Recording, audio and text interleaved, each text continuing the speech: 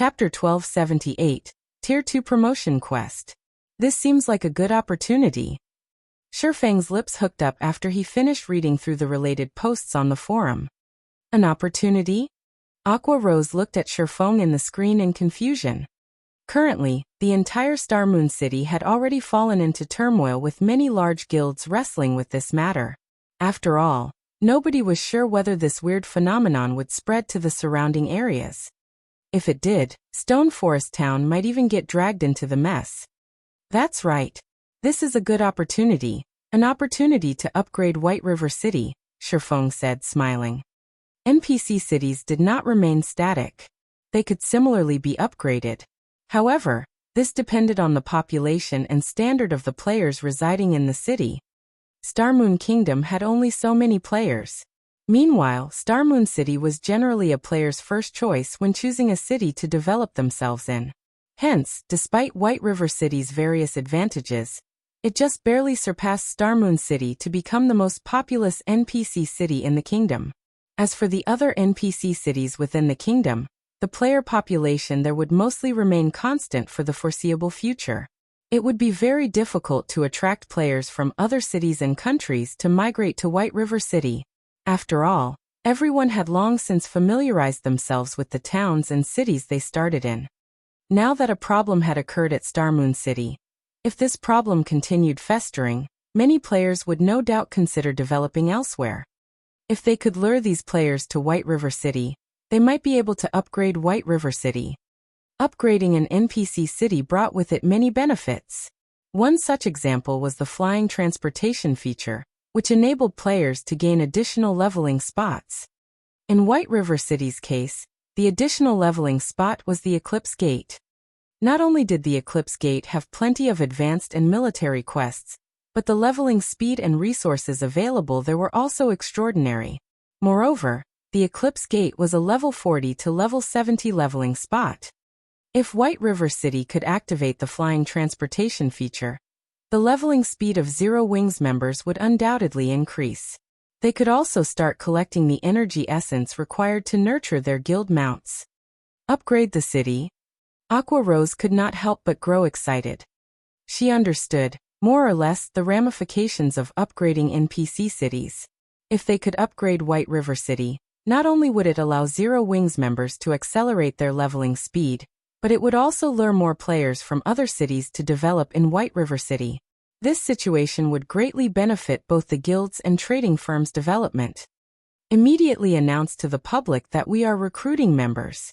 Also, during this time, discount all daily consumable items sold at White River City's Candlelight trading firm by 20%, Shifeng instructed. Regeneration and mana recovery potions were a must for all players that wanted to level up in the fields. Certain magic scrolls were also necessary, as these items could save one's life during a crucial moment. However, purchasing these consumable items was a large expenditure. Normally, offering discounts on such items would have minimal effect in luring players to White River City. Now, however, it would definitely yield excellent results. After all, it was now extremely dangerous to go out and level up at Star Moon City. After considering safety, as well as the reduced cost of consumables, players of Star Moon City would naturally choose to develop in White River City. A 20% discount? Guild leader, isn't this a little too much? Aqua Rose frowned. Basic consumable items were originally fiercely competitive and had a small profit margin. If they sold them at a discounted price now, they would only break even. Relax. We'll earn it back sooner or later, Shifeng laughed. He understood Aqua Rose's worries. However, she did not know what kind of effects would accrue with White River City's upgrade. Compared to the benefits they could gain when White River City was upgraded, a small loss like this was not worth mentioning whatsoever. Understood. I'll get it done right away. Aqua Rose could not help but sigh. Most likely, only Shifeng would be crazy enough to use his own guild's money to spur the upgrade of a city.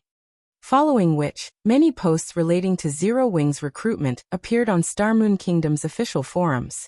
At the same time, everyone also discovered a shocking matter. White River City's Candlelight trading firm was actually selling daily consumables at a 20% discount. Crap! This is insane.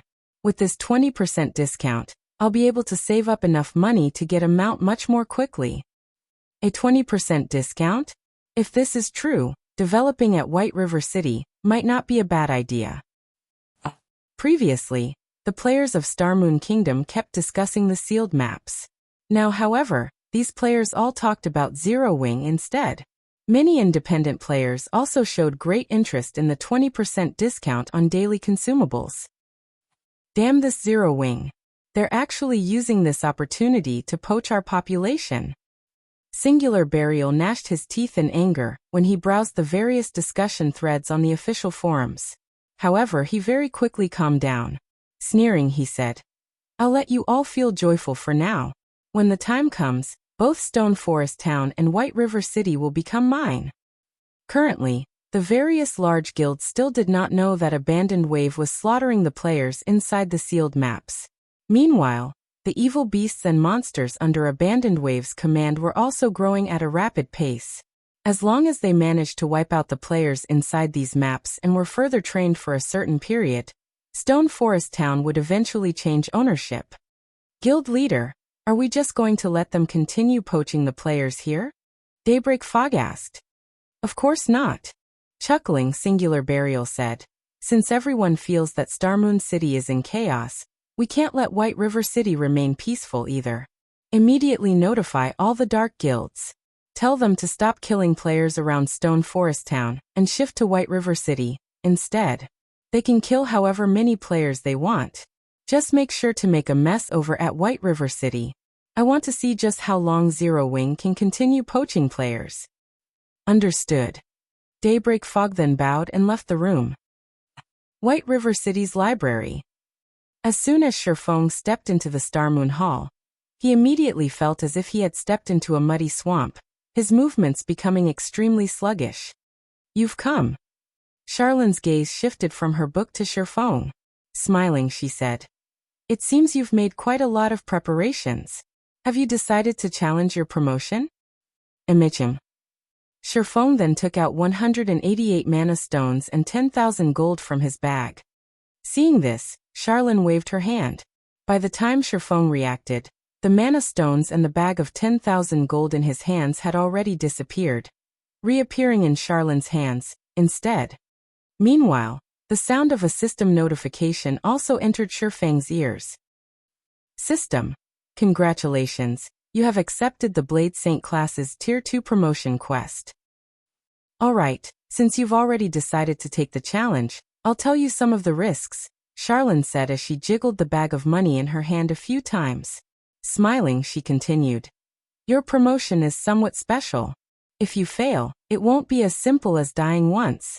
You also won't be able to challenge it again for another 20 days.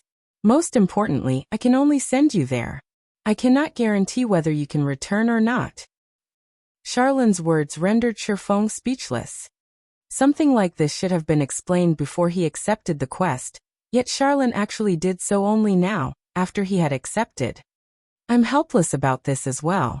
After all, the location you are heading to is the former residence of a god. Due to the disturbance caused by the magic arrays there, return scrolls also cannot be used. This could also be considered a very normal situation. Charlene rolled her eyes at Shifeng when she noticed the ugly look on his face. She then smiled and continued. Right, I forgot to ask which place you wish to go. You have 3 options, each of which has its own difficulties. Hell, Azura, and God. Which one do you plan on choosing? Upon hearing Charlene's words, Shifeng was momentarily stunned. From what he remembered of the past, the difficulty options for promotion quests for Tier 2 and above were only normal, hard, and hell modes. There were no Azura and God modes. This was the same even for peak classes. As long as one was an expert player, they had a high chance of clearing a normal mode Tier 2 promotion quest as long as they had made sufficient preparations. However, even expert players would have trouble clearing hard mode. Needless to say, hell mode was even more difficult. Shifeng had never heard of anyone in Star Moon Kingdom successfully conquering a hell mode Tier 2 promotion. Moreover, this was only in the case of ordinary classes. The promotion quests for hidden classes were far more challenging. Yet now even the lowest grade was Hell mode. Chapter 1279. Selecting Difficulty. Sure enough, the Blade Saint class's promotion quest is quite extraordinary. Sherfong pondered his options. He had attempted his Hell mode Tier 2 promotion in the past. After all, he had been one of Shadow's top-class experts. He had been very confident in his abilities back then.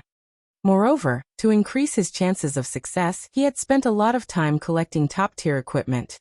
By the time he had challenged his Tier 2 promotion, even his most inferior piece of equipment had been level 50 fine gold rank. He had even worn 2 pieces of level 50 dark gold equipment. That wasn't an easy feat after all. After reaching level 50, players were lucky to get their hands on level 50 secret silver equipment, much less level 50 fine gold and dark gold equipment. However, he hadn't expected his challenge's outcome. He hadn't even passed the starting area before failing, much less completing his promotion. The Hell mode promotion quest's difficulty was simply inhuman. In this life, though both his combat standards and his items were more powerful than they had been in the past. Hence, Sherfong was confident in conquering Hell mode. However, the same could not be said for Azura and God mode. After all, he had only attempted Hell mode before.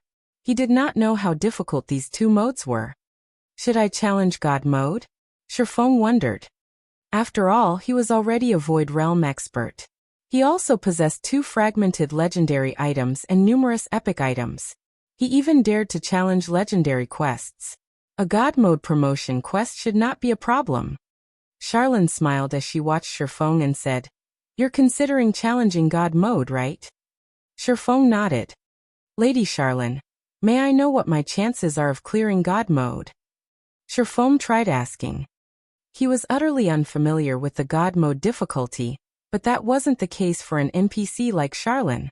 She might be able to offer clues that would help him prepare for what was to come. "You really are brave. You dare ask if you have a chance of passing it." Charlene cast him an admiring look. Slowly she said, "If you ask me with your current power, you will die. It won't matter how many times you try. Just like its name suggests, God mode is not a realm for mortals. This trial catered to the ancient gods. If you think that you can defeat a new god, you might have a chance of clearing God mode." Defeat a new god? Sherfong gasped. There were 2 types of gods in God's domain. The first was born naturally, while the second ascended to godhood of its own power. The majority of the gods in God's domain consisted of the latter. As for natural-born gods, they did not start out at Tier 6. They had to ascend from Tier 0. Only, they would not encounter a bottleneck in their growth. Even if they did nothing but breathe, they would reach Tier 6 eventually. Moreover, even at Tier 0, natural-born gods had extraordinary combat power. In terms of life rating, natural-born gods were even superior to dragons.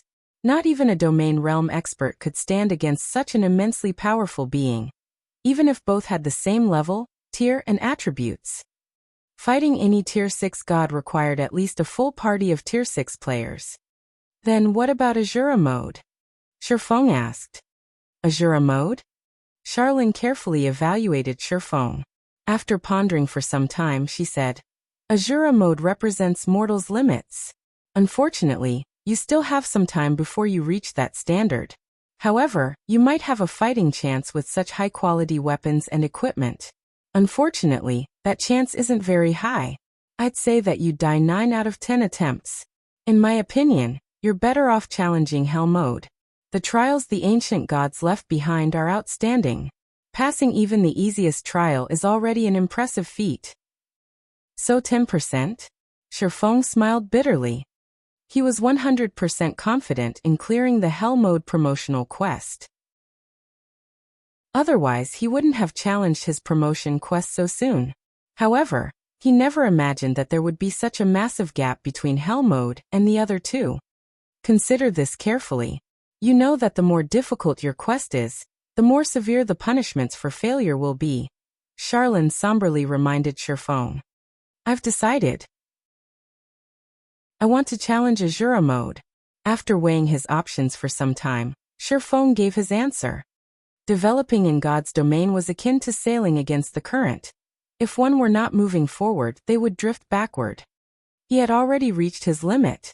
If he wished to improve, he needed to take risks. Challenging Hell mode wasn't a risk, it wouldn't help him. But he couldn't choose God mode either, as that was beyond a challenge. By choosing God mode, he'd just be asking for a beating. If he cleared Azura mode, he would be handsomely rewarded.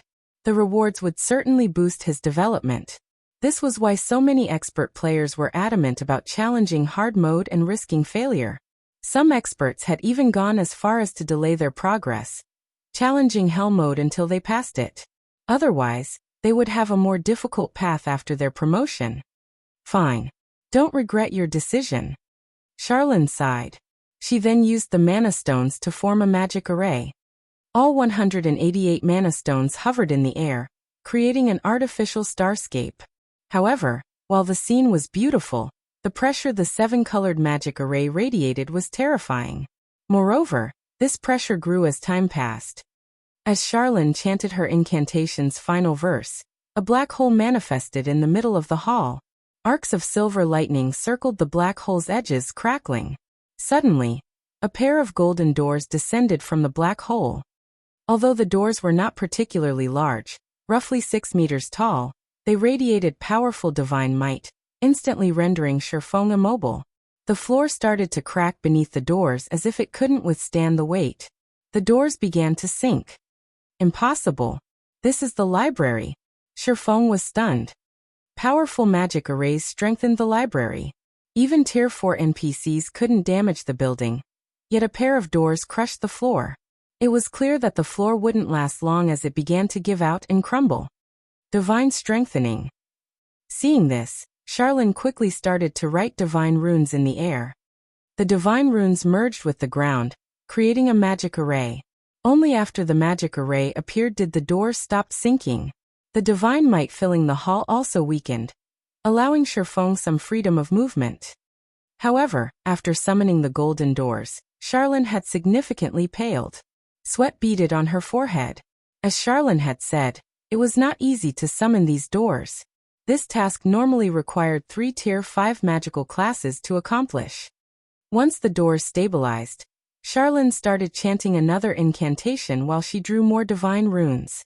After writing over 100 lines, she opened her eyes. 2 golden magic arrays then surfaced from her eyes. Space-time connection. Charlene sent 1 line of golden runes into the doors after another. After a minute, the doors finally started to open. Through the gap between them, Shifeng could see a path through a silver vortex. The path itself radiated divine might, while the rest of the space was pitch black. He could not see the path's end. Shifeng finally understood why Charlene had said that she could not guarantee his return once he entered the trial. Go quickly. I can't maintain it for long, Charlene hurriedly commanded. Her complexion was deathly pale, and sweat covered her face. Not daring to delay a moment longer, Shifeng dashed into the silver vortex, vanishing. Charlene slowly closed off the path. As she watched the golden doors fade, she whispered tiredly, I pray for your success. Chapter 1280, Super Treasury. What's going on? Am I trapped inside this spatial tear? As Shifeng entered the silver vortex, his surroundings remained dark. However, due to the divine might radiating from the path, he couldn't move. Normally, when he teleported to another location, even with the 7 luminaries ring's space movement, he would reach his target 2 or 3 seconds after entering the spatial pathway. However, looking at the system clock, Shifeng noticed that 3 minutes had already passed since he stepped through the doors. He could have traveled across God's domain a dozen times with a spatial path by now.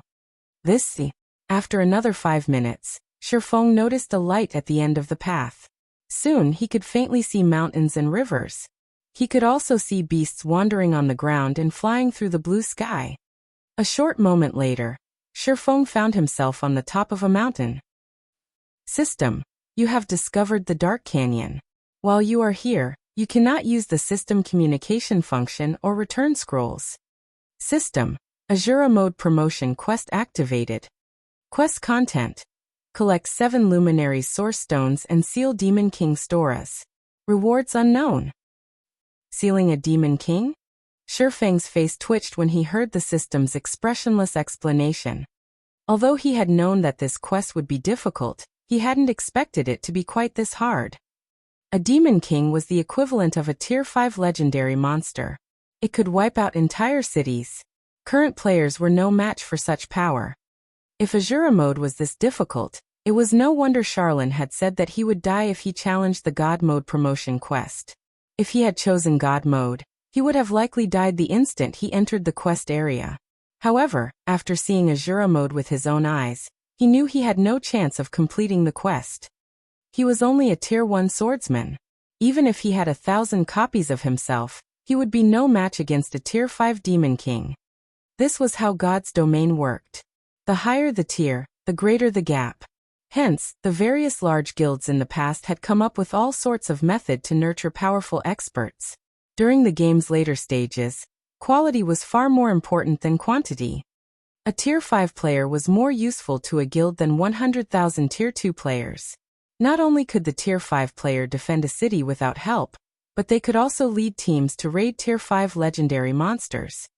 Normally, one needed at least a 100-man team of Tier 3 players to raid Tier 5 monsters. Moreover, the players needed to know the monster's weak points and target them appropriately with various tools and items. Otherwise, such monsters were impossible to raid. Asking him to deal with a Tier 5 Demon King alone was asking for the impossible. Fortunately, the quest content mentioned something about gathering 7 luminary source stones.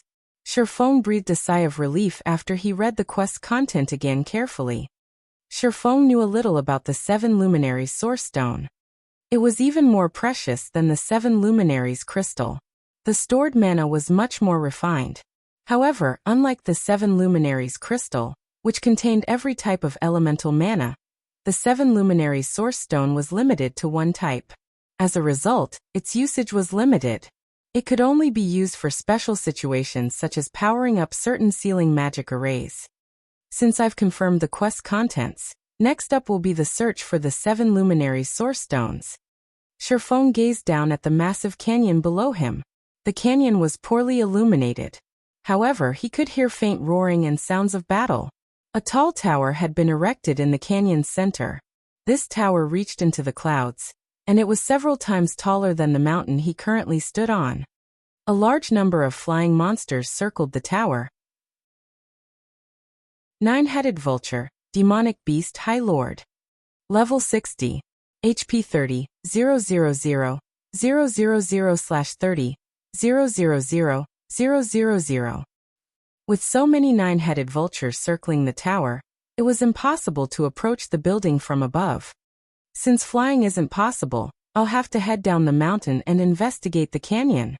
Shifeng then activated Wind Rider and rapidly descended the mountain.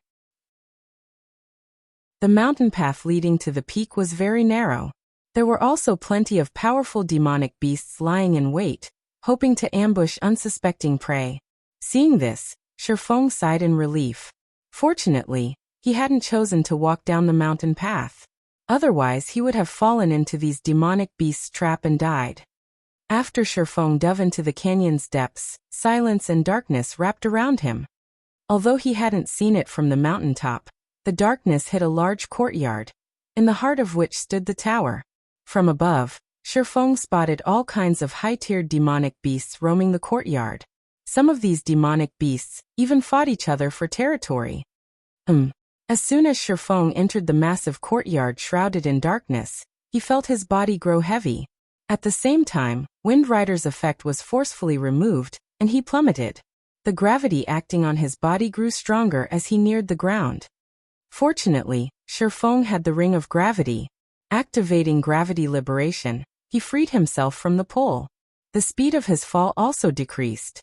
In the end, he landed on the courtyard stone tiles safely without attracting the surrounding monster's attention. System, you have discovered the Moonlight Courtyard. The Moonlight Courtyard? Shifeng was stunned when he heard the system notification. So this is where the rumored Moonlight Courtyard is located. The Moon God had built this courtyard. The Moon God loved gardening, as well as alchemical and magic array research.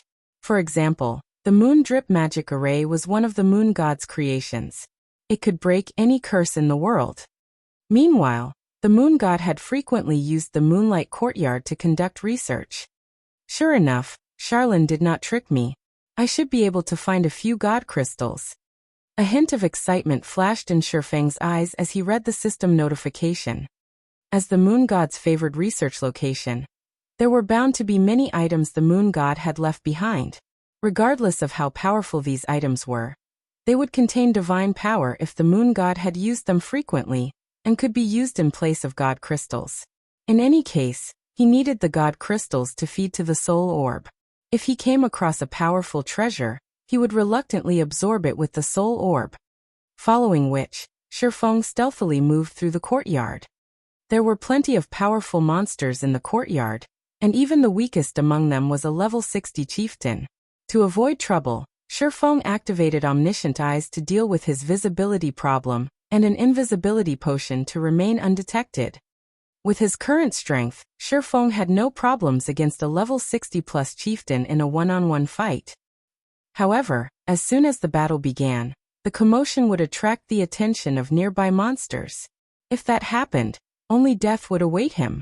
As for using instantaneous movement magic scrolls and skills like space movement, Shifeng had already tested them, and found that he had access to none of them. In addition, this area barred flight. If he were surrounded, he would die. He needed to be very careful. After wandering around the courtyard for over 2 hours, Shifeng finally got through the courtyard's outer area, and entered the middle ground between the outer and inner areas. The inner area is so luxurious. Shifeng wore a wistful expression as he gazed at the distant inner area. He could spot a herb garden in the inner area. Although the herb garden had existed since ancient times, due to magic arrays and divine ruins bolstering the garden, all of the herbs were healthy. Unfortunately, the demonic beasts were eating these herbs. Shifeng noticed that many of the plants had already been devoured. Furious, Shifeng even considered cooking these demonic beasts for his own meal. It would have been fine if the beasts had only devoured the ordinary herbs, but the garden also contained super rare herbs such as the Flower of Life. The Flower of Life had a similar effect to the Water of Life, and could heal an NPC of all their injuries. Shifeng could also see exotic grass, which could dispel the majority of God's domain's curses.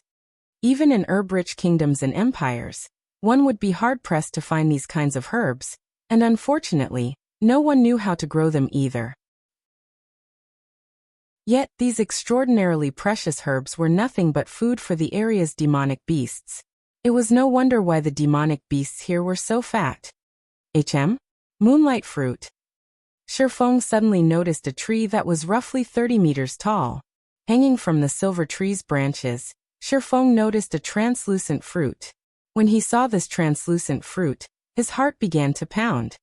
In the past, the moonlight fruit had sold at one of the superpowers auctions. After that auction, not a single player throughout God's domain had forgotten the fruit's name. However, this wasn't because the fruit had sold for an astronomical price. Rather, it was due to the fruit's effects. When consumed, the moonlight fruit would permanently improve a player's physique. Chapter 1281. Exploring the Herb Garden. In God's domain, the moonlight fruit was one of the very few treasures that could permanently improve a player's physique. Although each fruit could only improve a player's physique by 2%, it was exceedingly valuable. Moreover, each player could consume a maximum of 5 fruits. In other words, players could improve their physiques by up to 10%. While 10% might not seem like much, the boost to a player's combat power would be astounding. There were 2 main reasons for the massive gap between Tier 1 and Tier 2 players. The first reason was the tier of skills they could learn. The other reason was the difference in physique. Tier 2 players' physique was 40% stronger than Tier 1 players.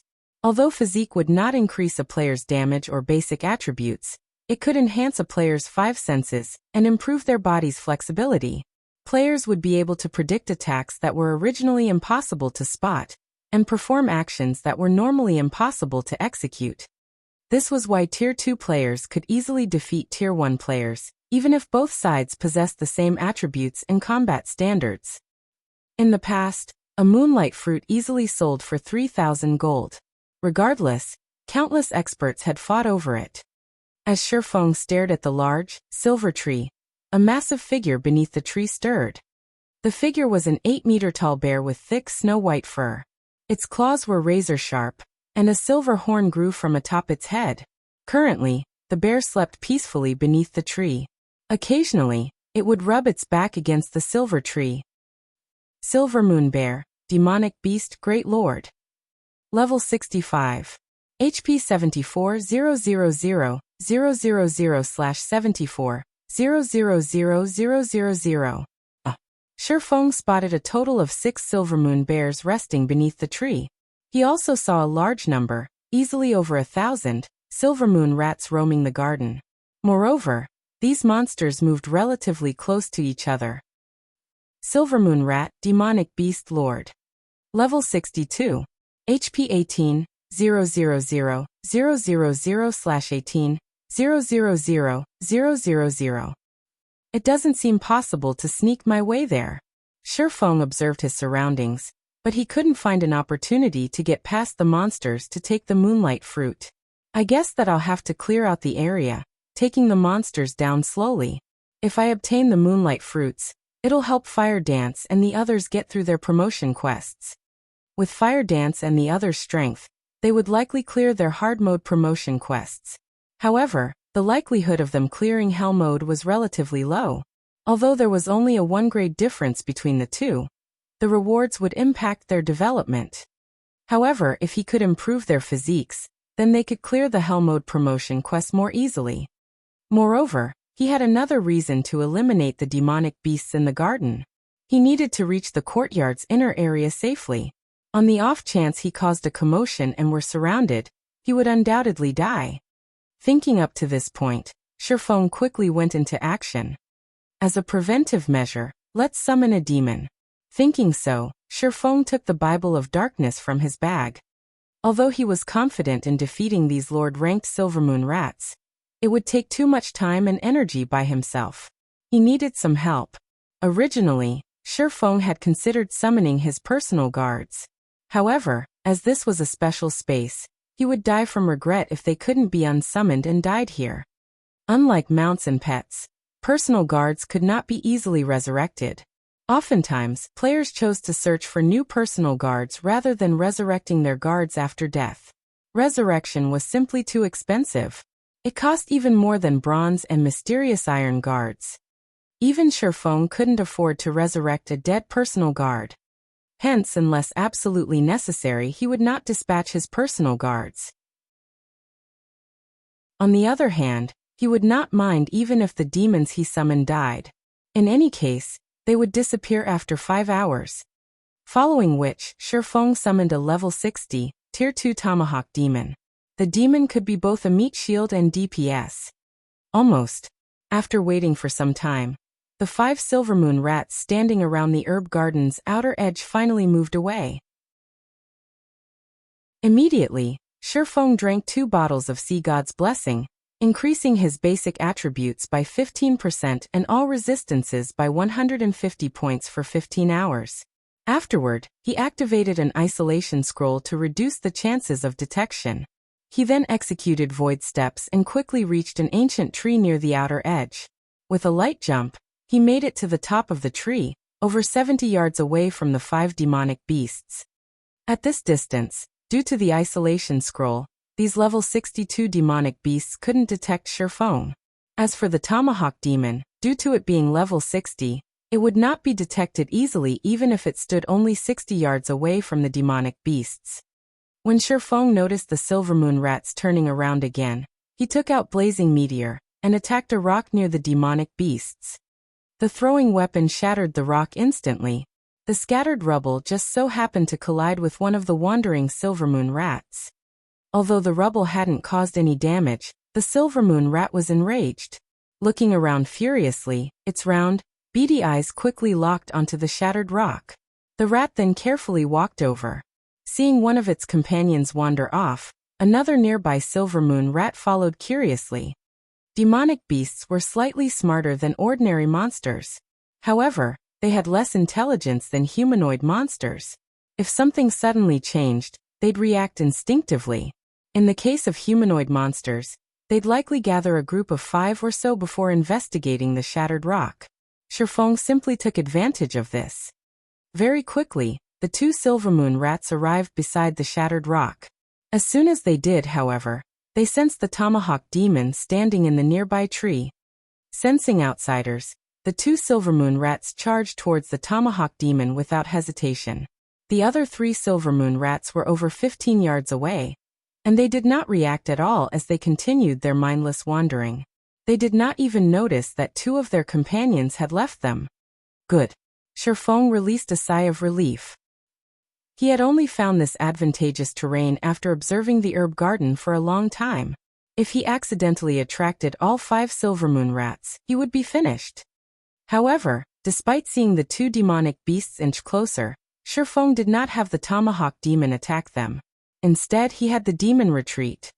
There were too many Silvermoon rats throughout the herb garden. Many among them wandered randomly.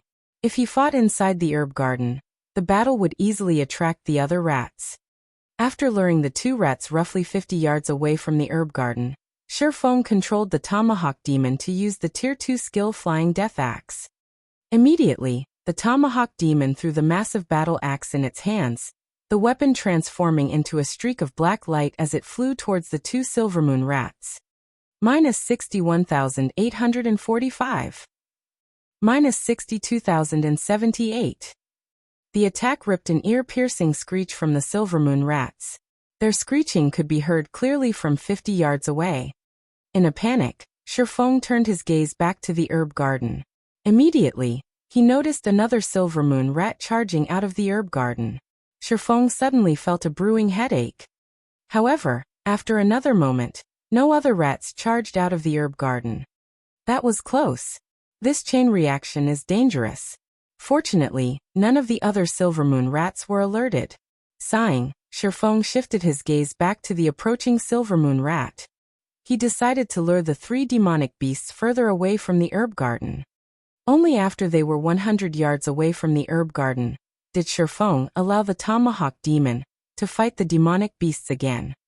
Although the Tomahawk demon only had 13 million HP, which was less than what the Silvermoon rats possessed, in terms of combat techniques, the Tomahawk demon was stronger than the demonic beasts.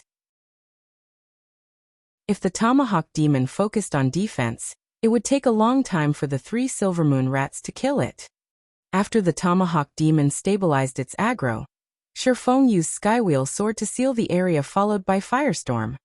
The raging inferno immediately caused the 3 rats to screech in pain, their HPs falling by around 90,000 every second. Occasionally, they would even receive a frightening damage of around -180,000. By the time Firestorm ended, the Silvermoon rats had each lost over 700,000 HP. The Tomahawk demon used the Tier 2 skill Demon's Voice, forcing every enemy to focus on the Tomahawk demon. At the same time, the Tomahawk demon's defense and attack speed increased by 40% for 30 seconds. With the Tomahawk demon as an MT, Shifeng activated Phantom Kill, 9 Dragon's Slash, and the Ice Blue Devil Flame and launched a rampant assault.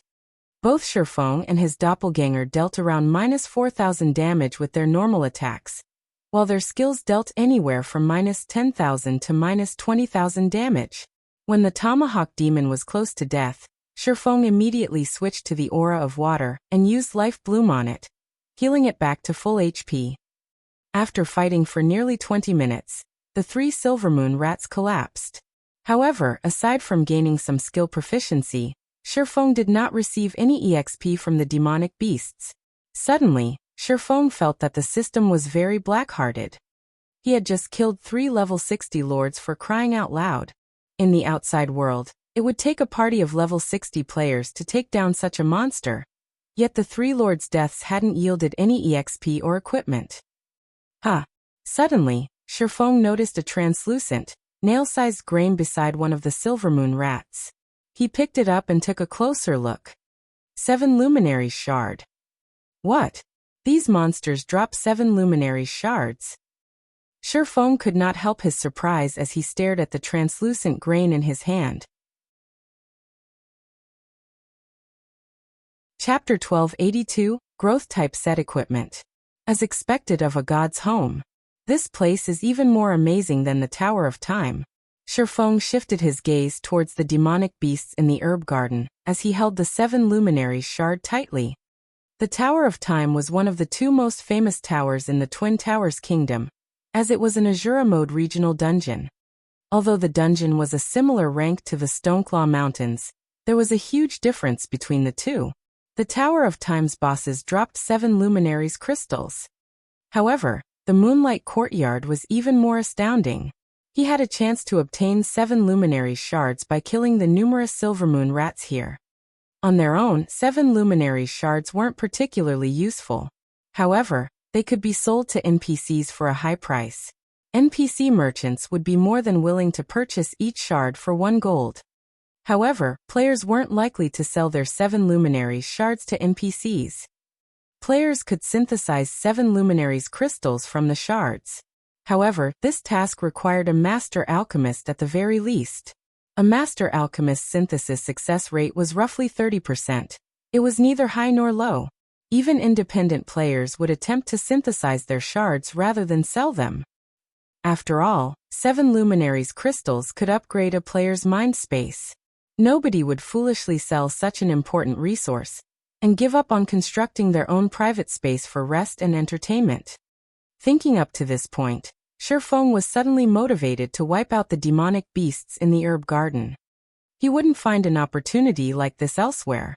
Normally, one had to venture to extremely dangerous secret lands and kill the area's bosses to obtain 7 luminary shards or crystals.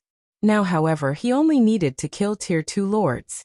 This was like a bargain bin for 7 luminary shards. After a short rest, Shifeng began to lure the Silvermoon rats once again. His second attempt was much easier than his first. Moreover, he only lured 2 rats this time. Although he could take on 3 at once, fighting so many placed a heavy burden on the Tomahawk Demon. He needed to use Life Bloom constantly to keep the Tomahawk Demon alive. By fighting 2 at a time, however, the Tomahawk Demon did not need to defend itself constantly, and could launch counterattacks from time to time. This increased the total DPS. Shifeng attacked the Silvermoon rat's weak points relentlessly. Like before, he healed the Tomahawk Demon with Life Bloom when its HP was low. Like this, Shifeng cleared out wave after wave of Silvermoon rats, each wave taking over a dozen minutes to defeat. Shifeng cleared out over 20 waves without rest. Although the repetition was boring, the more Shifeng fought, the more smoothly he defeated the Silvermoon rats as he became increasingly familiar with the demonic beast's attack patterns and weak points. As a result, he needed less time to defeat the rats each time he lured a wave over. Moreover, his harvest was considerable. After killing 47 Silvermoon rats, he had obtained 21 7 luminary shards. The shards drop rate was much higher than he had initially expected. Others' synthesis success rate was only 30%. However, Shifeng had the Philosopher's Stone. As long as he collected 57 luminary shards, he could synthesize a 7 luminaries crystal with a 100% success rate. If he continued to grind the demonic beasts here, he might collect all of the 7 luminaries crystals he needed to construct the 4 towers of elements. Why is combat here so taxing on stamina? After killing another wave of Silvermoon rats, Shifeng felt a little tired. In God's domain, when a player's stamina had decreased to a certain point, they would start feeling tired, affecting their combat power. If they continued to consume stamina, their combat power would continuously decrease. By the time players exhausted their stamina, they would not be able to move a single finger. Hence, when players fought in the fields, they would take breaks after fighting for a certain time. One of the reasons for doing so was to maintain their strength. Another reason was to avoid having insufficient stamina should they encounter anything unexpected. Shifeng had considered this before he had started fighting. Hence, he had been using the basic Tyrant title. Not only did the title provide him with 30 fortitude, but it also increased his maximum stamina by 20%. Yet even after fighting around 24 battles, his stamina had fallen to a critical level. He hadn't expected his stamina consumption to be this high. I've only killed 47 Silvermoon rats after such a long time. This promotion quest is extraordinarily difficult. After consuming a drop of life essence, Shifeng turned to the distant Silvermoon rats, a bitter smile appearing on his face. It seems I've miscalculated. Fortunately, the promotion quest doesn't have a time limit. It would take a long time just to clear a path to the courtyard's inner area, not to mention killing every demonic beast here. Thinking about time, Shifeng glanced at the system clock displaying the time in the real world. He felt that it should be about time to log out and rest. After all, he had been playing for quite some time. This would not benefit his real body. What's going on here? Shifeng couldn't help his surprise when he saw the time.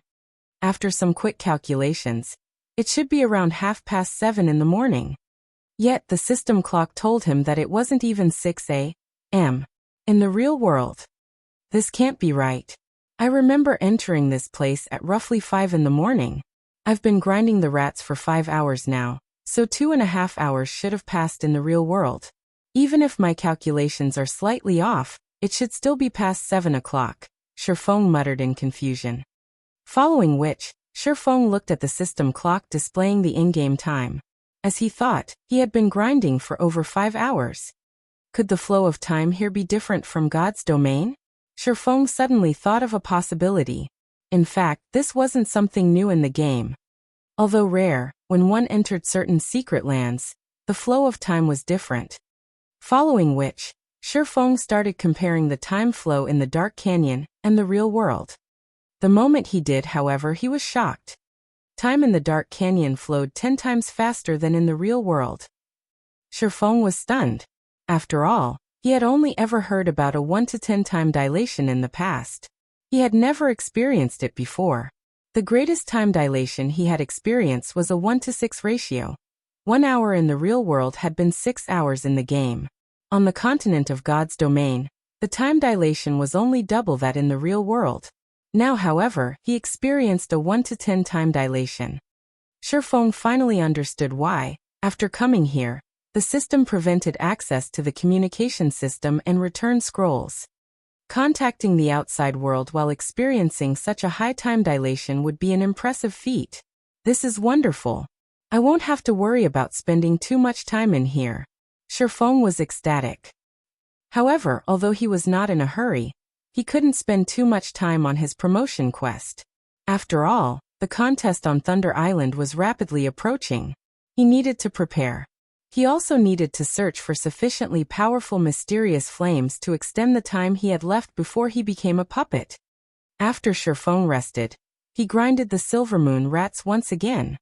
With the life essence's stamina recovery, his stamina consumption rate decreased to 1/3 of its original. He could now fight for much longer. While he fought the Silvermoon rats, Shifeng summoned his second Tier 2 demon. Hidden Thorn Demon. This type of demon was similar to an assassin.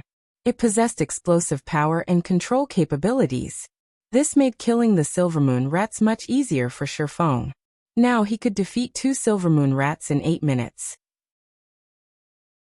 As Shifeng grinded Silvermoon rats, he also discovered that, aside from dropping 7 luminary shards, the Silvermoon rats dropped equipment, though at a very low probability.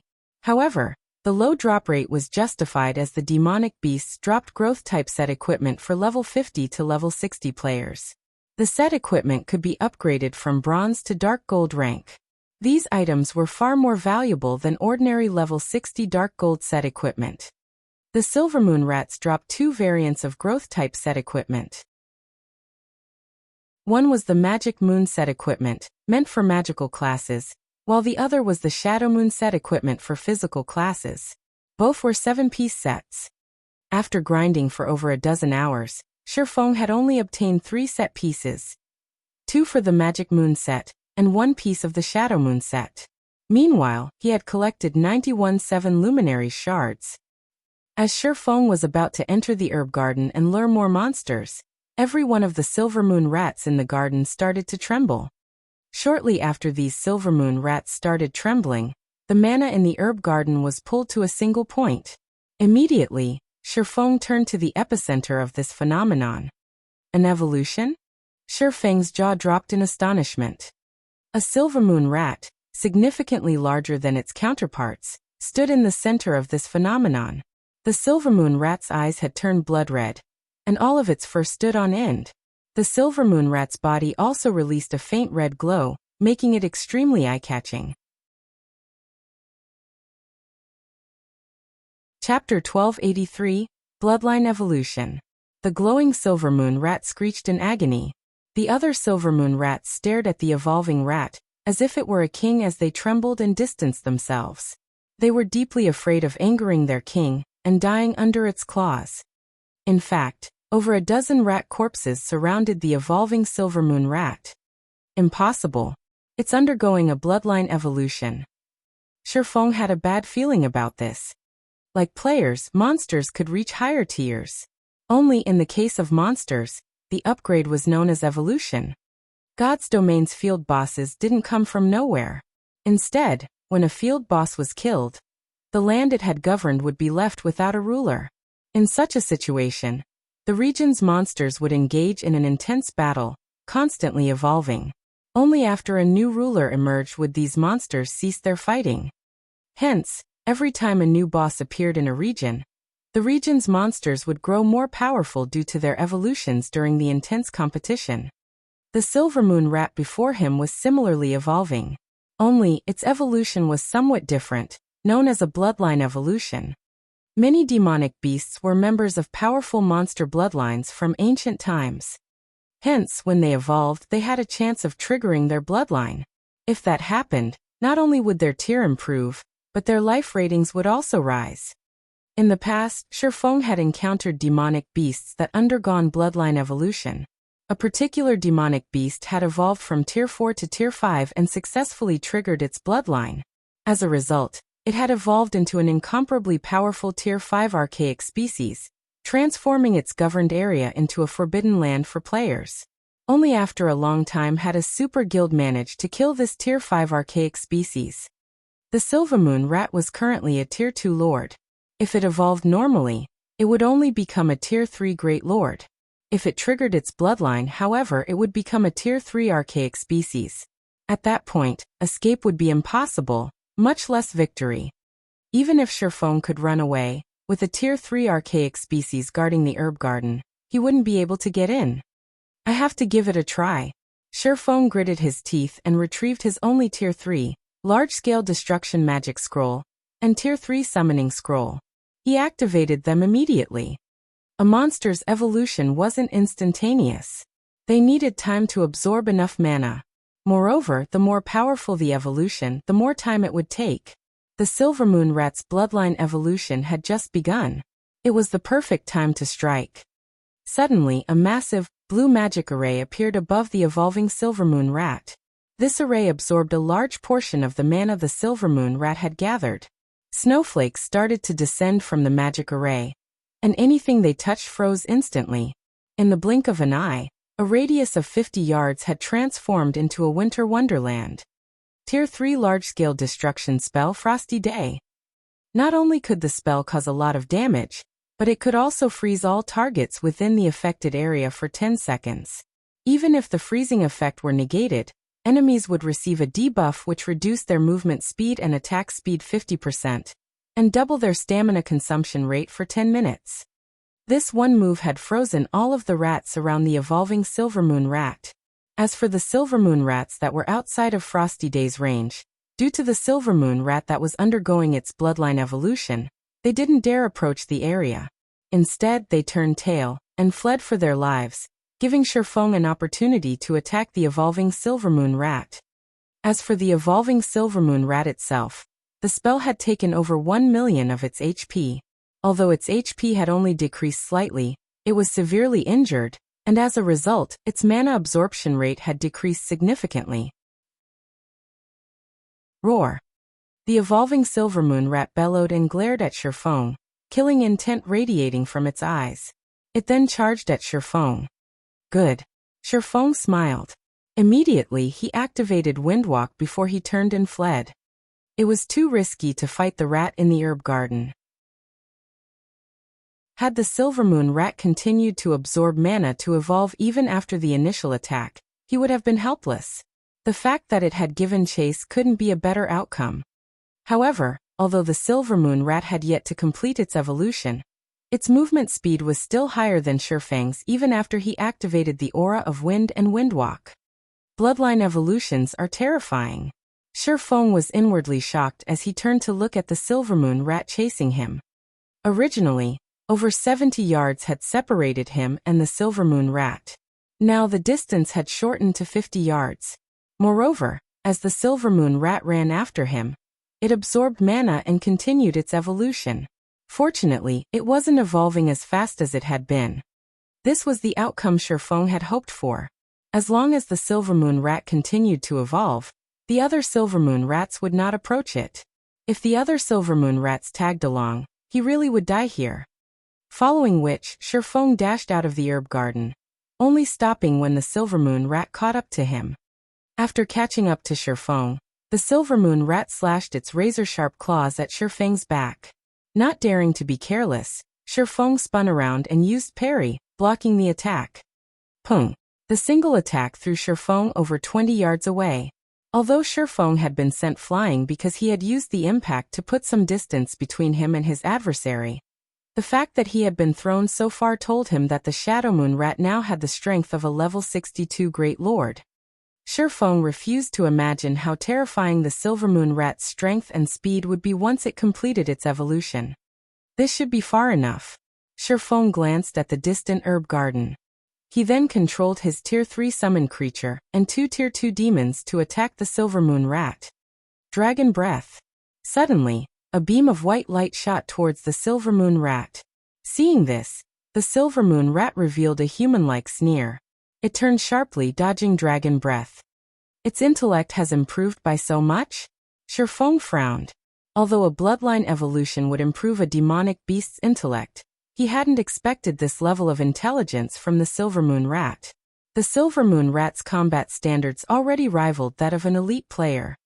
As the Silver Moon Rat gleefully charged at Shifeng, the 2 Tier 2 demons had circled to its sides, and each launched an attack at its blind spots. Arrogance flashed in the Silver Moon Rat's beady eyes. It then backflipped, dodging the demons' attacks. The outcome didn't particularly surprise Shifeng as he maintained a calm expression. Meanwhile, the Silver Moon Rat, which was still in the midst its backflip, discovered an 8-meter-tall, level 65, Tier 3 Shadow Lion behind it. The Shadow Lion brandished its claws at the rat. Boom! The lion slapped the Silver Moon Rat to the ground, the impact ripping an agonized screech from the demonic beast. Its HP decreased by over 700,000. This move was none other than the Shadow Lion's Tier 3 skill, Shadow Assault. This move was similar to the combination of the assassin class's Shadow Steps and Ambush. Moreover, it was an AoE attack, so it was impossible to dodge at a close range. By using Dragon Breath, Shifeng had determined the Silver Moon Rat's combat standards. After determining its combat standards, he used the 2 demons to launch a feint, leaving room for the Silver Moon Rat to dodge. He responded by directing the Shadow Lion to injure the rat. After his plan succeeded, Shifeng switched to the Aura of Fire and activated Firestorm. As the Silver Moon Rat's body had been embedded in the ground, it couldn't dodge the raging inferno in time. The Silver Moon Rat screeched again as the scorching flames engulfed it, its HP decreasing rapidly. Suddenly, its blood-red eyes turned pitch black. Despite the raging inferno, the surrounding temperature dropped. Roar! The Silver Moon Rat suddenly released a deafening roar. It began to transform. Not only did it grow larger, but its dark gray fur had also turned silvery white. Its single tail split into 3, and it now had 4 front legs rather than 2. A pitch-black horn protruded from its forehead. This is insane. It's forcing its evolution. Shifeng frowned. Chapter 1284. Soloing an Archaic Species. After completing its evolution, the Silver Moon Rat had more than doubled in size. Now it was 6 meters tall and loomed like a 2-story house. Its aura had also grown more intense, making it difficult for Shifeng to breathe. Meanwhile, its statistics had undergone an earth-shattering transformation. Silver Moon Rat King weakened. Archaic Species Great Lord. Level 64. HP 90, 000, 000/90, 000, 000. As Shifeng stared at the information, the Silver Moon Rat King vanished. In the blink of an eye, the Rat King appeared before Shifeng, its four front paws transforming into streaks of light as they slashed at Shifeng. So fast. Shifeng believed that in terms of speed, no player was his match in God's domain. However, compared to the Silver Moon Rat King, he was slow. Not to mention, the Rat King attacked with 4 limbs.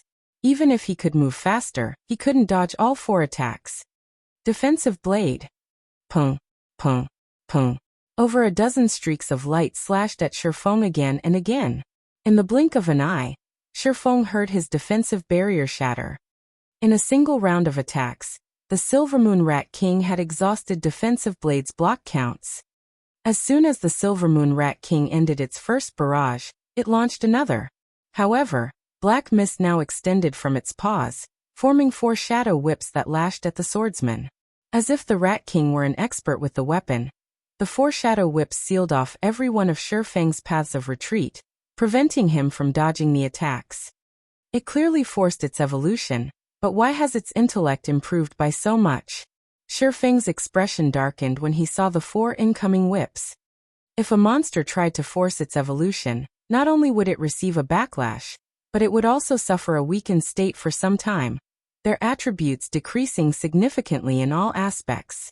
Naturally, its intellect would be affected. Only after its weakened state faded would it recover to its peak.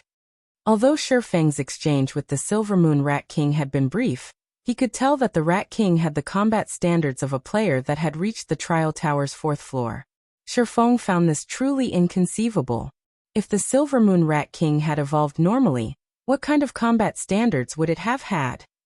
The Trial Tower's 5th floor? Or the 6th floor? With such high attributes and superb combat standards, the Silver Moon Rat King would be an utter nightmare. Not even an entire team of experts would be a match for the Silver Moon Rat King, much less a 100-man team of level 60, Tier 2 players. It was much different than the Tier 5 archaic species Shifeng had faced in the past. Due to the lack of weaknesses, players had been forced to take the Tier 5 archaic species head-on. In the end, the Tier 5 archaic species had only died after a super guild had dispatched a team led by a Tier 6 god-ranked player. Against the Silver Moon Rat King's skill attack, Shifeng activated Divine Steps without hesitation. Immediately, 10 doppelgangers appeared around him. The instant the shadow whips descended, Shifeng switched places with one of the distant doppelgangers. In the end, the 4 shadow whips passed through Shifeng's doppelganger unhindered and struck the ground, slicing the packed dirt apart as if it were a cake. The grooves were roughly 6 yards deep and extended up to 50 yards. The attack's range and power rendered Shifeng speechless. After the skill ended, Shifeng swapped positions with another doppelganger and appeared beside the Silver Moon Rat King, the abyssal blade descending on the Great Lord.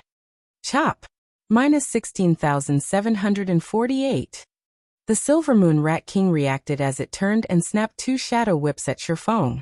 Shifeng once more switched positions with a doppelganger on the other side of the Rat King, and quickly followed up with Thundering Flash.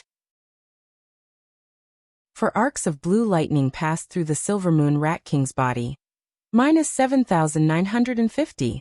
Minus 10,748. Minus 29,601. Minus 20,007.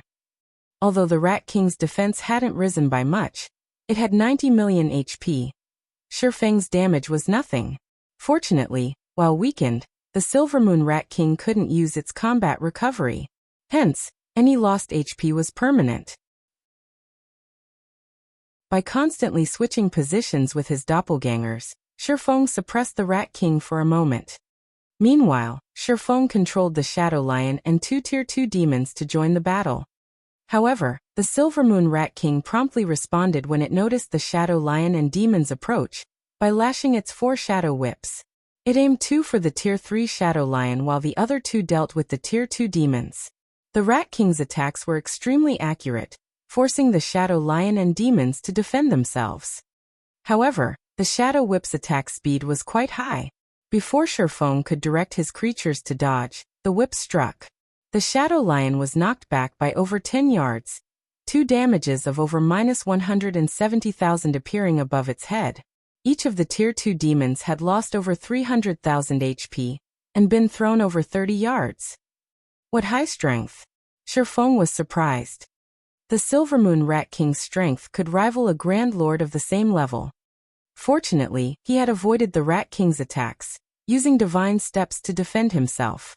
Otherwise, if he had failed to block the 4 Shadow Whips and were struck, he would have died instantly. Even if he blocked all 4 whips, he would have very little HP remaining.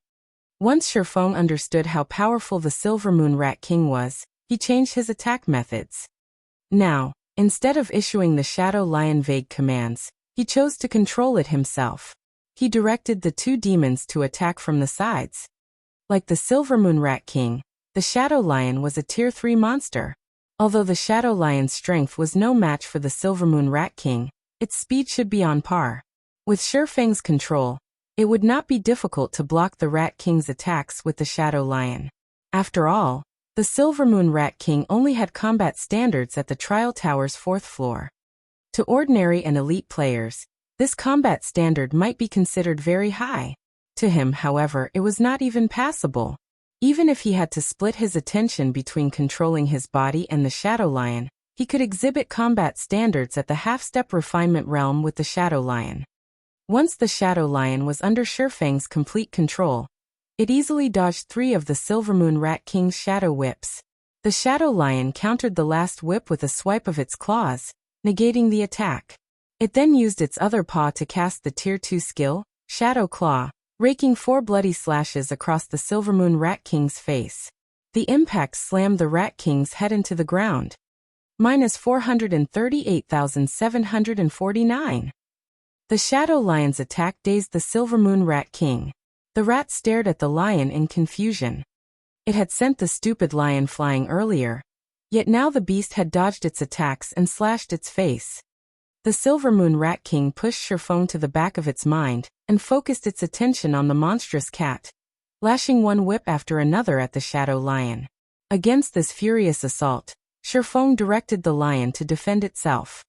Although the Shadow Lion couldn't damage the Rat King, Shifeng and his 2 demons could attack the Great Lord from its blind spots, taking tens of thousands of the Rat King's HP every now and then. For a time, they fought a battle of attrition. The Silvermoon Rat King's HP decreased slowly. Only after a long time did its HP fall by 1%. As for the Shadow Lion, it lost HP at roughly the same rate. Thank goodness for its weakened state. After getting a general grasp of the situation, Shifeng breathed a sigh of relief. If the battle continued like this, he could kill the Silvermoon Rat King before the Shadow Lion's duration ran out. If the Silvermoon Rat King weren't in a weakened state, however, he wouldn't be able to kill it, even if he had days, due to its battle recovery. In fact, the reason that most experts in God's domain couldn't solo powerful bosses wasn't due to weak combat standards. Rather, they couldn't deal enough damage to overcome the boss's battle recovery. Without battle recovery, the Silvermoon Rat King's HP steadily decreased. 95%. 90%, 80%. After fighting for nearly an hour, the Silvermoon Rat King's HP finally fell to 10%. Fortunately, the Shadow Lion still had 60% of its HP. Throughout the battle, whenever the Shadow Lion's HP fell to a critical level, Shifeng had cast Life Bloom on it. As a result, the Silvermoon Rat King watched helplessly as the Shadow Lion recovered to full HP. Roar! The Silvermoon Rat King finally went berserk. Black magic arrays suddenly appeared before its 4 paws, rampantly gathering the surrounding mana. The Rat King then slammed its paws on the ground, and streaks of black light shot from the ground in a 100-yard radius. When the Tier 2 Tomahawk Demon accidentally stumbled into one of the streaks of light, it instantly lost over 600,000 HP. As the seconds ticked by, more streaks of light broke through the dirt.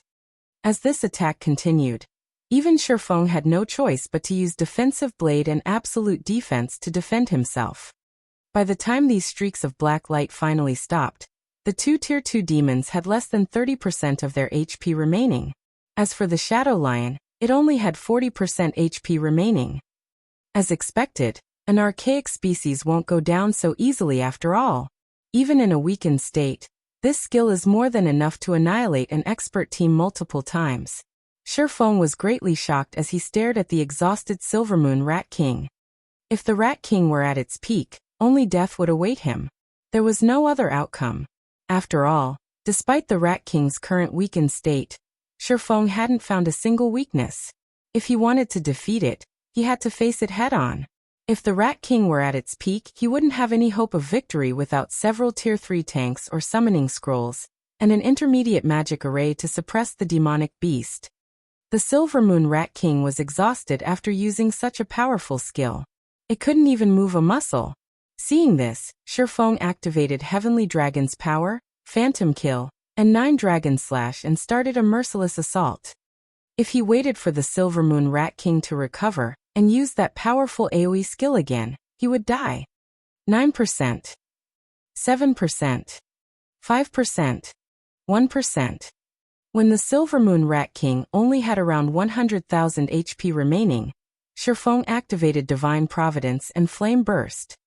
In the blink of an eye, the Silvermoon Rat King's HP hit rock bottom, its body collapsing to the ground. Success finally. Shifeng fell flat on his back in exhaustion, taking one deep breath after another. He had focused on controlling the Shadow Lion, while assisting the battle from the side. The fight had been both mentally and physically exhausting. Had the battle gone on any longer, Shifeng might have collapsed before killing the Silvermoon Rat King.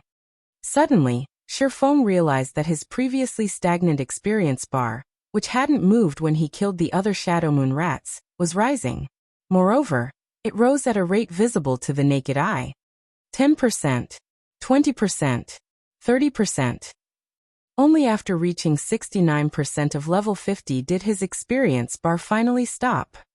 Meanwhile, upon its death, the Silvermoon Rat King had dropped a mound of shiny items. Chapter 1285. Upgrading the Demonic Tiger. The Silvermoon Rat King's loot was astounding. It had even dropped 16 Luminary shards. It had also dropped 5 pieces of equipment. The Magic Moon robes, the most important part of the Magic Moon set equipment, lay among them.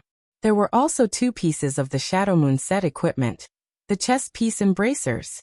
If he could complete the 7-piece sets, they would be the best set equipment available in God's domain right now. Besides that, the Silvermoon Rat King had dropped the level 60 Fine Gold Moonlight Shield and level 50 Dark Gold Necklace, Shadow Talisman. Any of the various large guilds would drool over the items. Quite a few tools had dropped as well. These tools included a Tier 3 Domain Scroll and Tier 3 Defensive Scroll. Shifeng considered these items compensation for the Tier 3 Large-Scale Destruction Magic Scroll and Summoning Scroll he had used. Shifeng had also obtained 7 Tier 3 Attribute Gemstones. What's this? Shifeng had thought that he had collected all of the loot, but he suddenly noticed a nearly transparent stone beside the Silvermoon Rat King's corpse. Although this stone rested there quietly, the surrounding mana surged towards it. Curious, Shifeng picked up the stone and examined it. However, he discovered that he couldn't see its information. This left him with no choice but to use omniscient eyes. I struck gold this time. After the 10-second appraisal process completed, Shifeng revealed an excited expression as he read the item's description. Bloodline Essence, Dark Gold Rank Item. This item contains a trace of a ferocious beast's bloodline. It can give a mount a trace of the ferocious beast's bloodline. Although specific items could upgrade guild mounts, there were very few items in God's domain that could upgrade a mount's strength. A mount's strength was not static. It could be improved. However, upgrading a mount was far more difficult than nurturing personal guards. Shifeng had never thought he would be so lucky as to obtain a dark gold strengthening tool for mounts. Although his demonic flame tiger was a dark gold mount, it was only as strong as a chieftain of the same level. It was not even a match for a Tier 2 lord. Against experts of his level, the demonic flame tiger wouldn't be of much use. At most, it could cast a few buffs. If he could upgrade the demonic flame tiger to the standard of a lord, however, the mount would be of significant help. After all, a lord was the equivalent of a tier 2 player. Moreover, unlike personal guards, Shifeng did not have to worry about the demonic flame tiger dying, as it was much cheaper to resurrect. The only downside was that, after its resurrection, the demonic flame tiger would enter a weakened state for a certain period. Following which, Shifeng summoned the demonic flame tiger. When the tall, mighty demonic flame tiger manifested, it obediently lay down beside Shifeng and rubbed its furry head against his arm. How much strength you get from this depends on you now. Shifeng then placed the bloodline essence before the demonic flame tiger's mouth. Seeing the translucent stone, the demonic flame tiger shone with hunger like a cat staring at a fish. Without hesitation, it licked the bloodline essence off of Shifeng's hand and gulped it down. When the bloodline essence entered the demonic flame tiger's stomach, blood-red patterns began to appear across the feline's body. The surrounding mana surged into the demonic flame tiger. The flood of mana wasn't one bit inferior to the Silver Moon Rat King's evolution. As it succumbed to the change, the demonic flame tiger wailed in agony. Following which, the blood patterns released a brilliant glow as they devoured the tiger's body. As the surrounding mana density reached its peak, the demonic flame tiger's form began to change. The demonic flame tiger had stood 5 meters tall. Now, however, its body shrank, reducing to 3 meters. A pitch-black horn grew from its forehead, and arcs of silver electricity crackled around its forepaws as black flames licked up its legs. The demonic flame tiger appeared more ferocious and majestic than before. Its aura, in particular, had undergone an earth-shattering change.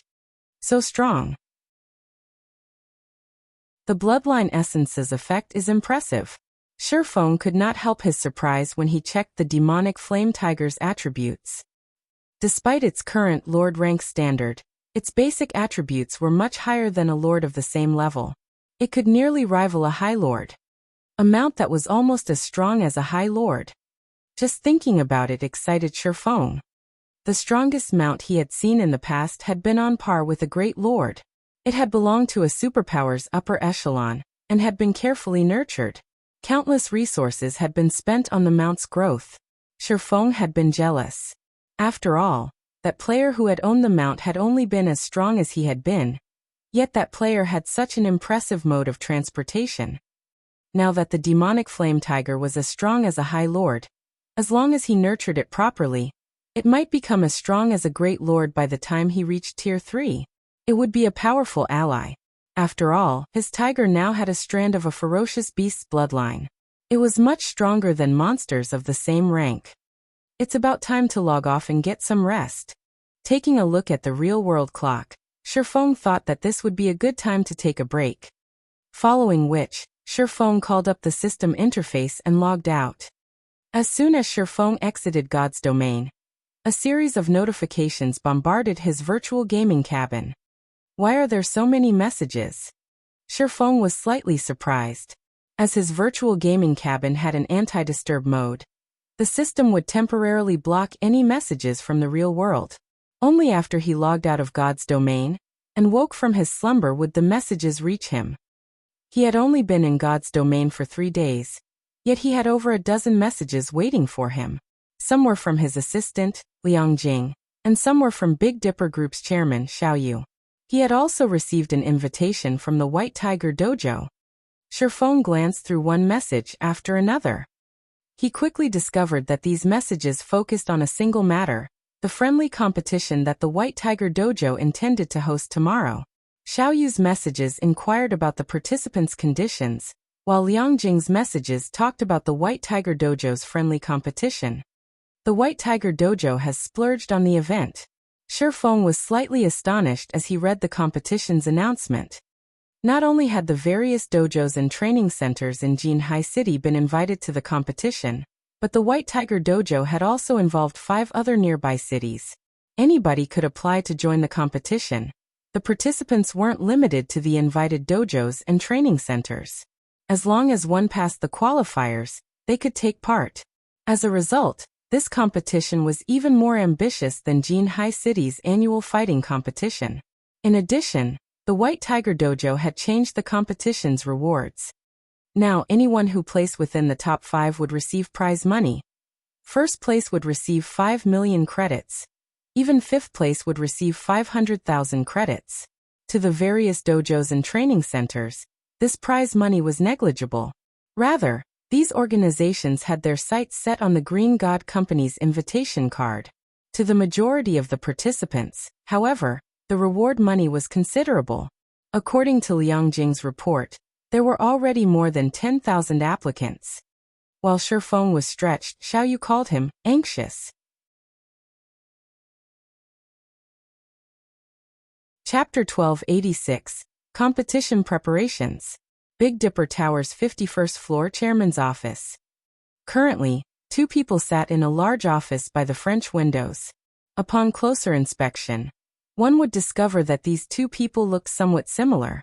Only their auras were different. One radiated the energy that was unique to a martial artist, while the other's aura spoke of a high societal position. These 2 were none other than the Big Dipper Group's Xiao brothers. Big brother, I've looked it up already. To attract enough attention, the White Tiger Dojo has dispatched 3 experts from its main branch to participate in the competition. Are you sure we won't have any issues? Xiaoyan asked worriedly. The White Tiger Dojo was a titan in the fighting industry. The main branch's talents were all rising stars. Take Gan Xingting, who had defeated Chen Wu, for example. Despite being one of the White Tiger Dojo's advanced disciples, he didn't even qualify for the main branch's nurturing. It was clear how impressive the main branch's experts were. Moreover, the competition had an age restriction that barred those over 20, cutting out organizations such as the Big Dipper Dojo. He wouldn't have been worried if the age restriction had been set to 25. After all, Shifeng would be able to participate if that were the case. Moreover, they had Fire Dance, who had defeated Gan Xingting in a single move. With those 2, the Big Dipper Dojo could easily secure first place, yet neither could participate this time. Xiaoyan was very familiar with the Big Dipper Dojo's members. Only a few among them could be professional fighters. Moreover, even if they participated in the city's annual fighting competition, they wouldn't rank within the top 100. How could these members possibly contend with the White Tiger Dojo's elites? To put it crudely, even in a 3-on-1 fight, their opponent would win in 3 moves or less. If they signed their members up for the competition, it wouldn't be a matter of winning or losing. It would be a matter of how badly they were humiliated. If they embarrassed themselves during such a grand event, it would impact the Big Dipper Dojo's future. Shifeng's people have assured me that everything is in order. I've tried to ask the person himself, but he is still in the game, and it wouldn't be wise to interrupt him. After all, he has already guaranteed success. Xiaoyu responded with a concerned expression. Big Dipper's future was at stake. He had tried to ask Liang Jing, but she had no information on these matters. Big brother, I think we should try to get an answer from him. The competition is tomorrow. If we can't win, I'd rather be absent than humiliate ourselves. If that happens, we won't have any chance against the White Tiger Dojo, Xiaoyan said. All right. Once Shifeng leaves the game, I'll ask him. Xiaoyu agreed with his brother's logic. The White Tiger Dojo was obviously serious about branching out to Jinhai City and the several neighboring cities. Otherwise, it wouldn't have dispatched its elites to take part in the competition. After all, the qualifiers for national fighting competition would begin soon. Its elites should be either resting or preparing for that event. Taking part in this sudden competition would affect them. As Xiaoyu and Xiaoyan chatted, Xiaoyu noticed that the Do Not Disturb mode on Shifeng's communication system had been removed. Immediately he called the man. Chairman Xiao, what's with the early call? Has something urgent come up? Shifeng asked curiously when he saw Xiaoyu's nervous expression on his quantum watch's display. The White Tiger Dojo's friendly competition is tomorrow. May I inquire about Instructor Shi's preparations? If you need any help, just say the word. We will do our best to assist you, Xiaoyu said. Currently, his gaze was fixed on Shifeng, hoping to determine the young man's confidence of winning the competition by his expression and tone. He had been a part of the business world for some time, so he could easily read the truth and lies on a person's face. If Shifeng didn't have the confidence, Xiaoyu would give up on the competition. After all, the dojo's honor was at stake. If others learned that the White Tiger Dojo's disciples defeated theirs in a single move, the Big Dipper Dojo would go of business. After giving the matter some thought, Shifeng replied, "Thank you for your concern, Chairman Xiao. Since you've offered, I could use your help with something." The answer disappointed Xiaoyu. However, after considering the matter, he found it to be reasonable. After all, just how long had the Big Dipper Dojo been in operation? Even if they invested a ton of resources in their members, they wouldn't see the results for a long time.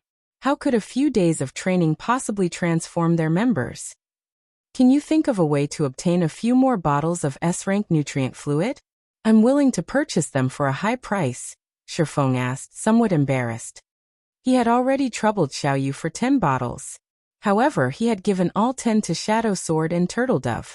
He had nothing left for Fire Dance, Cola, Yi Wumian, Flying Shadow, or the other core members. The guild's main force members were nearly ready to challenge their Tier 2 promotion. However, challenging their Hell Mode promotion quests would be very difficult unless they improved their combat standards. If he could get his hands on more S-rank nutrient fluids, he could help the others grow stronger. Xiaoyu was speechless. Obtaining the previous 10 bottles had taken a lot of effort, yet Shifeng wanted more. Shifeng was practically treating the S-rank nutrient fluid as if it were water. "Instructor Shi, I've already used my connections to obtain the previous bottles. I cannot get any more." "I see." After giving the matter some thought, Shifeng understood. If that were the case, he had no choice but to look for other methods to help his companions grow stronger. "Then, Chairman Xiao, I still have matters I need to deal with. I'll speak with you later." "Wait." Although Xiaoyu still had something to say, Shifeng had already disconnected the call. "Big brother, how was it?" Xiaoyan asked. "I don't know," Xiaoyu said, smiling bitterly. "Shifeng is quite mysterious. If not for him being Ruashi's classmate, I might even suspect him to be an old man that has lived through countless trials and tribulations. Despite his hundreds of weak points, I can't seem to find a way to strike." "What? Even you couldn't see through him?" Xiaoyan asked in shock. Xiaoyu had experienced countless battles in the business world while developing the Big Dipper group. Many knew him to be a sly old fox. His ability to see through a facade was top class, yet he couldn't see through Shifeng. How could this not be shocking? "Forget it. We'll participate in the competition tomorrow. If we don't, the White Tiger Dojo will have an excuse to slander our names. We just need to avoid losing too badly. In any case, we can redeem ourselves during the city's annual competition," Xiaoyu said after giving the matter some thought. "The city competition?" Xiaoyan nodded in agreement. There was no doubt that the White Tiger Dojo would win in the friendly competition. However, it was a different story for the city's annual competition, as they would have the assistance of a great expert like Shifeng. Meanwhile, back in the Greenwater Villa, Shifeng's basic training, he logged back into God's domain. It would take a lot of effort to clear the Silvermoon rats from the herb garden. The sooner he completed this task, the better. He couldn't predict when the other Silvermoon rats would evolve. Compared to his prior grind, Shifeng had an easier time killing the demonic beasts with the help of the Lord-ranked demonic flame tiger. Now, not only did he and his summoned demons receive the tiger's buffs, but the demonic flame tiger's own combat power was even greater than the Tier 2 demons. Fortunately, the Dark Canyon's monsters did not respawn. After grinding away half a day, Shifeng finally cleared out the Silvermoon rats. Although the grind was boring, he had collected a total of 714 7 luminary shards. If he used the Philosopher's Stone, he could synthesize 14 7 luminaries crystals. He was now much closer to his goal of obtaining 40 units of 7 luminaries crystal. He also had 5 unique pieces of the Magic Moon set equipment. He had 4 duplicates as well. As for the Shadow Moon set equipment, he had collected 6 unique pieces with 2 duplicates. He only needed the belt now. As Shifeng set his sights on the silver moon bears, several figures flew down from the distant tower. As these several figures grew closer to the herb garden, the demonic beasts in the moonlight courtyard panicked. Even the great lord-ranked silver moon bears covered their heads with their paws and shuddered in fear, not even daring to glance at the distant figures. This is insane. Why are magic light dragonlings here? Shifeng was astonished when he saw the three massive figures fly over him.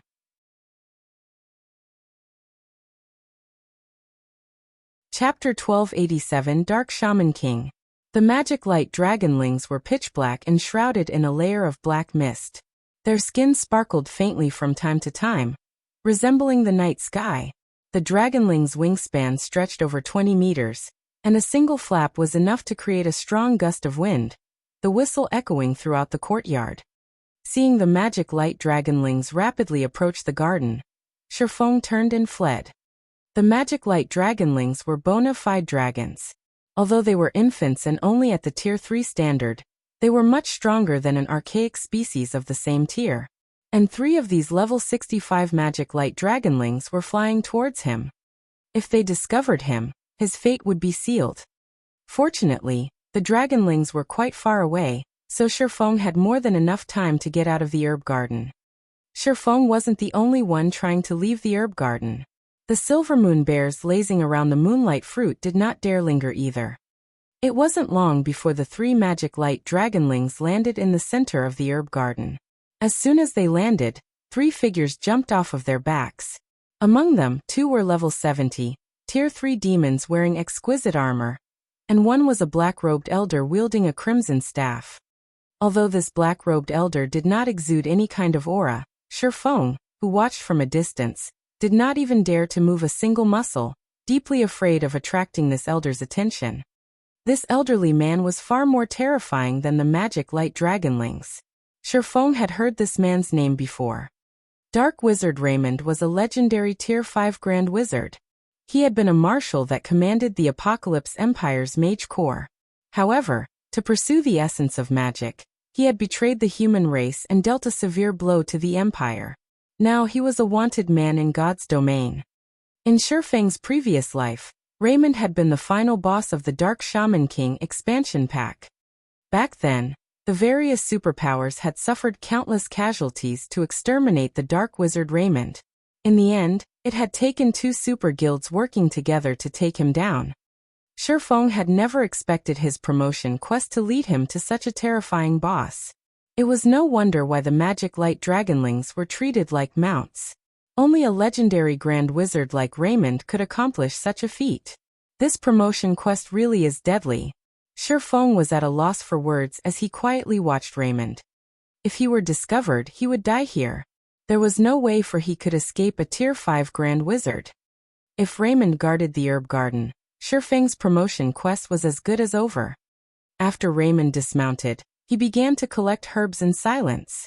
Meanwhile, the 2 Tier 3 demons stood guard. Seeing this, Shifeng breathed a sigh of relief. Raymond was also a Grandmaster alchemist.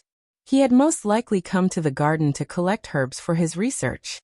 As Raymond harvested the plants, Shifeng hid in a bush and remained motionless. A Tier 5 NPC's perception was incredibly powerful. Even though he was 500 yards away from Raymond, there was no guarantee that the NPC wouldn't detect his movements. He could only wait until Raymond left the herb garden. Time passed quickly.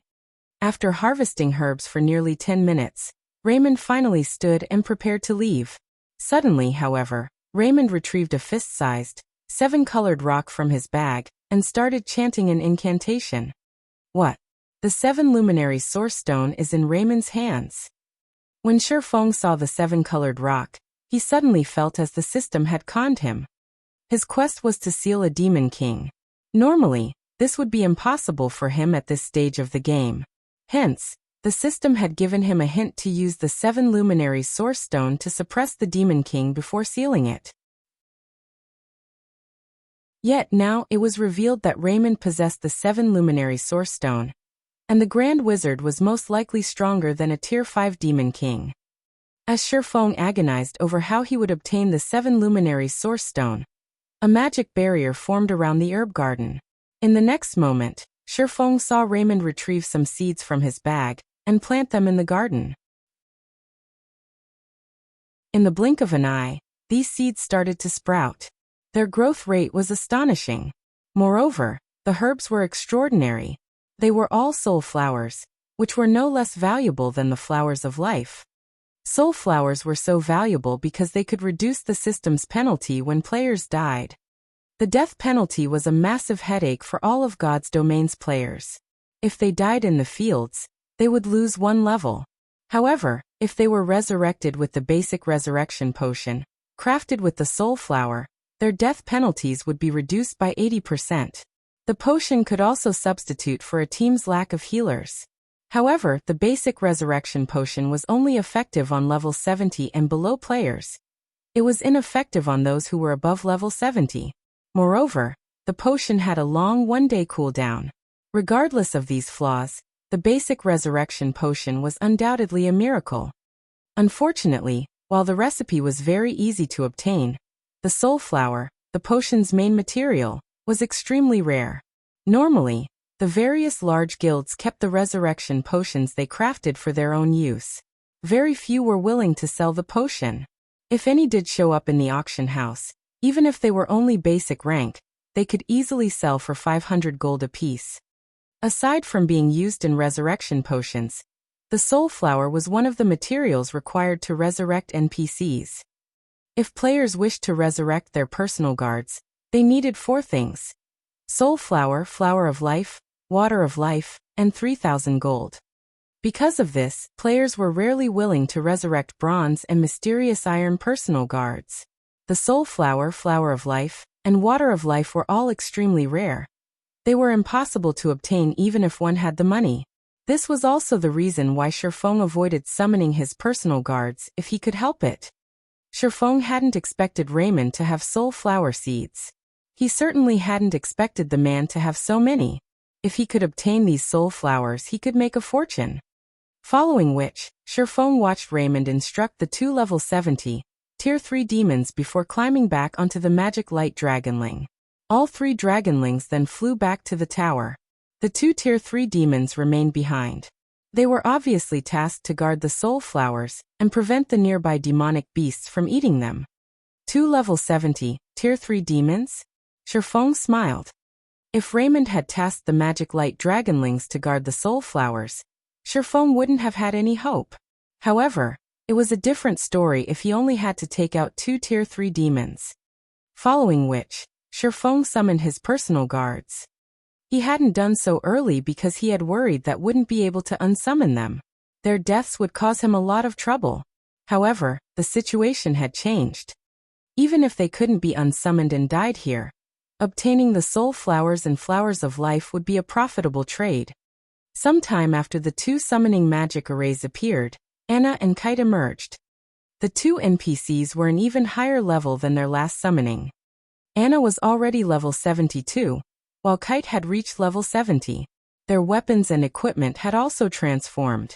Without Shifeng's knowledge, Anna had gained an additional fragmented legendary headpiece, while Kite had obtained a fragmented legendary one-handed sword. Shifeng was pretty jealous. He had to admit that dumping coins into their high-ranking quests had been a worthwhile investment. Go. Although both of his personal guards were only tier 2, Shifeng didn't hesitate to send them to deal with the 2 level 70, tier 3 demons.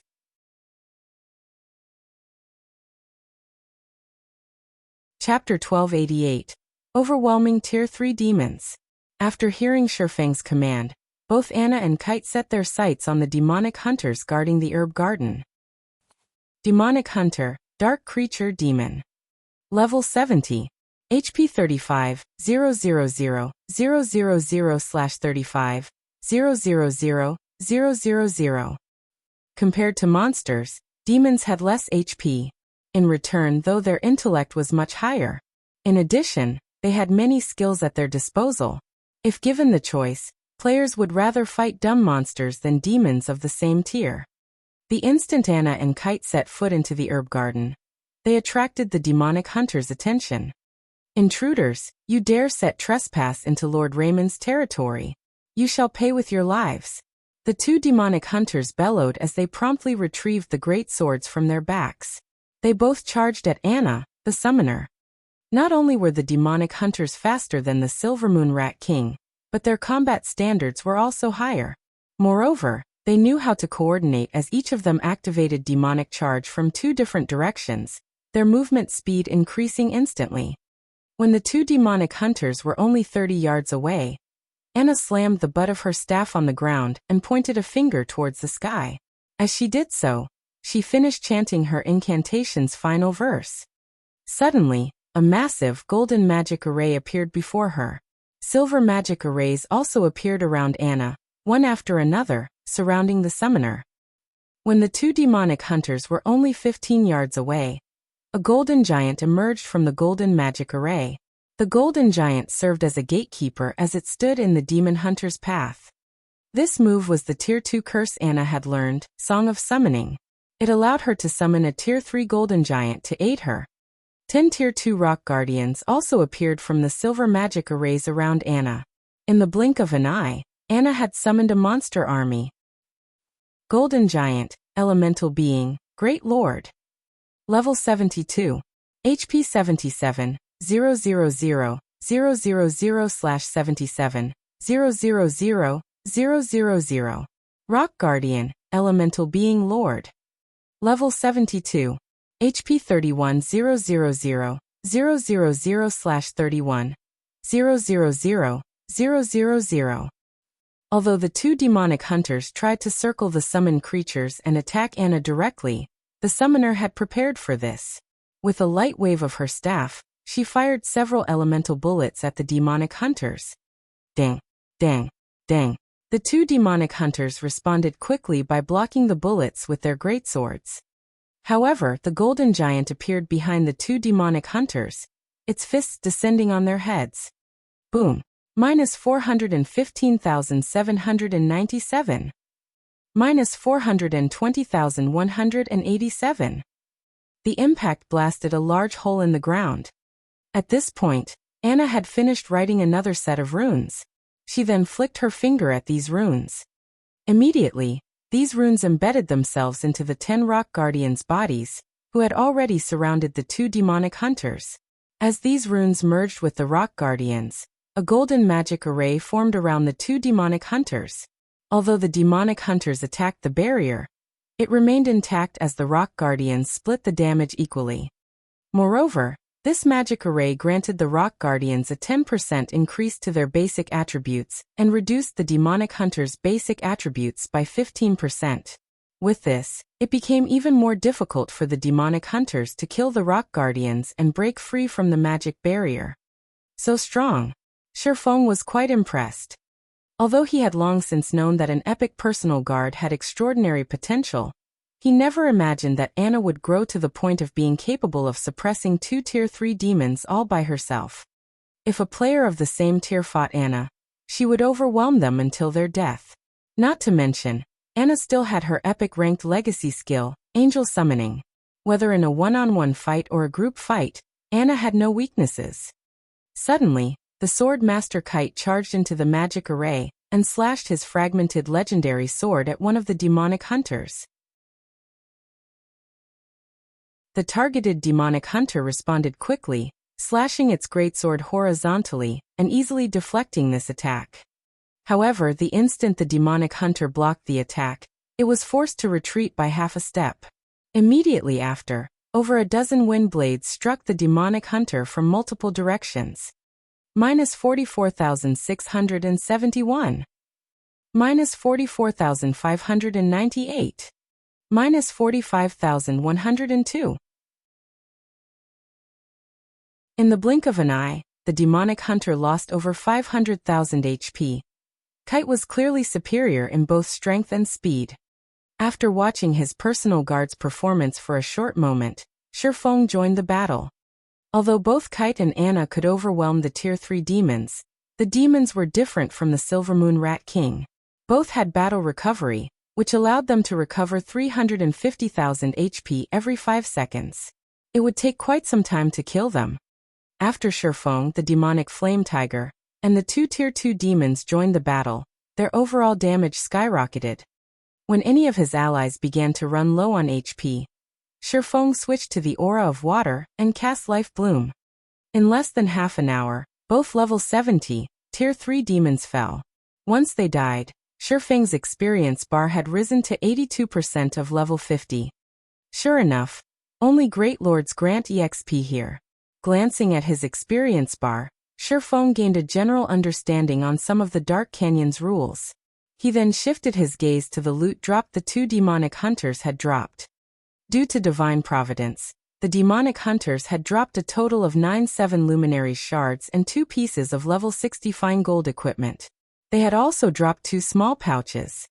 Opening the pouches, Shifeng discovered that they actually contained seeds. The 2 pouches combined contained a total of 27 seeds. The monsters here drop seeds? Shifeng was somewhat confused.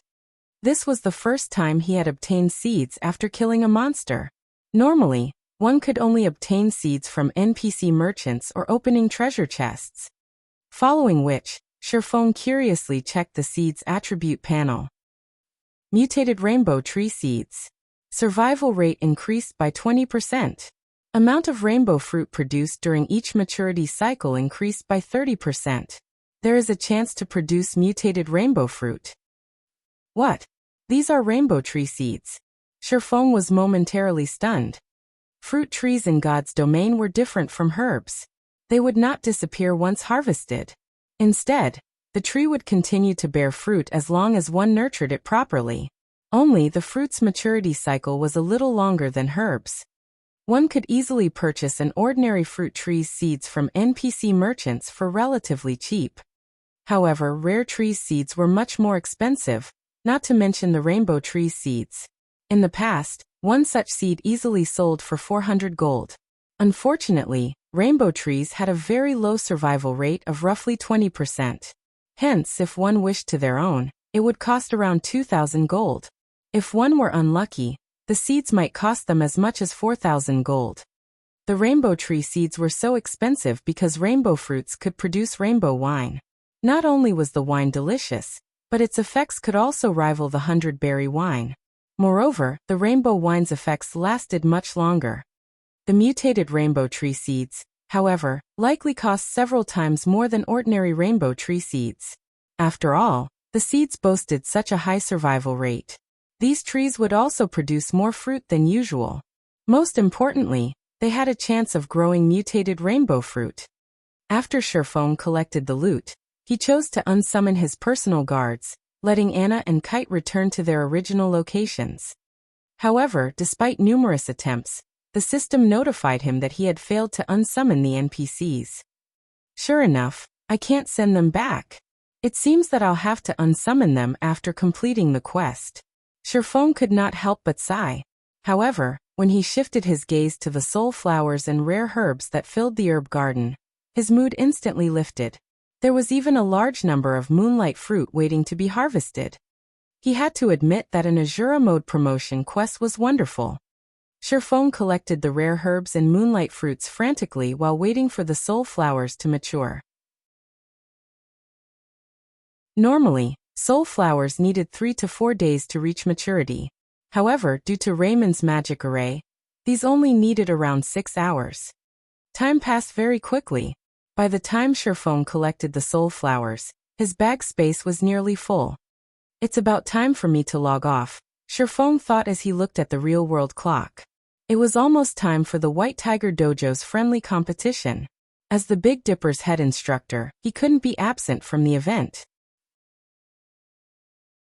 He then chose to log out and disappeared from the herb garden. Rainbow fruit. Rainbow fruit in Chapter 1005 changed to 7-colored fruit.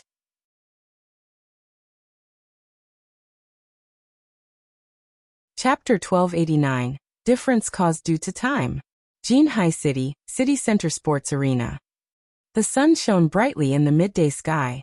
At this moment, however, the glaring, scorching sun couldn't stop the enthusiasm of the crowd gathered in front of the sports arena. A sea of people waited outside the arena, which could accommodate 50,000 people. The White River Dojo had been advertising the friendly competition for some time. Advertisements decorated the city streets, including Jinhai City.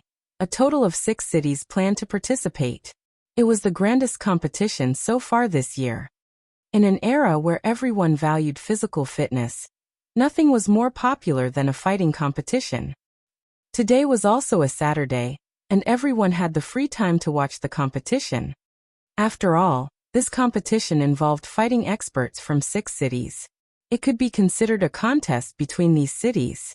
Many had come to support their own local fighters. In order to spread the news thoroughly, the White Tiger Dojo had specifically invited many of these cities' important fighters to spectate. Seeing luxury hover cars arrive before the VIP entrance, one after another, the people lined up in front of the normal entrance gasped. Every individual that alighted from these vehicles were even more extraordinary. Look, isn't that Elder Su? He's attending this event as well. Ha! Isn't that Master Chen Wu? While the crowd watched in rapture, influential people entered the arena. Shifeng had also just arrived at the sports arena by car. As he had been occupied with gathering herbs, Xiao Yu and the others, finding it inappropriate to disturb him, had decided to head to the venue first. Hence, Shifeng had arrived alone. As soon as Shifeng emerged from the car, he was surprised. However, his surprise wasn't due to the number of spectators. Rather, he was surprised to see so many contestants. A line of people had queued up at the contestant entrance. There were at least 300 people in line at the moment. It was already enough to rival a provincial-level fighting competition. As Shifeng waited for Liang Jing to retrieve him, he noticed quite a few familiar faces in front of spectator entrance number 5. They were none other than Zhou Yuhu and his previous classmates. Brother Hu, you really are impressive. You even got your hands on entrance tickets. When I showed off my ticket, my classmates were so jealous. A robust youth with a long nose and beady eyes praised Zhou Yuhu. That's nothing to Brother Hu. Brother Hu is famous at our school. Not only did he pass the professional fighter's test and officially become a reserve professional fighter, but he is also one of the few Shadow Guild experts in our school. It is a piece of cake for him to get a few tickets to this competition. A youth wearing a t-shirt proudly proclaimed. Amazing! Brother Hu has become a reserve professional fighter. In that case, won't he become an actual professional fighter in 1 or 2 years? At this moment, several tall, beautiful female students gazed at Qin Shiyu, who stood beside Zhou Yuhu, in envy and admiration. Senior Shiyu, you really are blessed. You actually nabbed Brother Hu for yourself. It was extremely difficult to become a professional fighter. One needed talent. Becoming a professional fighter also meant earning a high income. If one became one of the top 10 fighters in the city, living in a high-end residence and owning a luxury car would be possible. If one became a champion, they would gain a lot of influence and wouldn't have to worry about money for the rest of their life. What are you girls talking about? Qin Shiyu, who wore a blue blouse and short skirt, pretended to get angry. However, her eyes contained a faint trace of pride. As the group chatted merrily, Zhou Yuhu noticed Shifeng, who waited in the distance. Ha! Isn't that Shifeng? Hearing Zhou Yuhu's words, everyone turned to look. These people more or less knew about the history between Shifeng and Zhou Yuhu. Shifeng had defeated Zhou Yuhu in a single move, instantly becoming famous in the university. However, it had been quite some time since they had seen Shifeng as, shortly after his fight with Zhou Yuhu, he had vanished. Shifeng wore a dark blue tracksuit. Compared to several months ago, he had built up quite a bit of muscle. He gave off an indescribable sense of familiarity. Why is he here? Qin Shiyu watched Shifeng in confusion. After the fellowship party, Shifeng had cut off all connections with his classmates. After graduating from university, she had heard that Shifeng had joined a considerably powerful gaming workshop and was doing fairly well. I suppose he's here to watch the competition. Watch the competition? I doubt that. If that was the case, he should be in line for one of the spectator entrances rather than relaxing on a bench.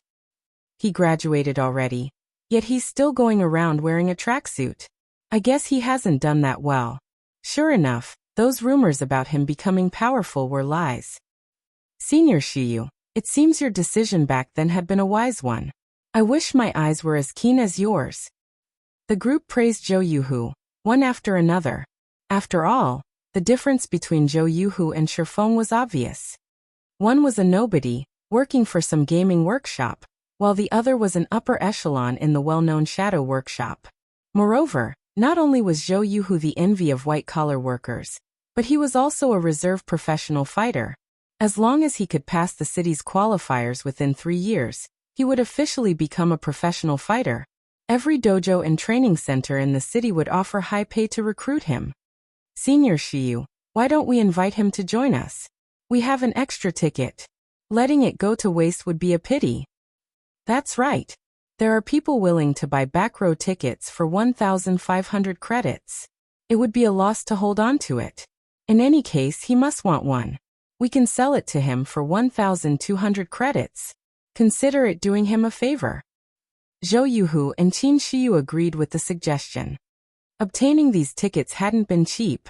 Even back row tickets cost 500 credits through official channels. Originally, they had bought just enough tickets, but one of their party wasn't able to attend due to some urgent matter. If they did nothing with the ticket, they would have thrown away 500 credits.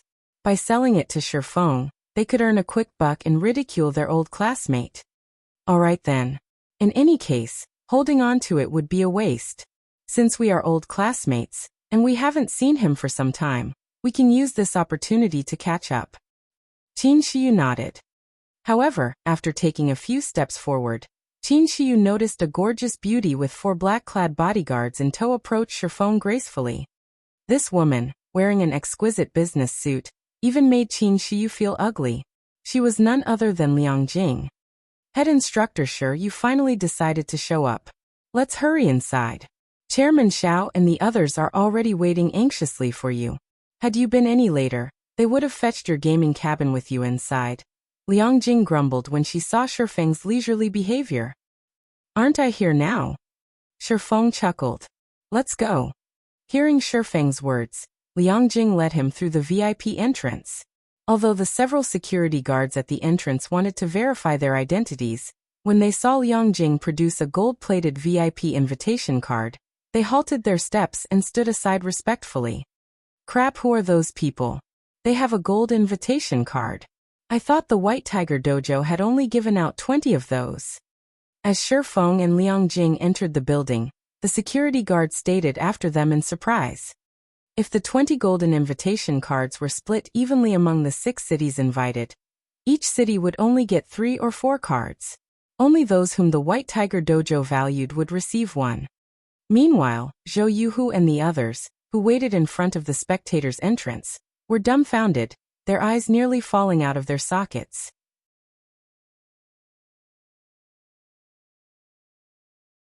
Chapter 1290, Display of Strength. How is this possible? Doesn't he work for a gaming workshop? Qin Shiyu stared at Shifeng incredulously as the latter entered the VIP entrance. She couldn't believe her eyes. Every person she had watched go in through that entrance was an influential fighter in Jinhai City. Yet Shifeng boldly walked through the doors. Moreover, even the security guards had treated him with respect.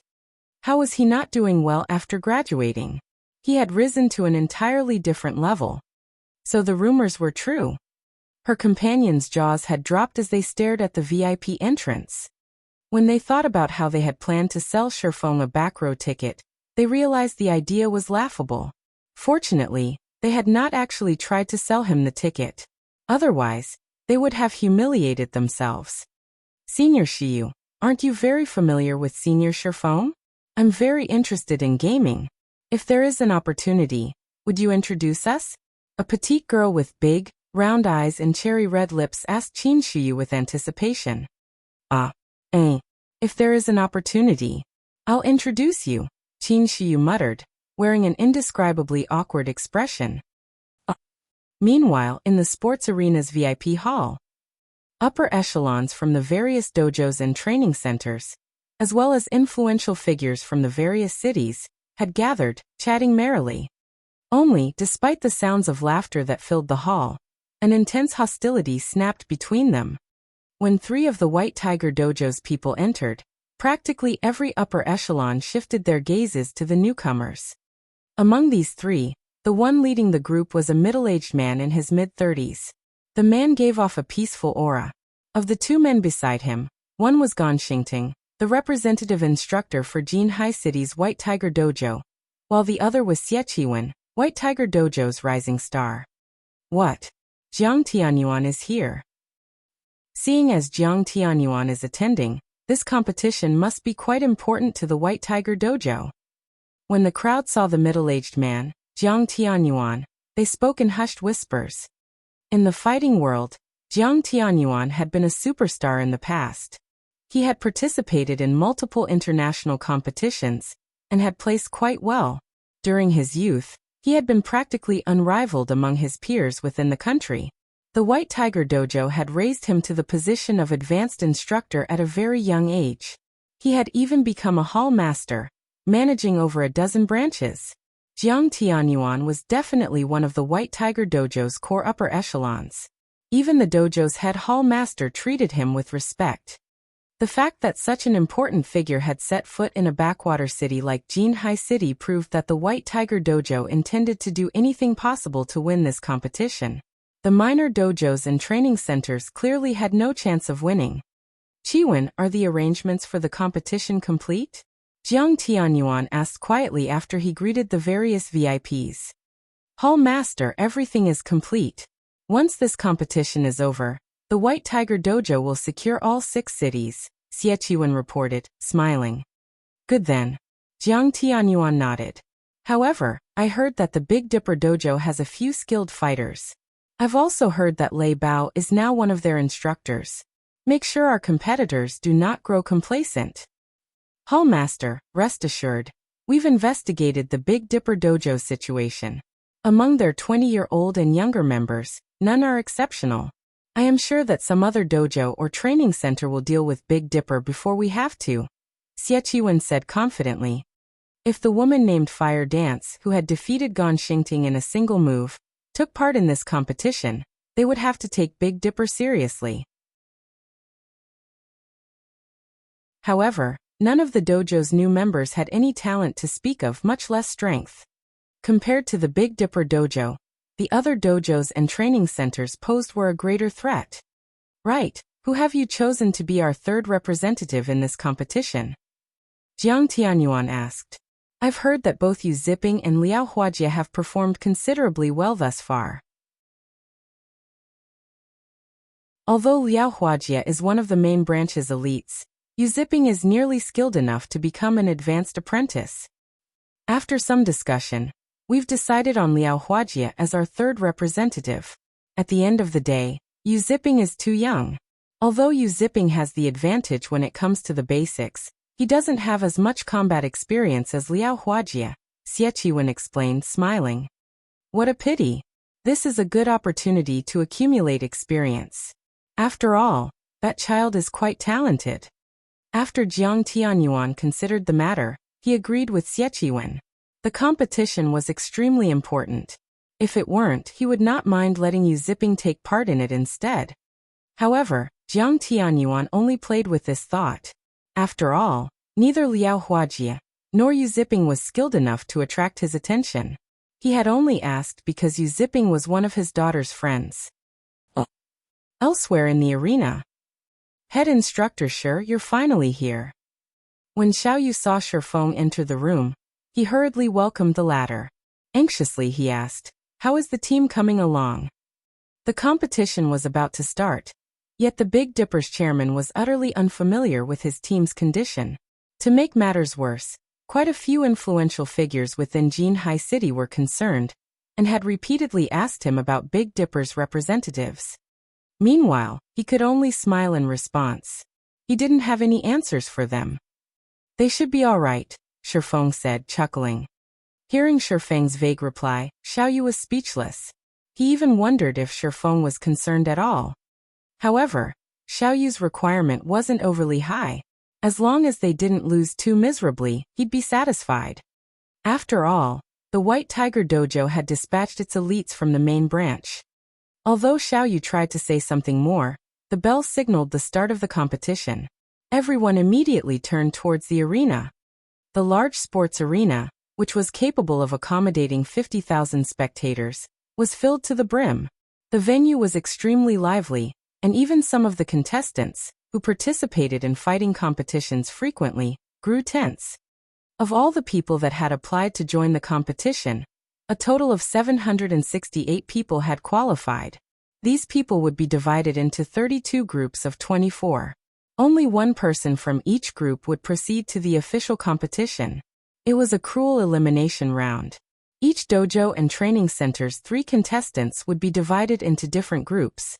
32 platforms had been set up inside the arena. Hence, all 32 groups could compete simultaneously without wasting time. The audience would get their fill of exciting fights. A virtual screen had also been set up in the arena's center, displaying the winners of each round. Naturally, the more winners a dojo or training center possessed, the more powerful they would be. The results would allow the audience to judge just how strong the various dojos and training centers were. Although the White Tiger Dojo called this a friendly match, everyone knew that it was a ploy to show off its strength and the difference between itself and the other organizations. Following which, the contestants entered the arena. They moved towards the platform corresponding to their groups. Seeing the various contestants, the audience seated grew excited.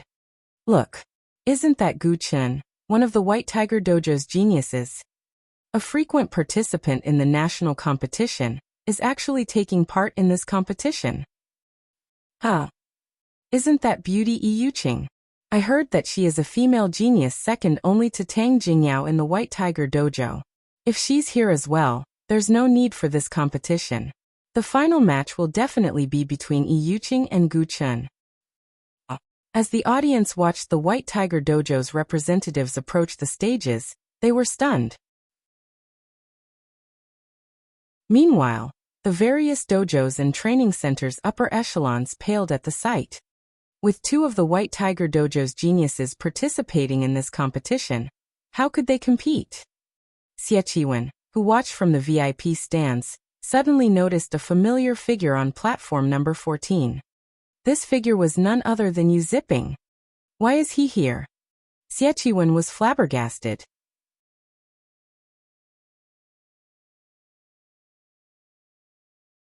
Chapter 1291 Death Group. So you secretly applied for the qualifiers, knowing that you wouldn't be chosen as a representative? Xie Qiwen's expression darkened as he glared at Yu Ziping on platform number 14. You really are a resilient bastard. Xie Qiwen knew that Yu Ziping was chasing after Jiang Tianyuan's daughter, Jiang Mingyun. Originally, he had planned to cause some trouble for Yu Ziping, forcing the boy to retreat. However, he hadn't expected Yu Ziping to disregard his kindness, much less join the competition without approval. Following which, Xie Qiwen sent Gu Chen, Yu Yiqing, and Liao Huajie a message. The contents were simple. Cripple Yu Ziping and prevent him from continuing in the fighting world. Hopefully, you don't disqualify too quickly. Xie Qiwen sneered as he looked at Yu Ziping. He had to admit that Yu Ziping was quite lucky. Among the White Tiger Dojo's 3 representatives, none were assigned to platform number 14. If he wished to take Yu Ziping out, he had to wait until the boy won the elimination round. As long as Yu Ziping won in the elimination round, he would be easy to deal with. Although this was only a friendly competition, injuries were common in any fighting competition.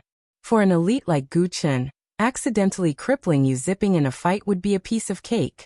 Even if Yu Ziping could recover, a mere disciple with no background wouldn't be able to afford the treatment.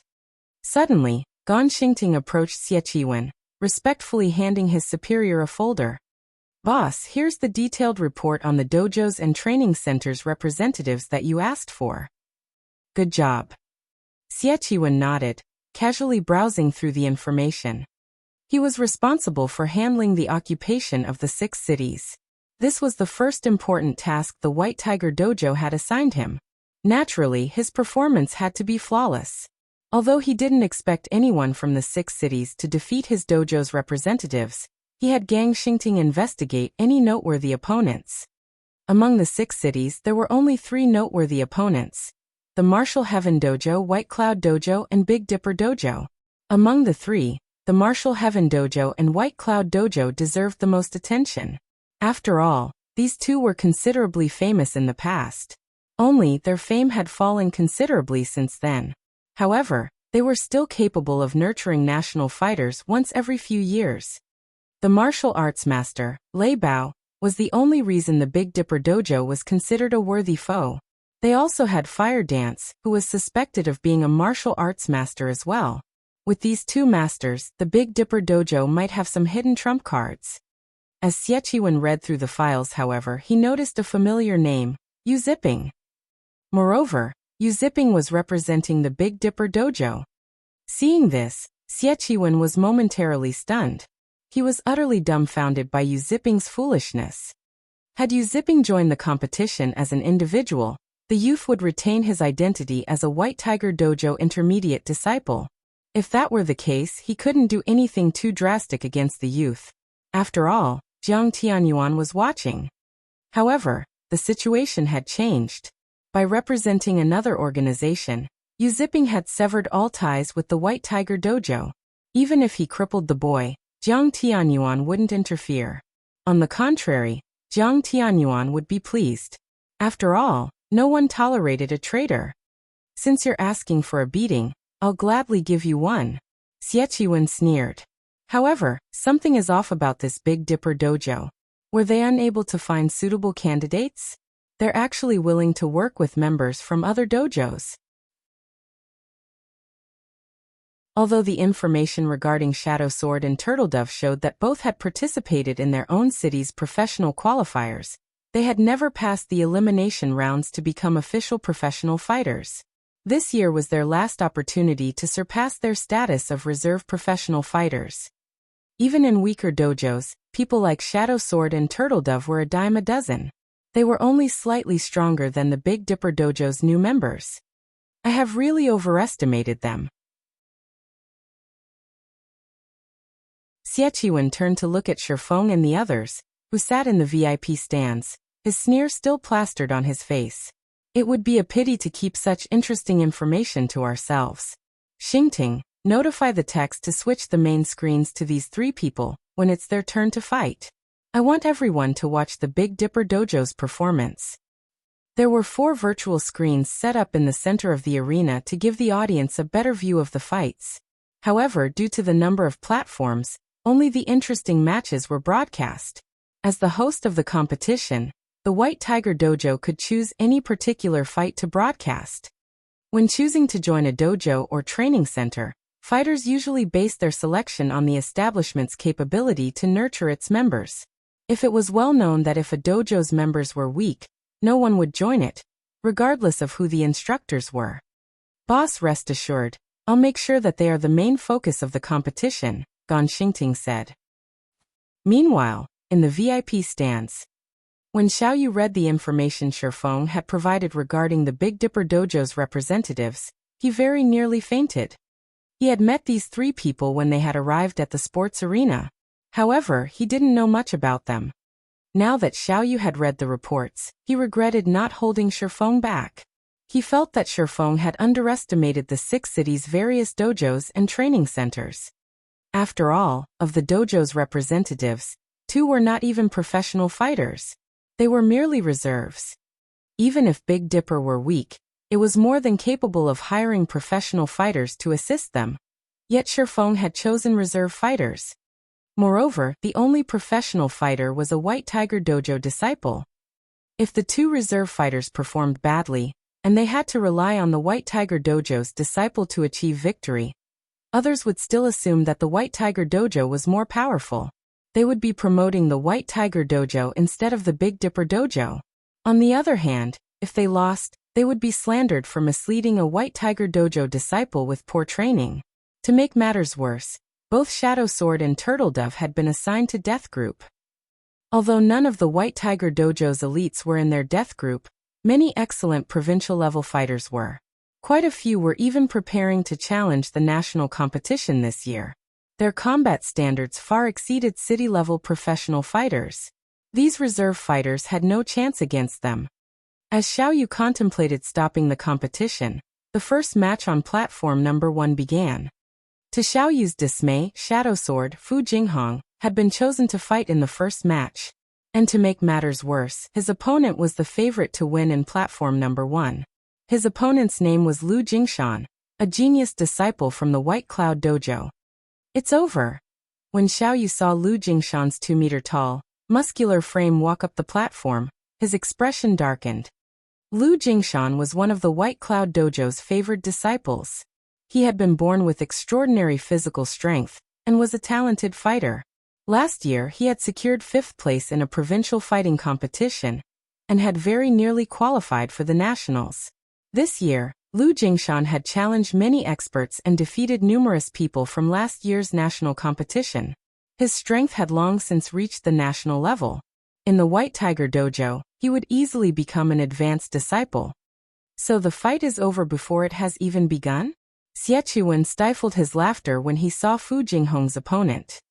Once both fighters were in position on platform number 1, the referee swung down both his hands and declared the start of the match.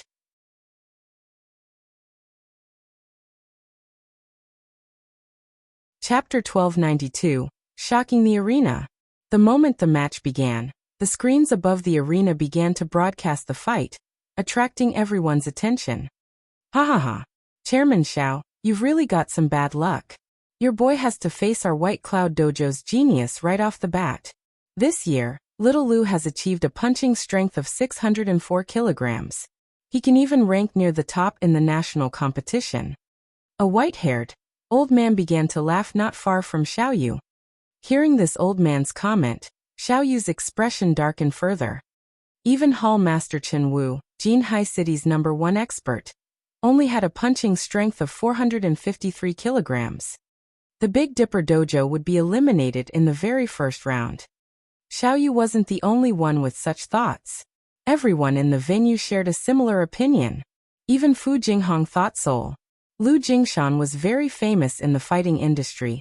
Even top-class, city-level professional fighters looked up to the genius. Guild leader, will it really be alright? Fu Jinghong could not help but glance at Shifeng, who watched from the distant VIP stands, worriedly. He had only arrived at the Greenwater Villa 4 days ago, yet he was participating in such a large-scale competition, required to face off against experts from various cities. Although he had undergone 3 days of special training, and consumed plenty of S-rank nutrient fluids, which significantly improved his physique, he had no confidence in winning. After all, before this he had been a reserve fighter. Unfortunately, despite his many attempts to convince Shifeng that he wasn't skilled enough to participate in such a large competition, Shifeng had told him to relax and fight like normal. Brat, are you going to get off of the stage yourself, or do I have to throw you from it? Lu Jingshan asked, sneering at Fu Jinghong. I'll say this. My strength has increased again recently, so don't blame me if I can't control it. Come, Fu Jinghong said, gritting his teeth. He decided to put up a fight. After all, Shifeng had invested 5 bottles of S-rank nutrient fluid in him. If he surrendered, he would forsake his guild leader's kindness. Oh, how courageous of you. Lu Jingshan clapped his hands in mock praise. However, a second later, he dashed towards Fu Jinghong. As he moved, he looked like a brown bear, inspiring fear in his opponent. As Lu Jingshan arrived before Fu Jinghong, he jabbed at the latter's face, his fist moving so fast that it left behind even afterimages. Not bad. He has trained a standard punch to such a degree. No wonder even some national-level fighters aren't a match for him. Jiang Tianyuan praised the fighter from the VIP stands. From the moment Lu Jingshan charged forward to the moment he threw his punch, he had completed the entire process like flowing water. He was fast, accurate, and ruthless. There wasn't any excess movement to hinder his strength. Lu Jingshan threw his entire weight into the single punch. Although there was nothing special about this move, it was extremely dangerous. If not dealt with properly, the hit might finish Fu Jinghong off. Boom! An explosion echoed throughout the platform. However, Lu Jingshan's punch didn't reach its mark. Instead, it stopped 3 inches away from Fu Jinghong's face. The audience was stupefied. He missed? Lu Jingshan really loves to play around. He's deliberately trying to scare his opponent. That's right. After all, The difference between them is massive. It wouldn't be interesting if he ended the match with one punch. Lu Jingshan must be trying to spare his opponent's reputation. Fu Jinghong really is unlucky. Not only will he be defeated, but Lu Jingshan will scare him in the process. He won't faint, right? If Lu Jingshan hits him accidentally, he might kill the boy.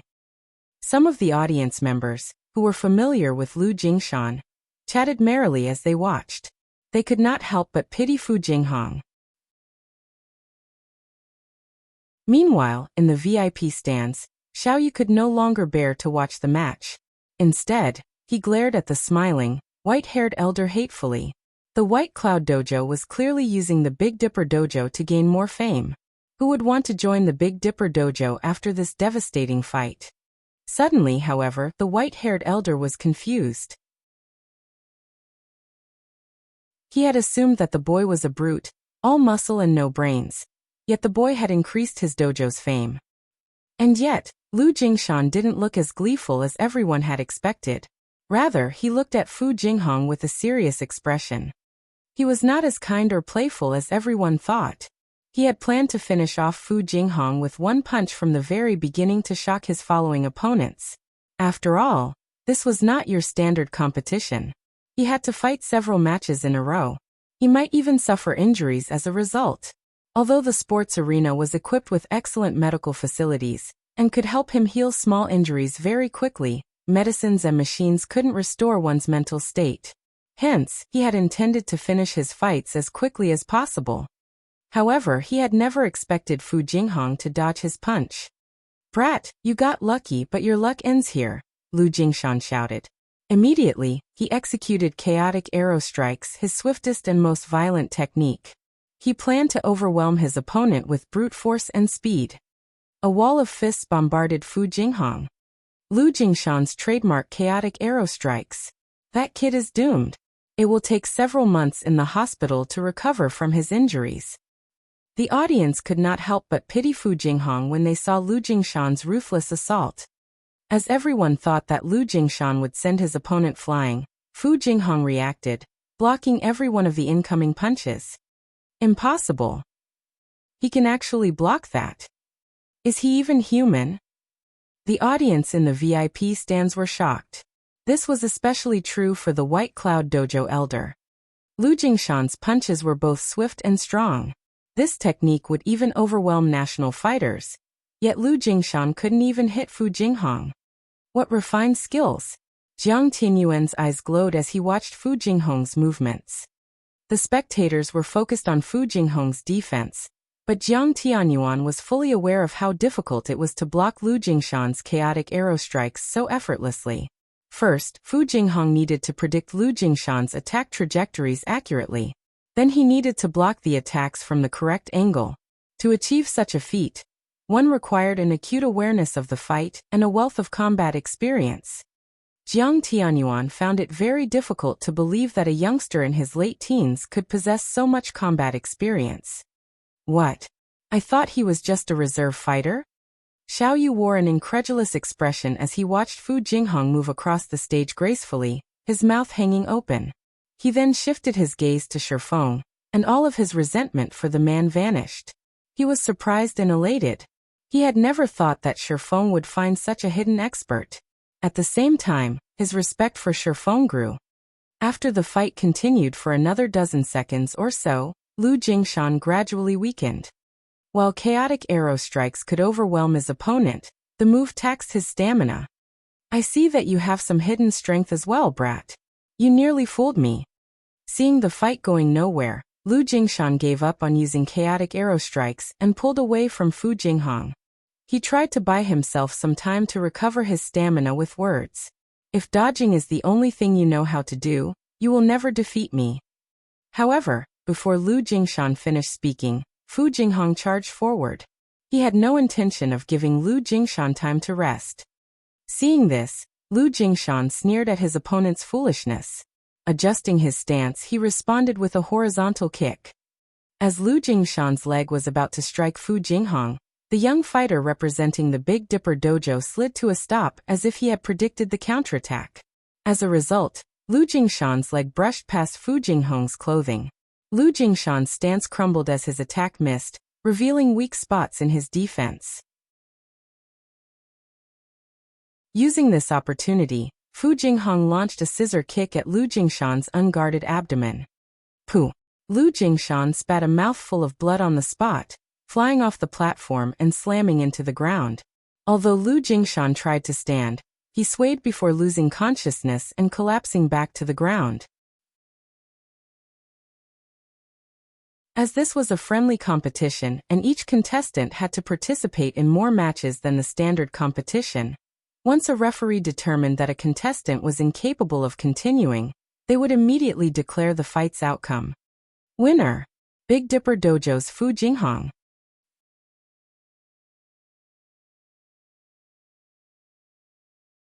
Chapter 1293, Another Monster. He won just like that. The audience was dumbfounded as they stared at platform number 1's Fu Jinghong. Nobody had expected such an outcome. Moreover, the fight had ended so quickly. However, among those present, the upper echelons in the VIP stands were the most surprised. Although the general audience knew that Lu Jingshan was very strong, they didn't know that he was as skilled as a national-level fighter. And such an expert had been defeated by a disciple from a dojo they had never heard of.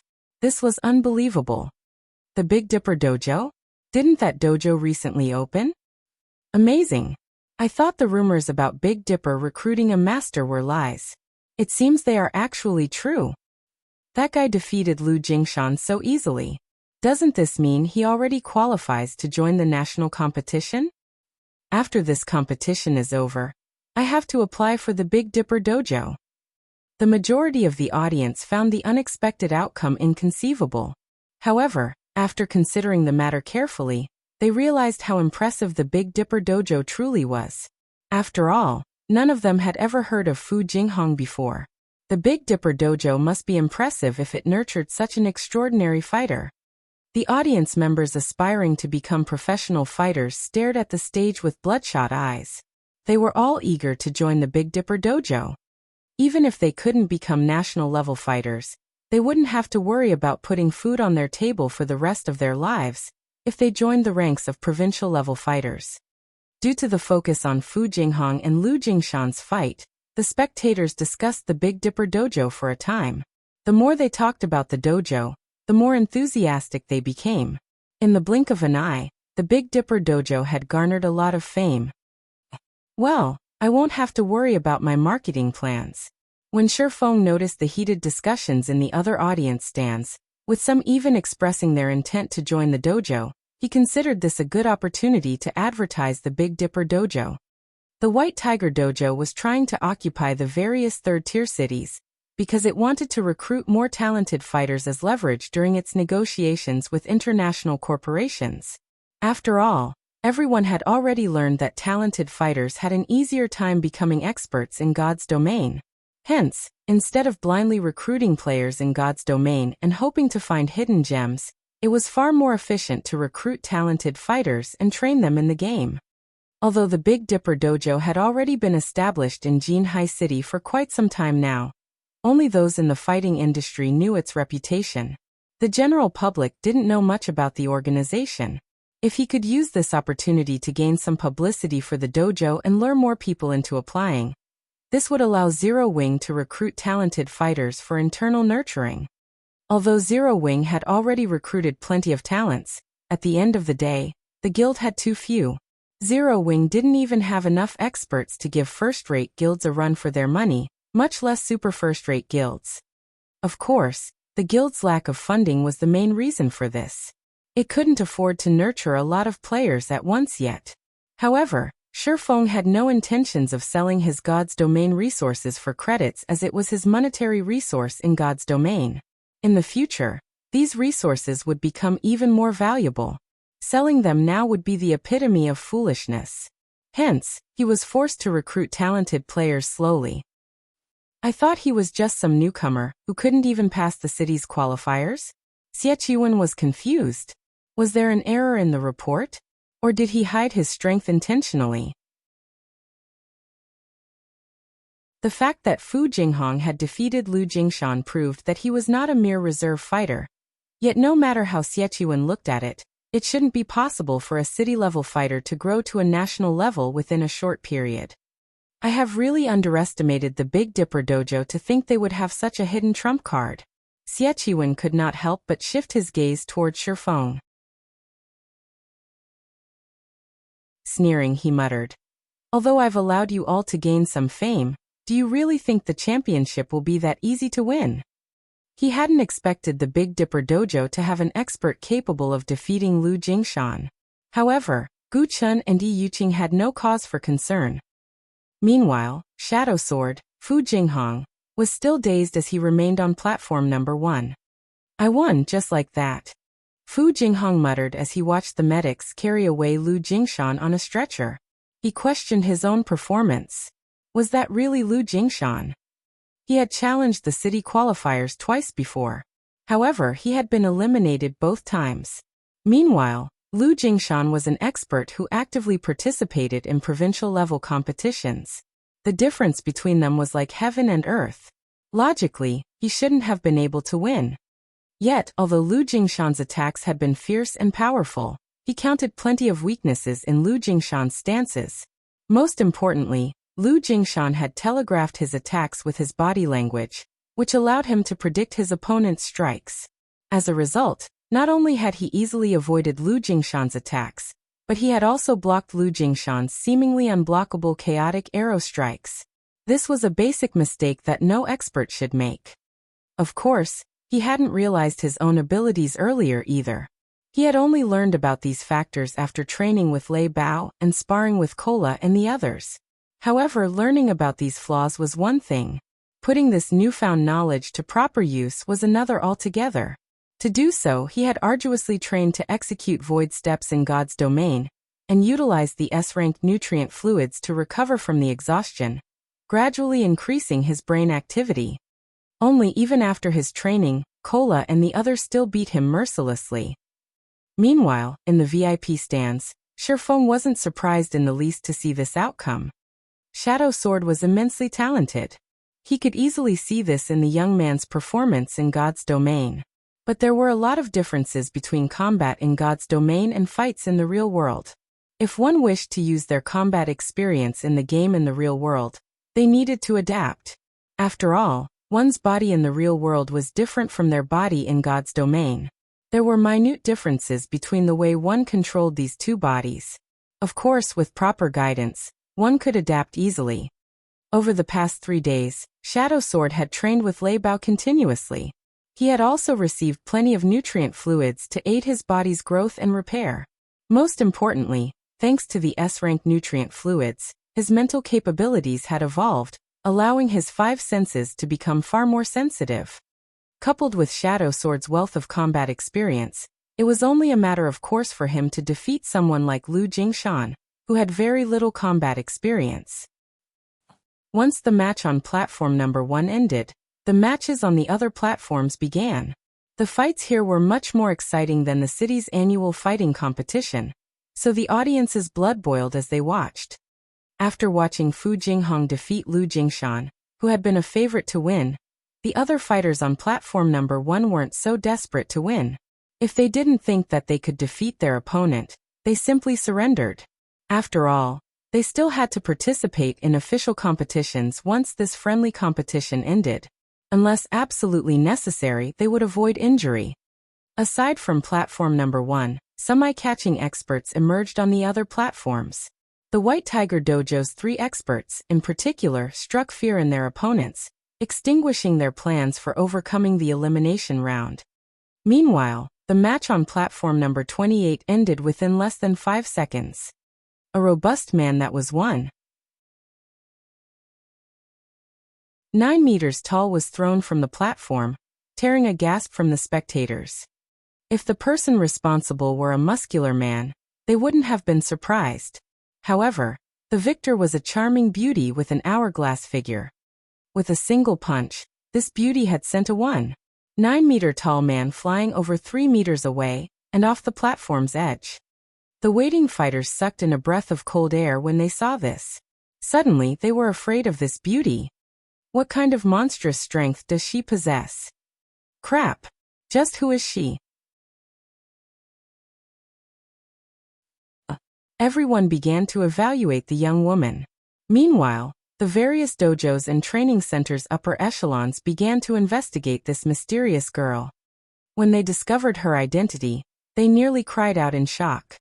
This girl was actually one of the Big Dipper Dojo's representatives, Turtle Dove Yu Qiao Qiao.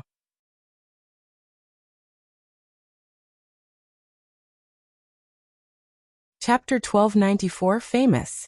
Amazing. Truly amazing. Are all of Big Dipper's disciples so powerful? Exclamations echoed throughout the spectator stands. When they discovered Yu Qiao Qiao's identity, their interest in the Big Dipper Dojo grew. If only one of the dojo's representatives were strong, they could chalk it up to that individual's talent. However, it was a different story if both representatives were powerful. This showed that the dojo had excellent teaching methods. Meanwhile, the various upper echelons in the VIP stand stared at Shifeng and Xiaoyu in shock. Didn't Big Dipper recently establish its dojo? How could they have nurtured such skilled disciples? No wonder why the White Tiger Dojo stopped challenging the various dojos and training centers after visiting the Big Dipper Dojo. It turns out that the Big Dipper Dojo is actually quite powerful. So that rumor was true. The Big Dipper group has won the lottery this time.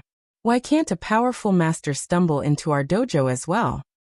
Everyone in the VIP stands was a fighting industry insider, so they were all aware that the Big Dipper Dojo was a new construct. Moreover, the dojo had specifically been established for Shifeng. However, they had neither expected Shifeng to be such a powerful individual, nor a capable instructor. With this, the Big Dipper Dojo's fame would grow. Haha. Big brother, our Big Dipper Dojo is famous. Several people just contacted me stating that they wish to join the dojo. There are even a few professional fighters among them who have previously refused our invitations, Xiaoyan said excitedly. Since the dojo's establishment, the Big Dipper group had constantly searched for ways to expand the dojo's influence. After all, a dojo wouldn't necessarily become popular just because it had a master martial artist leading the training sessions. Before the dojo succeeded in nurturing powerful disciples, nobody would know how capable said master was. If the master happened to be inept at teaching, there was no point to joining the dojo. Hence, they had attempted to recruit some well-known professional fighters in Jinhai City and the several neighboring cities. Unfortunately, these fighters had either refused outright or demanded too high of a price. Now, however, these professional fighters, who had acted like almighty masters, acted like children. They were all eager to join the Big Dipper Dojo. Xiaoyu nodded and smiled as well. He hadn't realized how thoroughly Shifeng had hidden his capabilities either. Now they didn't have to worry about damage to the Big Dipper Dojo's reputation, and they could recruit a plethora of well-known professional fighters. As the audience paid more attention to the Big Dipper Dojo, the matches around the arena became increasingly intense as the various competitors fought to obtain the only advancement slot for their respective platforms. As predicted, all three representatives from the White Tiger Dojo advanced through the elimination round eventually. All three were unbelievably skilled. The other dojos and training centers didn't fare as well. Over 40-plus dojos and training centers had come to participate. Even if the remaining slots were divided equally, not every establishment could earn a slot. Furthermore, many fighters had joined the competition independently. In the end, only the stronger dojos and training centers would advance. The White Tiger Dojo really is impressive as expected of one of the country's best dojos. The other dojos and training centers simply aren't a match for it. The Martial Heaven Dojo is also pretty strong. All three of its representatives advanced. As for the White Cloud Dojo, if Lu Jingshan hadn't lost, all of its representatives would have advanced as well. That Big Dipper Dojo is also quite skilled. All three of its representatives advanced to the next round too. Moreover, I heard that the Big Dipper Dojo is relatively new. It can definitely rival the Martial Heaven Dojo and White Tiger Dojo. When the organizers displayed the list of fighters who had advanced above the stage, the audience discussed the various establishments. Among the many dojos and training centers, only the White Tiger Dojo, the Martial Heaven Dojo, and the Big Dipper dojo would be represented by all three of their fighters in the next round. Hence, many people started comparing the three dojos. When Xie heard the chatter, he paled. The spectators were comparing one of the country's best dojos to third-rate organizations. If news of this reached the main branch, the higher-ups would call his management capabilities into question. Damn it! Where did Big Dipper find so many experts? Xie balled his fists as he glared at the distant Xiaoyu. In his opinion, the only person in the Big Dipper group capable of such a feat was the sly old fox Xiaoyu. As Xie inwardly cursed Xiaoyu's cunning, Jiang Tianyuan asked from beside him, "Qiwen, why is Yu Zipping listed among the Big Dipper dojo's representatives?" "Hall Master, I'm not sure." Feigning ignorance, Xie replied, "I'll have someone find out what is going on immediately. Once he returns, I'll demand an explanation." No need. Despite the White Tiger dojo's nurturing, he dares to represent another dojo without consent. He has already broken one of our sacred taboos. He is no longer a member of the White Tiger dojo. Let him fend for himself, Jiang Tianyuan announced coldly. Originally, he had considered Yu Zipping a talented child worthy of the dojo's attention. Hence, he had specifically asked if the boy had been chosen to represent their dojo in this competition. Even if Yu Zipping hadn't been chosen, he had intended to recommend moving the youth to the main branch for better training. However, Yu Zipping had greatly disappointed him. Understood. Xie nodded. However, when Jiang Tianyuan looked away, he revealed a faint sneer. Yu Zipping had lost his protection from the White Tiger dojo. It was obvious that Jiang Tianyuan's attitude towards Yu Zipping had changed significantly. After this, dealing with the boy would become easier. Once the competition ended, he would report Yu Zipping for violating his contract with the White Tiger dojo. Not only would Yu Zipping be forced to pay a massive compensation fee, but it would also deal a blow to the Big Dipper dojo's reputation. To protect itself, the Big Dipper dojo might be forced to abandon Yu Zipping. Shortly after the elimination round, the 32 contestants that had advanced approached the sports arena's main stage to draw lots. The main stage was far more spacious than the surrounding platforms. Moreover, the virtual screens constantly broadcast the main stage, allowing all of the spectators to watch the fights. As the 32 contestants drew lots in sequence of their platform number, a petite, beautiful girl in a blue martial arts uniform walked up to Yu Zipping. This girl was none other than Yi Yuqing. "Yu Zipping, must you do this?" Yi Yuqing asked quietly. "You know that Hall Master Jiang already plans to give Mingyan to Xie. If you leave to join the Big Dipper dojo now, you'll destroy your future." In the White Tiger dojo, very few knew that Yi Yuqing, who was only second to the goddess Tang Jingyao in terms of strength, had a friendship with Yu Zipping and Jiang Mingyan. "I couldn't care less about that anymore. Xie is only a step away from the global stage. Meanwhile, I am still a mere intermediate disciple in the White Tiger dojo. Whether it's strength, resources, or family background, I am inferior to him in every aspect. If I don't fight now, I won't have a chance once he reaches the international level," Yu Zipping said seriously. "Even so, you shouldn't go about it like this." Yi Yuqing was astonished when she saw Yu Zipping's determination. "If you lose the White Tiger dojo's protection, Xie won't hesitate to strike out at you. He already told us to cripple you in this competition. If you fight either Gu Chun or Liao Huajie, you must be careful. If you can't, surrender." "Relax. I'll show Xie that I'm not just going to take his crap lying down," Yu Zipping said, smiling calmly. "You." Angry, Yu Yuqing spun around and left. She couldn't understand where Yu Zipping's confidence came from. If she had to fight him, she could show mercy. However, it was a different story for Gu Chun and Liao Huajie. After all, Xie was close with both fighters. However, now that Yu Zipping was determined to take this path, it was not her place to stop him. Time passed quickly. After the drawings were done, the competition resumed. The screens above the arena displayed the first matchup. First match, Liao Huajie vs Yu Zipping.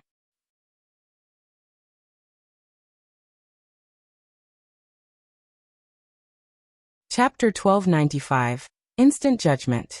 As the first match was announced, a commotion erupted in the VIP stands. A present White Tiger Dojo disciple fighting an ex-White Tiger Dojo disciple. This match is going to be interesting. Those in the VIP stands were all insiders of the fighting industry. They had already investigated every fighter that had advanced through the elimination round. They were all aware of Yu Zipping's background. Yu Zipping had been a relatively talented disciple of the White Tiger Dojo. He had become an intermediate disciple despite being so young. If he continued to work hard for another year or two, he definitely could have become an advanced disciple. Becoming an advanced disciple in the White Tiger Dojo was basically a guarantee that one could qualify for the national fighting competitions. Yet, for some inconceivable reason, Yu Zipping had shown up as one of the Big Dipper Dojo's representatives. As the audience in the VIP stands discussed the matter quietly, Jiang Tianyuan wore a twisted expression. Yu Zipping's actions were a slap in the face for the White Tiger Dojo. The dojo would become a laughingstock. Hall Master, rest assured. Liao Huajie will teach the boy how wrong and foolish his decision was, Xieqiwen said, smiling. He had waited for this day for a long time. Although Yu Zipping was slightly more skilled than Liao Huajie, the latter had far more combat experience. Liao Huajie could easily defeat Yu Zipping. With Yu Zipping's defeat, they would show everyone the White Tiger Dojo's strength while leaving a stain on the Big Dipper Dojo's reputation. He could even cripple Yu Zipping in the process. This was practically killing 3 birds with 1 stone. There was no possibility of Liao Huajie's defeat. He was very familiar with Yu Zipping's skills. The teen would need another 1 or 2 years of arduous training to reach the national level. Meanwhile, Liao Huajie's strength was not as simple as everyone assumed. Below the main stage, the various fighters watched Liao Huajie and Yu Zipping on the main stage. They were very curious to see the outcome of this fight. Unlike everyone else, a flash of concern appeared in Yu Iching's eyes as she watched Yu Zipping stretch. She then quietly moved towards Shadow Sword and Turtle Dove, who also watched the match. Quietly, she said, "If you two are Yu Zipping's friends, you must stop this fight. Liao Huajie is not as simple as you think. He is one of our main branch's watchmen. If you don't stop Yu Zipping before the match starts, he will be in danger." A watchman?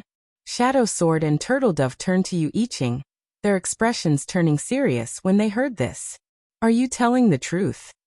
Yu Iching was a member of the White Tiger Dojo. Although they did not know what Yu Iching intended by warning them, they knew that watchmen should not be underestimated. Those who weren't familiar with the various dojos and training centers might not know what the term watchman implied. However, those who focused on breaking into the industry's inner circle were familiar with the word. To put it simply, a watchman determined if a disciple was worthy of focused nurturing. After all, a dojo or training center's resources were limited. It was not possible to provide tons of resources to every member. Hence, anyone who could defeat the designated watchman would receive the dojo's attention, and vice versa. This maintained the quality of the establishment's best disciples. Watchmen were no weaker than those favored disciples. Rather, the opposite was true. On average, watchmen were stronger. Generally, watchmen were experts the establishment's upper echelons had chosen unanimously. Although watchmen were forced to hide their achievements during their service, once their term ended, they would receive their dojo's best training. Moreover, as compensation, they would have access to an abundance of resources during their service. As a result, many people aspired to become watchmen. Unfortunately, very few were ever chosen. Although not every dojo and training center had watchmen, it was normal for a peak dojo like the White Tiger Dojo. Why would I lie to you? Yu Iching rolled her eyes at Shadow Sword and Turtle Dove. She was one of the White Tiger Dojo's geniuses. She didn't need petty tricks to defeat her opponents. Although I'm not trying to brag, Liao Huajie is no weaker than I am. Yu Zipping stands no chance against him. Moreover, Liao Huajie is famed for his mercilessness during fights. He's as strong as you are? Turtle Dove asked as she evaluated Yu Iching. If I fought him, I'd have a 60-40 chance of winning. Yu Yiqing said after giving the matter some thought. Lu Huajie had been hiding his strength. Only the dojo's upper echelons knew his true skill. Meanwhile, she was the genius Tang Jingyao's future successor, so she was at least on par with Lu Huajie. However, to convince the Big Dipper dojo to take Lu Huajie more seriously, she exaggerated his strength a little bit. So that's the case. We shouldn't need to notify the guild leader then. Turtle Dove breathed a sigh of relief. Shadow Sword nodded in agreement. He too didn't think this matter was worth Shifeng's time. You guys. Turtle Dove and Shadow Sword's response dumbfounded Yu Yiqing momentarily. Although she tried to ask if they truly understood the severity of the matter, they shut her up with a word of thanks. As a result, she could only walk away, fuming as she realized that Shadow Sword and Turtle Dove were just as stubborn as Yu Zipping. None of them could be reasoned with. As Yu Yiqing tried to think of a way to convince Yu Zipping to drop out of the match, the timer above the main stage began to count down.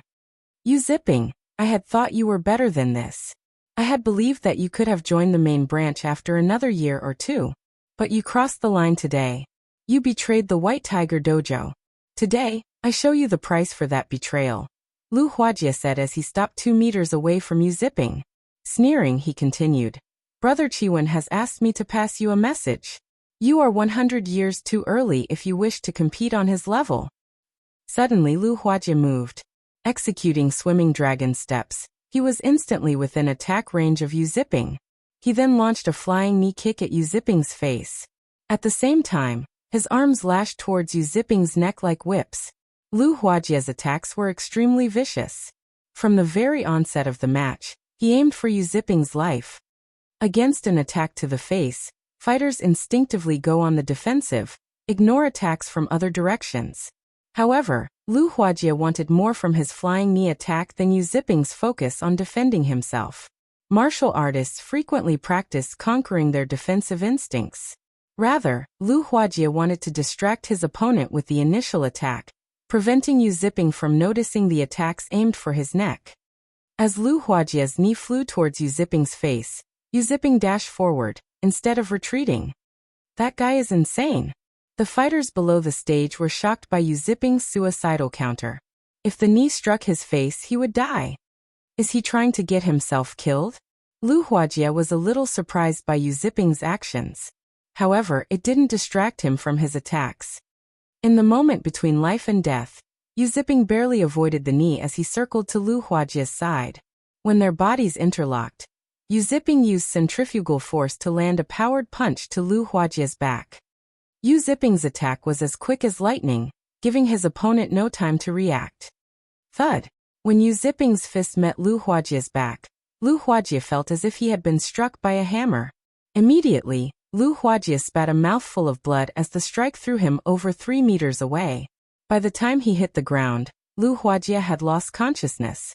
The entire process was complete in the blink of an eye. What just happened? Practically everyone watching the fight was stunned. Just as they thought that Lu Huajie would win, Yu Zipping stood on the stage alone. The fight ended so quickly. Can somebody tell me what just happened? I didn't see anything. Many of the spectators stared in shock, confused about what had just happened.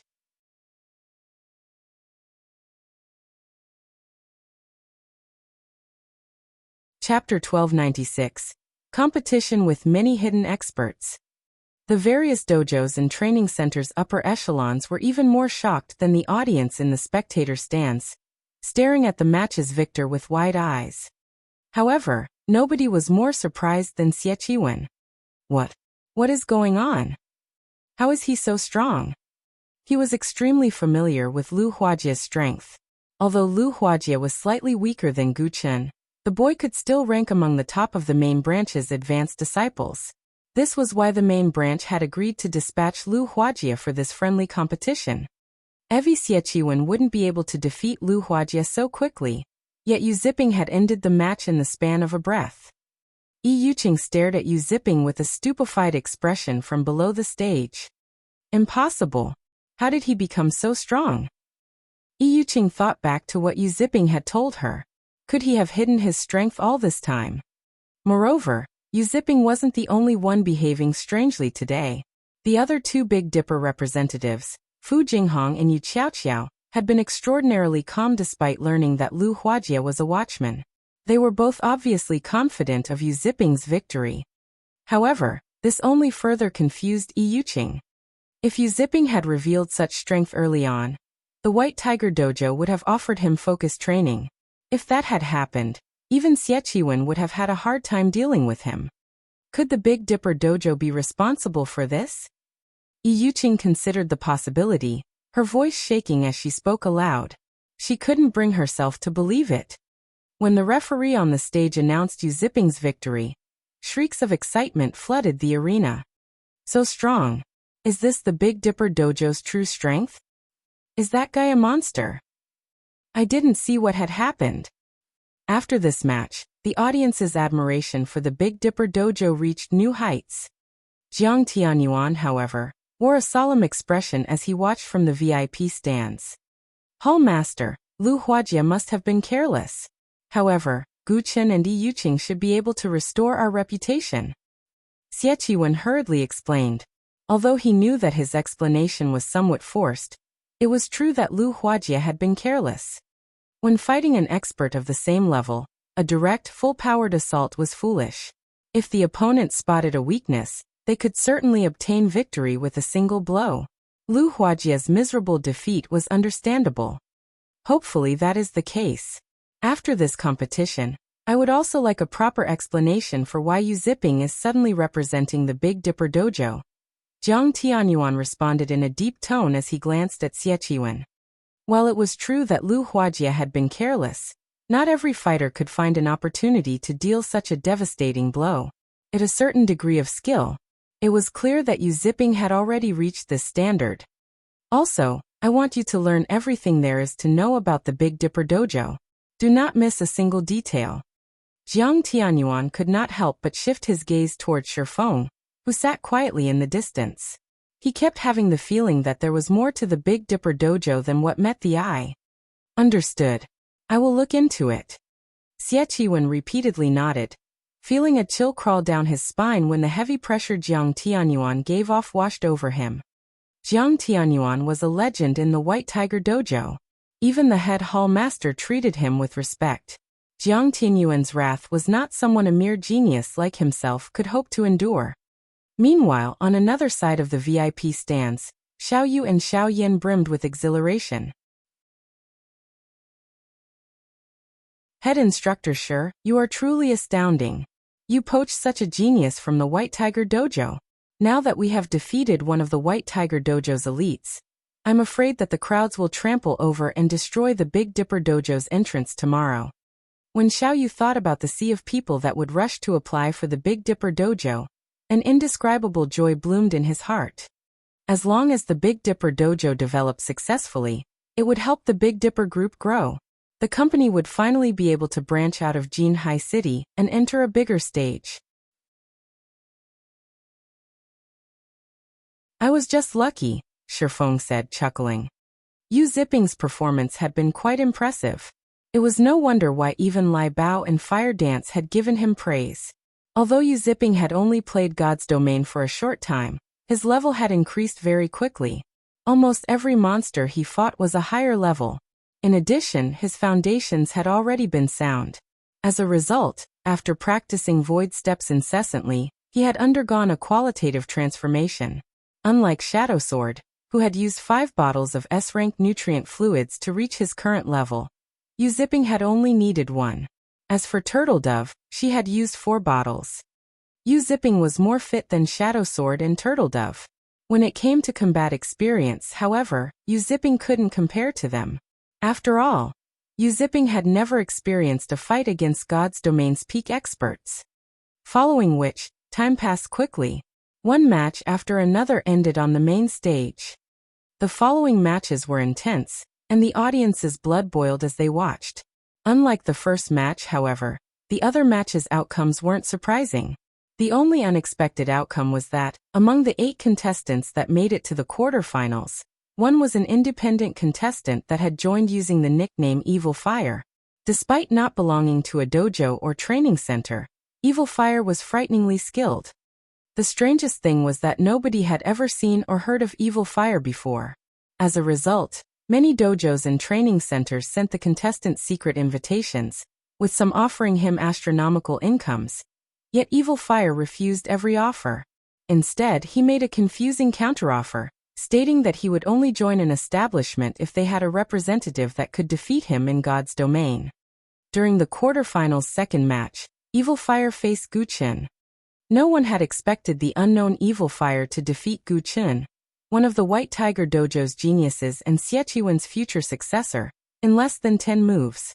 During the final exchange, Evil Fire abandoned all caution as he landed a ruthless blow to Gu Qin's chest, knocking his opponent out instantly like a wild beast.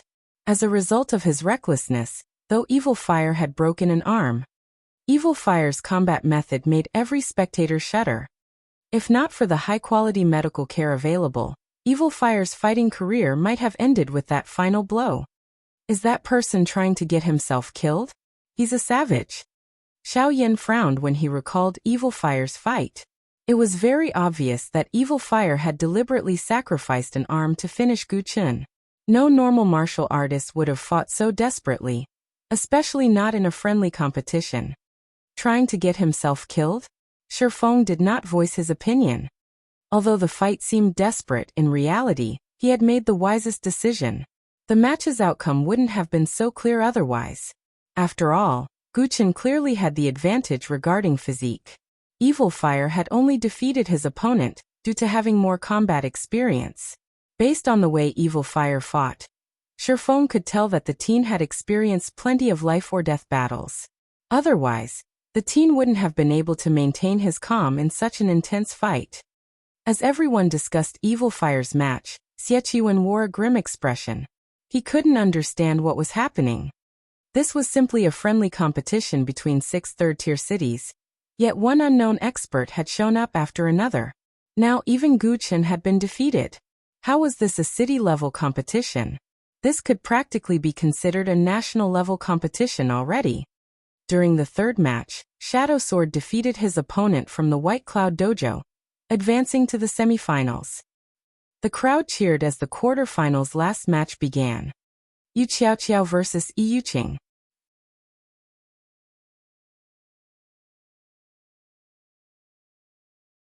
Chapter 1297, Limit Removal.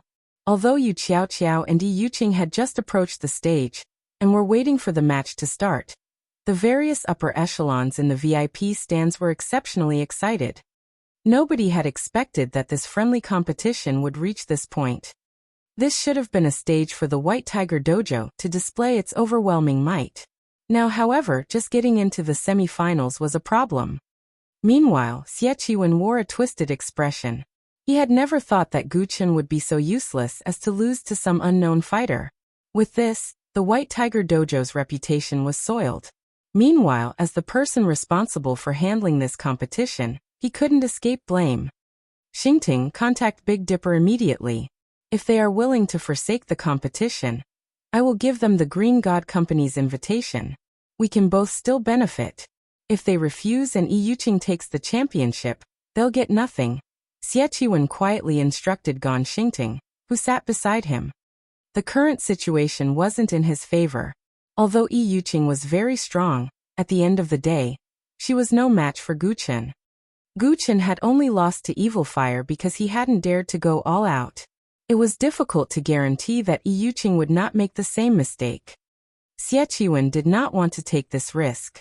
In any case, the dojo's and training center's main goal in this competition was the Green God Company's invitation card. If the Big Dipper Dojo accepted his offer, not only would they do the White Tiger Dojo a favor, but they'd also receive the invitation card. This was a heaven-sent opportunity to a small dojo like Big Dipper. Gan Xingting immediately left the VIP stands and contacted Xiaoyu, notifying the man of Xie Qinwen's offer. Big brother, did something happen? Xiaoyan asked curiously when he noticed Xiaoyu's hesitant expression while he was on a call. The Big Dipper Dojo had already garnered quite a bit of fame during this friendly competition. It wouldn't have any issues expanding past Jinhai City in the future. This should be cause for celebration, not concern. It's the White Tiger Dojo. They've offered a deal. If we forfeit, they will compensate us with the Green God Company's invitation, Xiaoyu explained. At the end of the day, the White Tiger Dojo was still one of the best dojos in the country. If Big Dipper won the championship, while it would indeed help to further its reputation, but it would also provoke the White Tiger Dojo. The Big Dipper Dojo would have some trouble expanding into other cities, particularly first and second tier cities. However, if Big Dipper conceded this competition, it would benefit their expansion. Even Xiao Yin hesitated for a moment. However, he shifted his gaze to Shifeng and said, Big brother, rather than deciding ourselves, why don't we let Shifeng make the decision? After all, Shifeng is the dojo's manager. The dojo's development should be left to him. I guess that's true. Xiaoyu smiled bitterly. After all, he wasn't responsible for the Big Dipper Dojo's management. Rather than having a headache over this matter, it was better to leave it to Shifeng. While Shifeng looked young and immature, his mind was anything but. The only reason the Big Dipper Dojo had come this far was Shifeng. If he decided on his own, and Shifeng disagreed, it would sour their working relationship. Following which, Xiaoyu passed Xieqiwen's message to Shifeng. Head instructor Shi, what do you think? Xiaoyu looked at Shifeng, curious as to what decision the youth would make. The White Tiger Dojo's favor wasn't easy to earn. If the Big Dipper Dojo tried to expand to first and second tier cities, it would run into the White Tiger Dojo. Moreover, it was not a guarantee that they would win the championship. If they rejected this offer, they might lose the opportunity to obtain the Green God Company's invitation. The White Tiger Dojo's offer didn't particularly surprise Shifeng. Straightforwardly he responded, Chairman Xiao, tell them that we can get the Green God Company's invitation by ourselves. We don't need their charity. The White Tiger Dojo was a frightening organization. As one of the best dojos in the country, it had branch dojos in practically every first and second tier city. Shifeng understood Xiaoyu's thoughts. If he hadn't been reincarnated, he really would have been tempted to accept this offer as well. After all, getting in the good graces of a top dojo would make things easier when the Big Dipper Dojo expanded into first and second tier cities. Unfortunately, the future was in God's domain. The Big Dipper Dojo had only recently established. If he wanted to recruit talented players and quickly increase the dojo's fame, this friendly competition was the best stepping stone available. He could not let this opportunity get away. If he waited a few more months, the other dojos and training centers would monopolize many talented players. He was in a race against time. Did he have enough to waste with the White Tiger Dojo? If we do this, Xiaoyu was stupefied. He had never expected such a clear-cut response from Shifeng. This was the White Tiger Dojo they were talking about. If they humiliated the White Tiger Dojo today, the Big Dipper Dojo would suffer from its wrath later. However, seeing Shifeng's determination and taking into account that the youth had full management rights for the Big Dipper Dojo, Xiaoyu would not offer a differing opinion. He sighed as he had no choice but to relay the decision to Gan Xingting. What? They refused? Xieqiwen asked again, thinking he had heard wrong. They said that they will obtain the Green God Company's invitation by themselves. Gan Xingting had also thought he had heard wrong. However, Xiaoyu's answer had been definitive. Good. Excellent. At this moment, Xieqiwen's expression was as cold as ice. He had never thought that a little dojo would dare oppose him. Let's wait and see then. Notify Yuqing right away. The dojo's reputation is at risk now.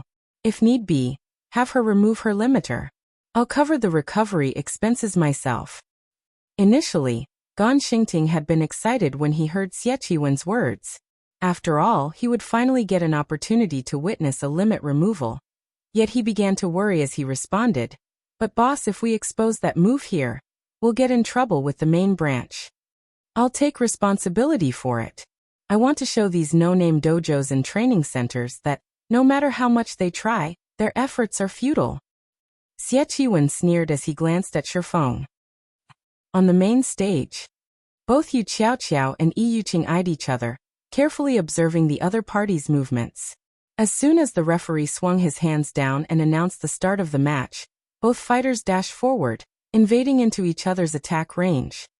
Although Yi Yuqing's attacks seemed soft and light, they were incredibly fierce. Every punch and palm strike sounded like an explosion, overwhelming the audience. Although Yi Yuqing was a girl, she had already achieved a 550 kilograms punch. Over a century ago, her punches would have qualified her for a boxing championship. She was fully capable of punching holes through concrete walls and crushing stones in her palm. She could even put an ordinary person's life at risk with one hit. Against Yi Yuqing's overwhelming attacks, any normal person would have retreated. However, Yu Qiaoqiao did not. Instead, she launched her own barrage of attacks, her hands moving like whips as they clashed with Yi Yuqing's attacks. Her momentum was no slower than Yi Yuqing's. Moreover, every time she blocked an attack, a loud crash would echo throughout the venue. This scene stupefied the audience at the spectator stands. Both fighters exchanged blows constantly, attacking and defending non-stop. In the blink of an eye, Yu Qiaoqiao and Yi Yuqing had exchanged numerous moves. The audience could not keep up with the two girls. This continued for over a dozen seconds without either side securing an advantage. It was obvious that neither side would have an easy victory. Seeing the fight going nowhere, Yi Yuqing backed away. With a confused expression, she then said, "I haven't found a single weakness in your defense even after our exchange. It really is hard to imagine why an expert like you would join a small dojo that has no history." In terms of strength and speed, she was clearly a cut above Yu Qiaoqiao. However, Yu Qiaoqiao continued to find holes in her defense, forcing her to parry or dodge, and preventing her from exhibiting her full strength. Rather than a teenage girl, Yi Yuqing felt as if she faced a veteran fighter who had participated in fighting competitions for over a dozen years. She even felt that Yu Qiaoqiao's moves slightly resembled that of the savage Evil Fire. If not for witnessing Evil Fire's attack methods earlier, Yu Qiaoqiao would have caught her off guard. Yi Yuqing suddenly caught sight of Gan Xingting making hand gestures at her. These gestures were the White Tiger Dojo's internal sign language, which all main branch disciples had to learn. Has Xie Qiwen lost his mind? This is just a friendly competition. Is there a need to go so far? Yi Yuqing could not help her surprise when she saw Gan Xingting's gestures. Noticing that her opponents diverted attention, Yu Qiaoqiao took advantage of the distraction and advanced, using a superficial footwork technique, following which, Yu Qiaoqiao seemed to flicker in and out of existence. By the time Yi Yuqing snapped back to attention, Yu Qiaoqiao had already circled to her side. Yu Qiaoqiao's fist flew towards Yi Yuqing's defenseless side. Since she had noticed the attack too late, Yi Yuqing couldn't dodge the fist normally. As Yu Qiaoqiao's fist was about to hit its mark, a black shadow darted and intercepted Yu Qiaoqiao's fist. Thud! Even the referee, who stood over 8 meters away, heard the dull sound. How? Yu Qiaoqiao looked at Yi Yuqing in shock. Her attack had been flawless. She had used the momentary distraction to circle to her opponent's side and attack from a blind spot. Yi Yuqing shouldn't have been able to defend herself. Yet, the palm that had caught her fist belonged to none other than Yi Yuqing. Most importantly, she had put her entire weight into that punch, yet Yi Yuqing had intercepted the hit. It felt as if she had punched a wall. It was unbelievable. You really are amazing. If I hadn't used limit removal, you might have defeated me with that blow. At this moment, Yi Yuqing sighed ruefully as she gripped Yu Qiaoqiao's fist. Originally, I had planned to save this move for the national competition. I never thought that I would be forced to use it so soon. However, since I have, this match is over. Saying so, Yi Yuqing squeezed Yu Qiaoqiao's fist. No matter how much Yu Qiaoqiao struggled, she couldn't break the hold. At this time, Yi Yuqing clenched her free hand into a fist and punched her trapped opponent. The instant she threw her punch, a loud explosion rang throughout the arena. She was both faster and stronger than before.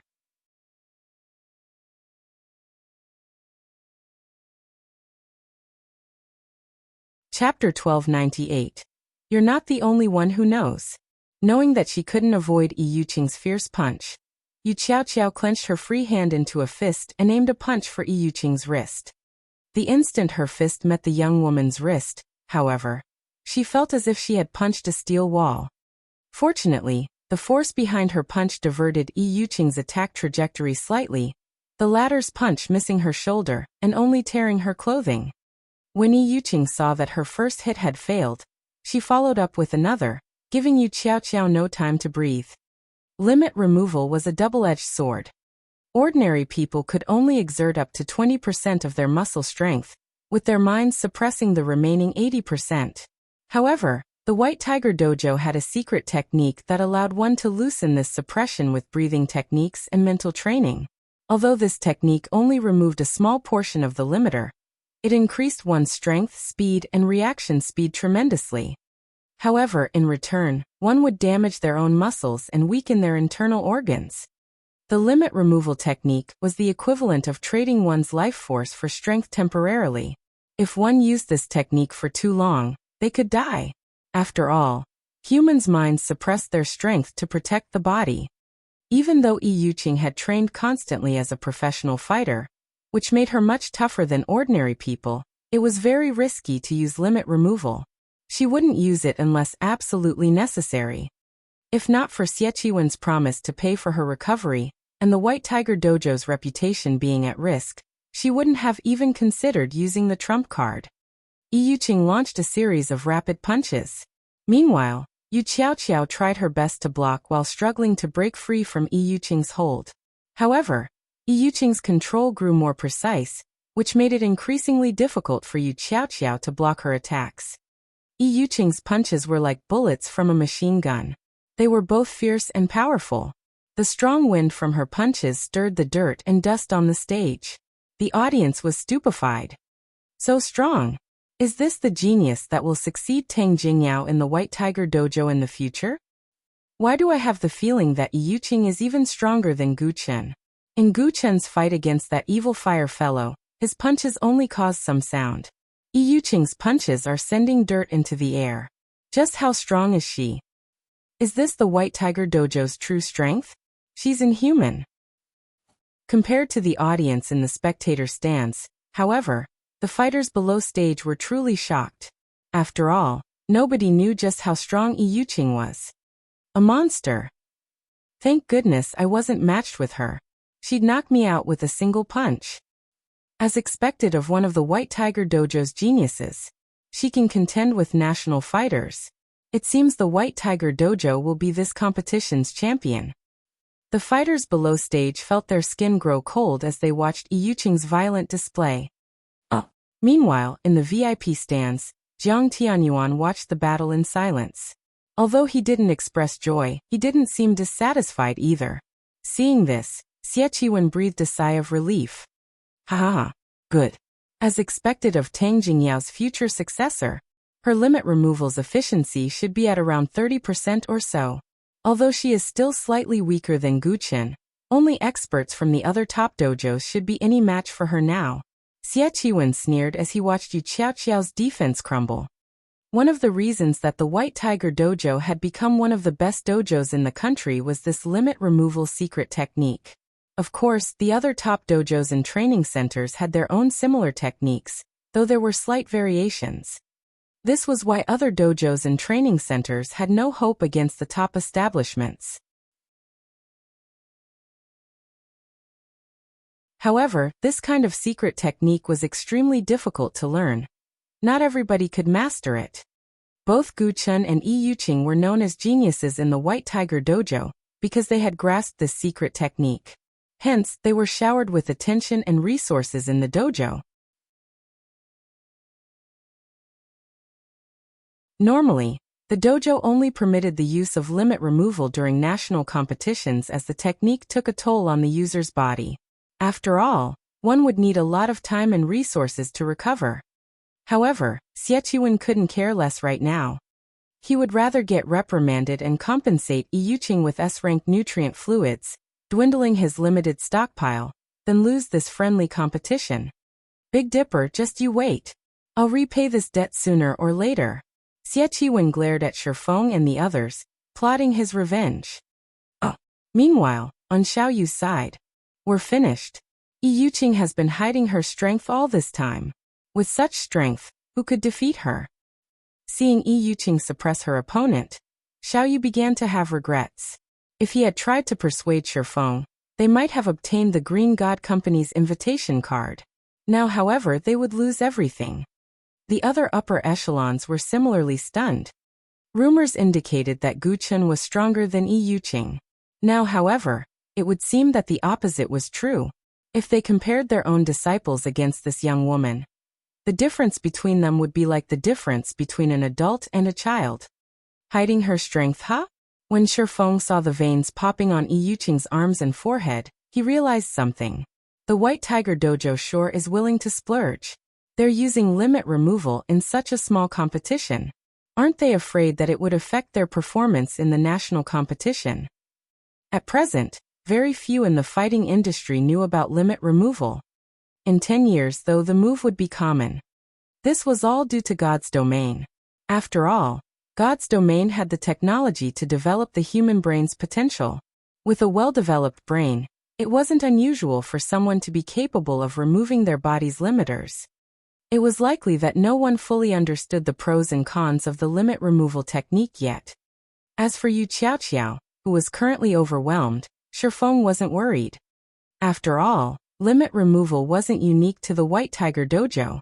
Moreover, compared to the limit removal technique in Shifeng's past, the present techniques were laughably crude. Meanwhile, on the stage, just as Yi Yuqing's fist was about to strike Yu Qiaoqiao's shoulder, Yi Yuqing's fist suddenly froze. What's going on? Yu Yuqing was shocked when she couldn't move her fist. Before she realized it, Yu Qiaoqiao had caught her wrist. Not only that, but she had broken free of the latter's hold. It was as if her entire arm had frozen in place.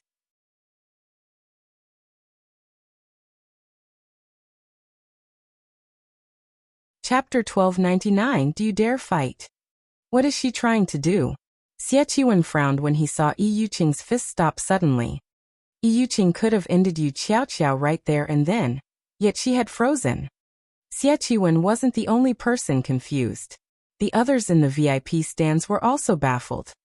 Why had Yi Yuqing held back? However, none of them knew that Yi Yuqing was just as shocked. Although her punch hadn't contained her full power, her opponent shouldn't have been able to stop it. Yet Yu Qiaoqiao had done just that. You really are impressive. You are the first person my age to stop my punch after I used limit removal. Yi Yuqing could not help but praise Yu Qiaoqiao. However, you should give up. I cannot afford to lose this match. My strength is 50% higher than when this fight started. You have no chance of winning. Yi Yuqing could not help but admire Yu Qiaoqiao. If not for her being a White Tiger Dojo disciple, she definitely would not have been a match for Yu Qiaoqiao. Saying so, Yi Yuqing took half a step forward. Cracks began to appear on the stage beneath her feet. Her legs, waist, and shoulders twisting, Yi Yuqing concentrated all of her strength into her fist. Half-step collapsing punch. In Yi Yuqing's opinion, Yu Qiaoqiao had only caught her punch due to luck. It was very likely that Yu Qiaoqiao had grabbed her wrist before her fist accelerated. Although Yu Qiaoqiao currently had a firm hold on her wrist, if she went all out, Yu Qiaoqiao had no hope of stopping her. Moreover, her fist was less than 10 centimeters away from Yu Qiaoqiao. At this distance, Yu Qiaoqiao wouldn't be able to dodge the hit. Even diverting her attack trajectory would not be possible. Ping! Immediately, Yu Qiaoqiao took a step back, the stone floor beneath her feet cracking. Unexpectedly, however, Yu Qiaoqiao's firm on her opponent's fist was firm. She did not let Yi Yuqing's fist get close to her shoulder. Yi Yuqing was shocked. The young woman blocked her full-powered punch. As expected of a genius from the White Tiger Dojo, it was a tough fight without limit removal. Let's continue our earlier fight. Yu Qiaoqiao smiled slightly, a hint of excitement flashing in her eyes. Yi Yuqing was momentarily stunned. Based on the way Yu Qiaoqiao spoke, it was obvious that she, too, had grasped limit removal and simply hadn't used it yet. Although Yi Yuqing wanted to respond, Yu Qiaoqiao was already moving. Yu Qiaoqiao twisted her fist and broke free from Yi Yuqing's hold. Immediately after, Her body spun as she sent a spiral kick at Yuqing's head, her leg cutting through the air like a menacing scythe. Suddenly, Yuqing felt death loom over her. Not daring to be careless, she used her full strength to break free from Yu Qiaoqiao's hold, and used both arms to block the incoming kick. Thud! The instant Yu Qiaoqiao's foot met her arms, Yuqing felt a stinging pain deep into her bones. Afterward, her arms grew numb. She felt as if she had been hit by a car as she flew backward. However, reacting quickly, Yuqing adjusted her posture so that she would land on her feet. In the end, Yuqing only stabilized herself after retreating another 8 steps. Impossible. Yuqing wore an incredulous look as she stared at Yu Qiaoqiao, who now stood over 10 meters away. Just by blocking one kick, both her arms were numb. She couldn't even move them. Just how strong was Yu Qiaoqiao? Meanwhile, the audience stared with wide eyes, their gaze fixed on Yu Qiaoqiao. Just who is that girl? Xie Qi nearly shouted when he saw Yuqing fly through the air.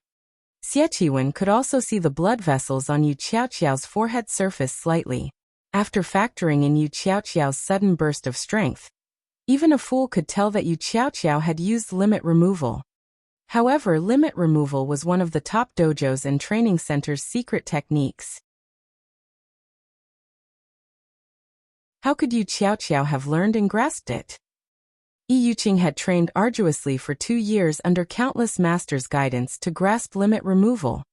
Yet, not only had Yu Qiaoqiao grasped the technique, but it was also obvious that she could suppress her limiters far more than Yuqing. Even Jiang Tianyuan was surprised. What an amazing little girl. Just who is her master? She can control her strength so freely despite removing her limiter to such a degree. Jiang Tianyuan was curious as he watched Yu Qiaoqiao launch a relentless assault against Yuqing.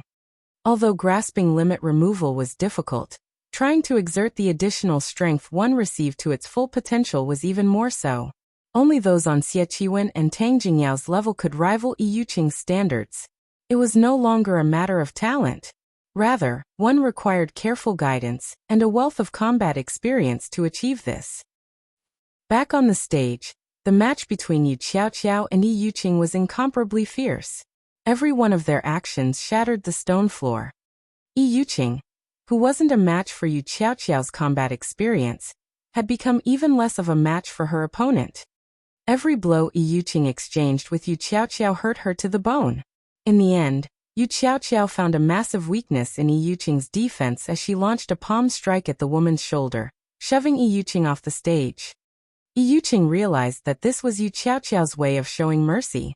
Had she not taken pity on her opponent, Yuqing would have suffered more than just a fall off the stage. A genius? Yuqing looked up at Yu Qiaoqiao. Suddenly, she found that all of the praise she had received from others, calling her a genius, truly laughable. Ignoring all other aspects, Yu Qiaoqiao was leaps and bounds above her regarding her strength after executing limit removal. Her defeat was only a matter of course. After Yuqing fell off the stage, the referee announced the match's winner, Yu Qiaoqiao. As the referee announced the outcome, the arena fell silent for a moment. Then, loud cheering filled the venue. This breathtaking match had truly surprised every spectator. The Big Dipper Dojo's name etched itself deeply into everyone's mind. After all, among the 4 people taking part in the semi-finals, 3 belonged to the Big Dipper Dojo. There were dozens of dojos and training centers from the 6 cities participating in this competition. Among them were the White Tiger Dojo, and a large number of independent contestants. Sending all 3 representatives to the semi-finals was a miracle. The Big Dipper Dojo? I am definitely going to apply to join it tomorrow. Many among the audience had already decided to join the Big Dipper Dojo, no matter what.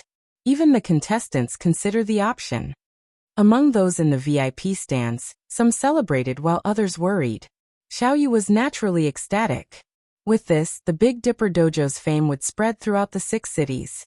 Xie Qi, on the other hand, felt both rage and helplessness. He had never thought that his first attempt of benefiting the dojo would end so miserably. However, Xie Qi hadn't given up yet. There was still the savage, evil fire. It was still possible that Evil Fire could secure the championship. This would be much better than letting the Big Dipper Dojo win. Now that the 4 semi-finalists had been decided, due to this being a friendly match, as long as Yu Zipping defeated Evil Fire, the Big Dipper Dojo would win the competition. Everyone very much looked forward to the first match of the semi-finals between Yu Zipping and Evil Fire.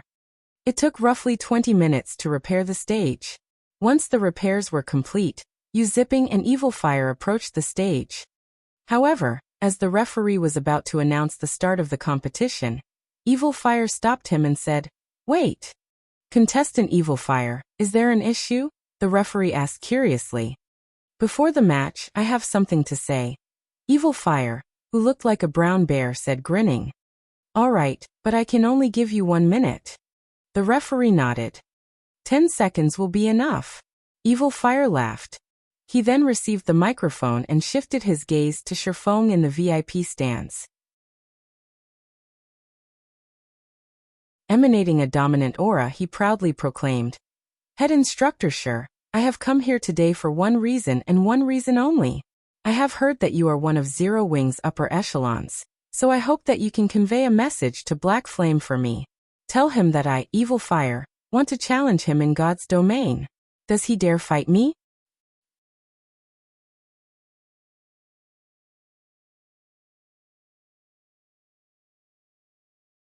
Chapter 1300, Black Flame's Fame. Evil Fire. This is interesting.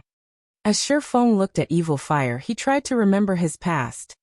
He hadn't actually heard this name before, yet based on the skill Evil Fire displayed, Shifeng concluded that the youth was extraordinary.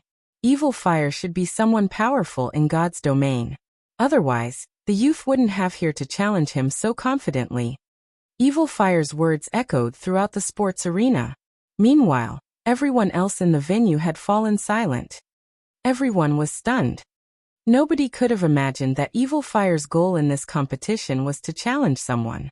He hadn't even challenged someone in the real world, but someone in God's domain. What's going on? Crap, he's challenging someone to a fight in a game? Why can't he just do that in the game? Did he really have to do this here? What do you know? He is talking about Black Flame. Who is Black Flame? Is he someone amazing? You don't play God's domain, so you might not know, but Black Flame is the guild leader of Starmoon Kingdom's #1 guild. The secret pavilion even gave him the title Sword King. He is a mythical existence, and countless experts in God's domain want to challenge him. However, why would someone as important as Black Flame accept every challenge? Moreover, Black Flame's whereabouts are always a mystery. He's incredibly hard to find. I never thought that the Big Dipper Dojo would be related to Zero Wing. This is going to be interesting. Since Evil Fire is so strong in the real world, I wonder how strong he is in God's domain? Ha ha ha. This is interesting. I am definitely going to watch the fight between Evil Fire and Black Flame. I doubt Black Flame will agree to it. After all, he is Zero Wing's guild leader. This is where Evil Fire is smart. Big Dipper's head instructor is one of Zero Wing's upper echelons, so Big Dipper and Zero Wing must have a close relationship. Meanwhile, Evil Fire put his strength on display for everyone to see. Now that he has challenged Black Flame in front of so many people, he'd be hard to ignore. If Black Flame refuses the fight, not only will this smear Zero Wing's reputation, but it might also affect Big Dipper's reputation. Although many among the audience had no idea who Black Flame was, those who did promptly explained. Very quickly, everyone became familiar with the name. At the same time, they grew curious about how strong this Black Flame was. After all, someone as strong as Evil Fire had issued this dramatic request. For some time, this unexpected announcement boosted Big Dipper and Zero Wing's fame for some time. This little bastard. He used my friendly competition to challenge someone in a game. Xieqiwen glared at Evil Fire, rage burning in his eyes. He wanted nothing more than to murder the youth with his own hands. Had Evil Fire simply challenged Black Flame, he would not have minded it as much. The issue was that Evil Fire had defeated Guchen. Guchen was one of the White Tiger Dojo's geniuses, yet Evil Fire used the fame of his victory as a stepping stone to challenge Black Flame. This was a slap in the face for the White Tiger Dojo. Meanwhile, Shadow Sword and Turtle Dove, standing beside the main stage, were furious. This bastard overestimates himself. He dares to challenge the guild leader. Jinghong, make sure that you take care of him later. Turtle Dove's gaze burned with rage. If she didn't have to recuperate after using limit removal, she'd take care of the brat herself. Leave it to me. I'll make sure this kid spends several months in the hospital after the competition. Shadow Sword nodded seriously. In God's domain, challenging a guild's leader was the equivalent of declaring war on the entire guild. They could not let such an insult slide. Head instructor: sure. 2 days. I'll give you all 2 days to prepare. When the time comes, I'll head to White River City's Divine Coliseum for the challenge. Hopefully Black Flame doesn't chicken out. Evil Fire smiled at Shifeng. He then tossed the microphone back to the referee before turning and leaving the stage gallantly. After catching the microphone, the referee noticed Evil Fire leaving the stage. Hurriedly he reminded contestant Evil Fire, if you step off of the stage, you will forfeit the match. I have already achieved my goal. Consider this match my loss. Evil Fire responded nonchalantly. Saying so, Evil Fire descended the steps. He paid no attention to the competition's outcome. Everyone was stunned. He surrendered? He's not going to continue? Crap. He's too cool. Doesn't he want the 5 million credits? Does he need to go this far? Did he really join this competition just to challenge Black Flame? The audience was shocked as they watched Evil Fire leave the arena, ignoring the championship prize. Not many had the opportunity to earn 5 million credits. Meanwhile, due to Evil Fire forfeit, Zipping won the match. Naturally, the Big Dipper Dojo had secured the championship. As for the position of champion, neither Shadow Sword nor Turtle Dove cared as both focused on God's domain. They were no longer interested in the fighting world. Hence, in the end, Zipping was crowned champion. This set off a commotion among the various dojos and training centers' upper echelons.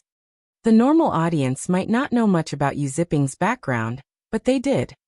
Zipping had been an intermediate disciple in the White Tiger Dojo. Now, however, he had left the dojo and won this competition's championship. This would seriously wound the White Tiger Dojo's reputation. Xieqiwen wore an ugly expression. Although he wanted to rage and kill Zipping personally, he had a much larger problem to deal with, Jiang Tianyuan, who had been silent for some time now. Qiwen, I believe that you know what to do. I want an explanation for this. Once we return, you will also explain yourself to the head hall master. You are aware of the consequences if we're not satisfied with your explanation. Jiang Tianyuan glanced at Xieqiwen. He then stood and walked away. Although he hadn't reprimanded Xieqiwen with his words, his chilling tone stole the strength from Xieqiwen's legs. Jiang Tianyuan's anger was reasonable. After all, Zipping's performance today had been shocking. The youth definitely qualified to join the main branch for concentrated training, yet such a talented fighter had represented the Big Dipper Dojo. Explained to the head hall master? Xieqiwen suddenly felt faint. Compared to the White Tiger Dojo's head hall master, he was nothing. Although he was one of the dojo's geniuses, he was only a genius. He wasn't a powerhouse. Normally, he would encounter the head hall master a few times a year, yet he was told that he would have to present his case to such an important figure. Xieqiwen felt wronged.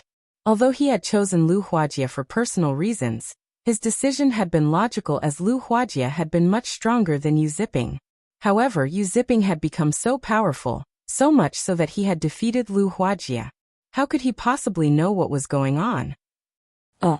As the competition ended, the audience gradually departed the arena. As they left, they discussed Evil Fire's challenge to Black Flame.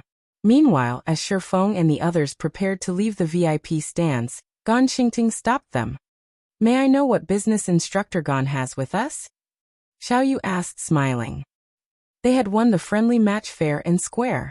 Even the White Tiger Dojo couldn't find an excuse to cause them trouble. They also had tens of thousands of witnesses. If the White Tiger Dojo tried to do something here, it would only humiliate the dojo further.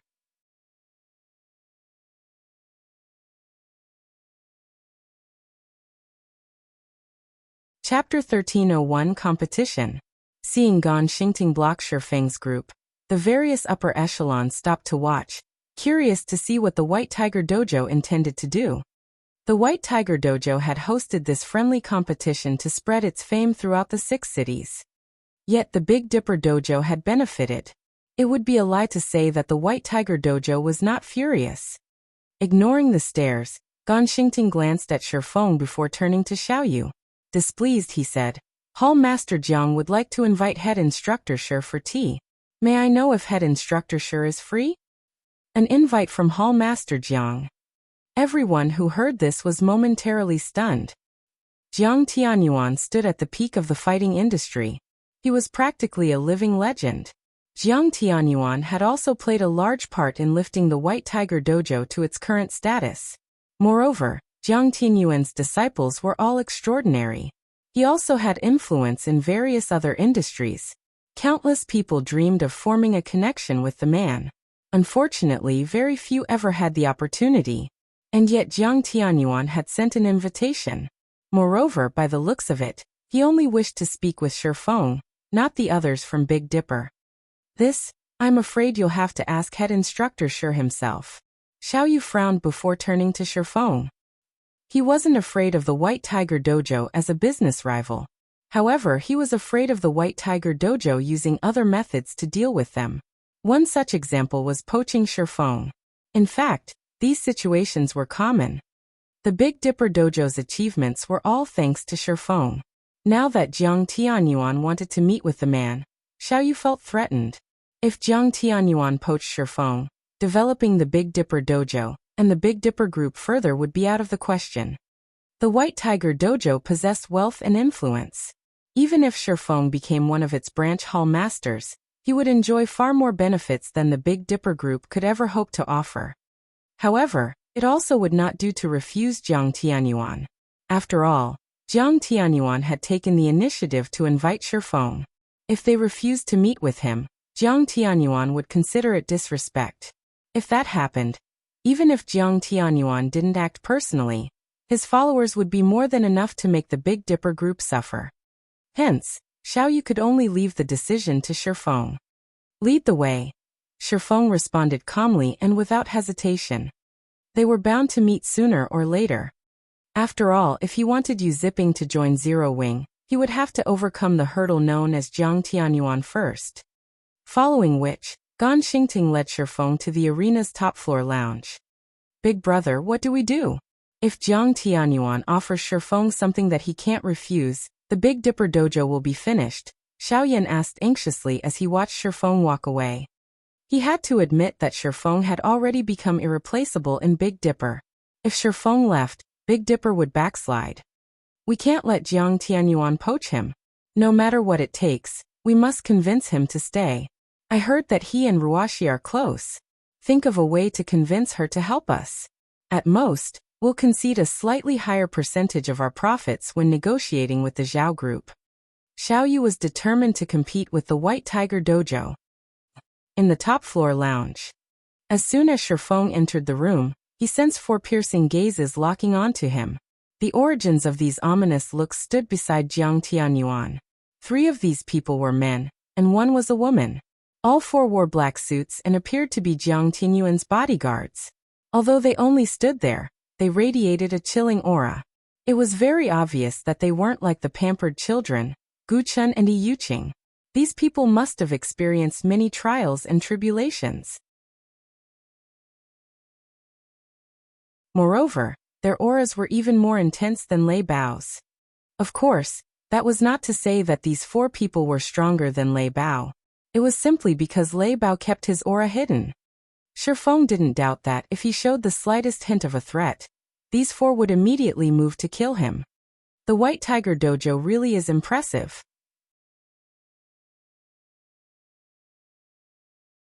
They've even hired such extraordinary bodyguards. Shifeng swept his gaze across these 4 people, noticing that they all had falcon tattoos on the back of the hands. This mark belonged to none other than the Black Falcon Alliance. The Black Falcon Alliance was a globally renowned mercenary alliance. Anyone who wanted this tattoo had to earn the Black Falcon Alliance's acknowledgement first. The organization's ordinary members simply weren't worthy. As Shifeng entered the room, Jiang Tianyuan smiled as he gestured to the sofa before him and said, "Sit." Only then did the 4 Black Falcon bodyguards relax a little. However, their gazes never once left Shifeng. Shifeng ignored the gazes as he approached Jiang Tianyuan. Seeing Shifeng's reaction, Jiang Tianyuan inwardly praised his guest. He was very familiar with his 4 bodyguard strength. If all 4 worked together, even an internal force expert wouldn't walk away unscathed. Very few youngsters like Shifeng could remain unperturbed under their attention. After emptying the teacup placed before him, Shifeng smiled and asked, "Hall Master Jiang, may I know what business you wish to discuss?" "Young man, you are quite impatient. This isn't your average tea. This is the Green God Company's Harmony tea. Savoring it properly will aid in one's mental recovery and help expand one's mind," Jiang Tianyuan said, his heart aching as Shifeng downed the tea. Shifeng couldn't help his surprise. "So this is the rumored Harmony tea." Shifeng looked at the teapot on the table incredulously. The taste had been unique. However, he had not paid much attention to it. Although he had considered the possibility that it might be poisoned, it was highly unlikely. Even if the White Tiger Dojo disregarded its reputation, Jiang Tianyuan would keep his intact. Harmony tea was unique to the Green God Company. Unfortunately, it was difficult to produce, so it wasn't sold to the public.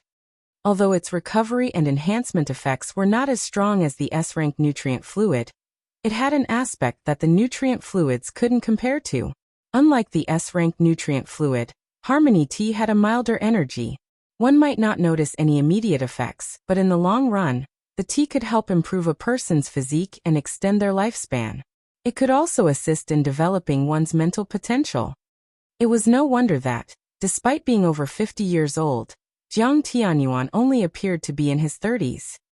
As expected of the White Tiger Dojo, they can get their hands on such a rare product. Shifeng was a little jealous. If he could obtain a large amount of Harmony tea, he would have a much easier time nurturing Zero Wings experts. He had to admit that, no matter what he wanted to do, resources were very important. "All right, I'll cut to the chase. I don't want to waste a youngster's time. I've asked you here for 2 things. Seeing Shifeng's interest in the Harmony tea, Jiang Tianyuan could not help but smile as he said, "The first involves you zipping. I hope that you will allow him to return to the White Tiger Dojo. He has a lot of potential. He will have a better future if he develops in the White Tiger Dojo.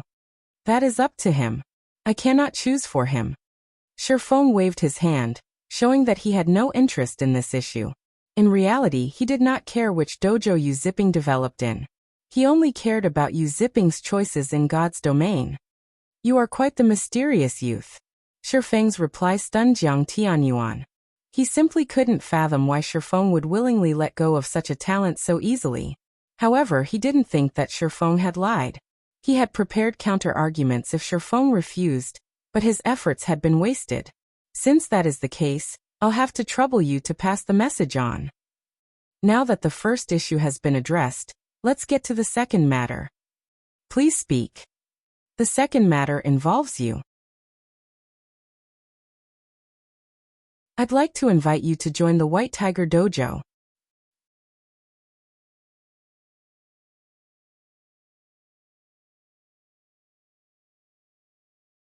Chapter 1302, Daylight Robbery.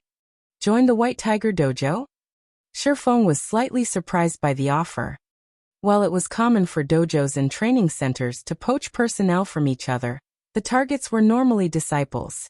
Instructors were rarely approached. After all, any instructor was considered a backbone of their establishment.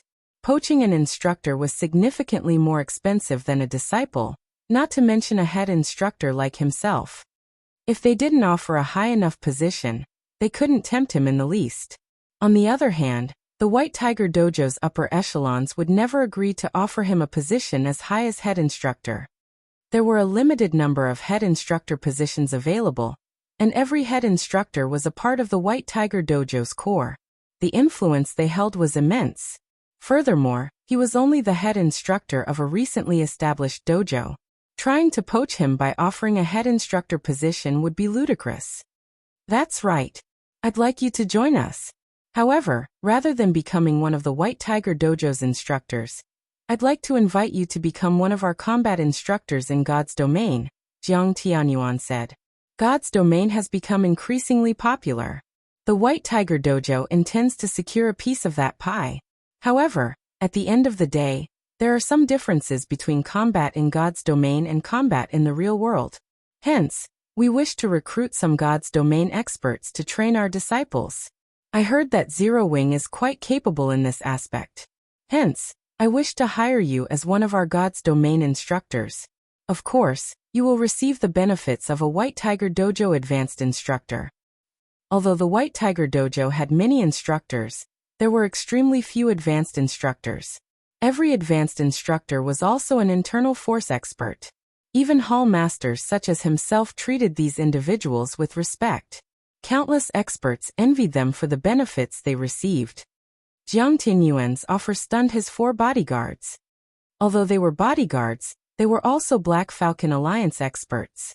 Their understanding of the White Tiger Dojo was more acute than ordinary people.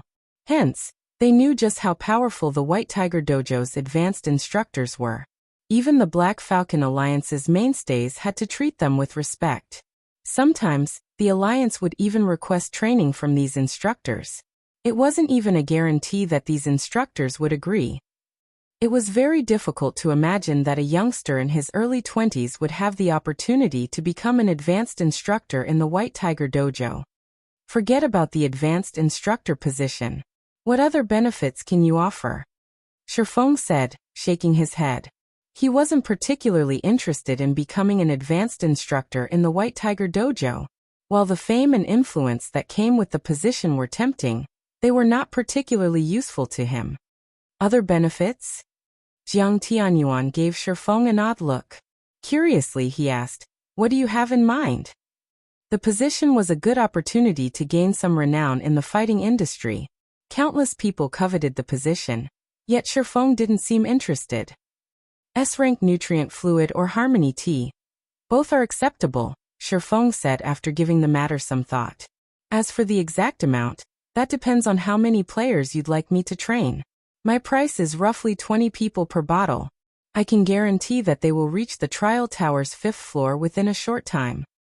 Both S-rank nutrient fluid and harmony tea would significantly help his guild's experts.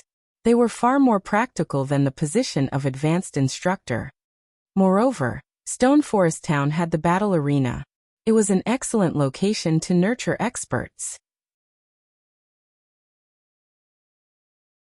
Including the fact that the White Tiger Dojo's disciples would start with sturdy foundations, it would not be difficult to train them to the 5th floor standard in a short time.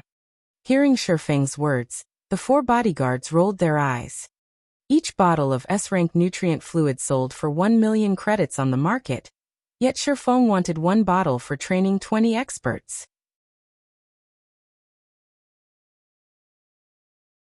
Even when the Black Falcon Alliance hired advanced instructors from the White Tiger Dojo to teach 300 of their elite members, it didn't pay 1 million credits per month.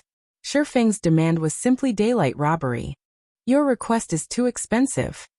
Jiang Tianyuan frowned. He more or less understood God's domain.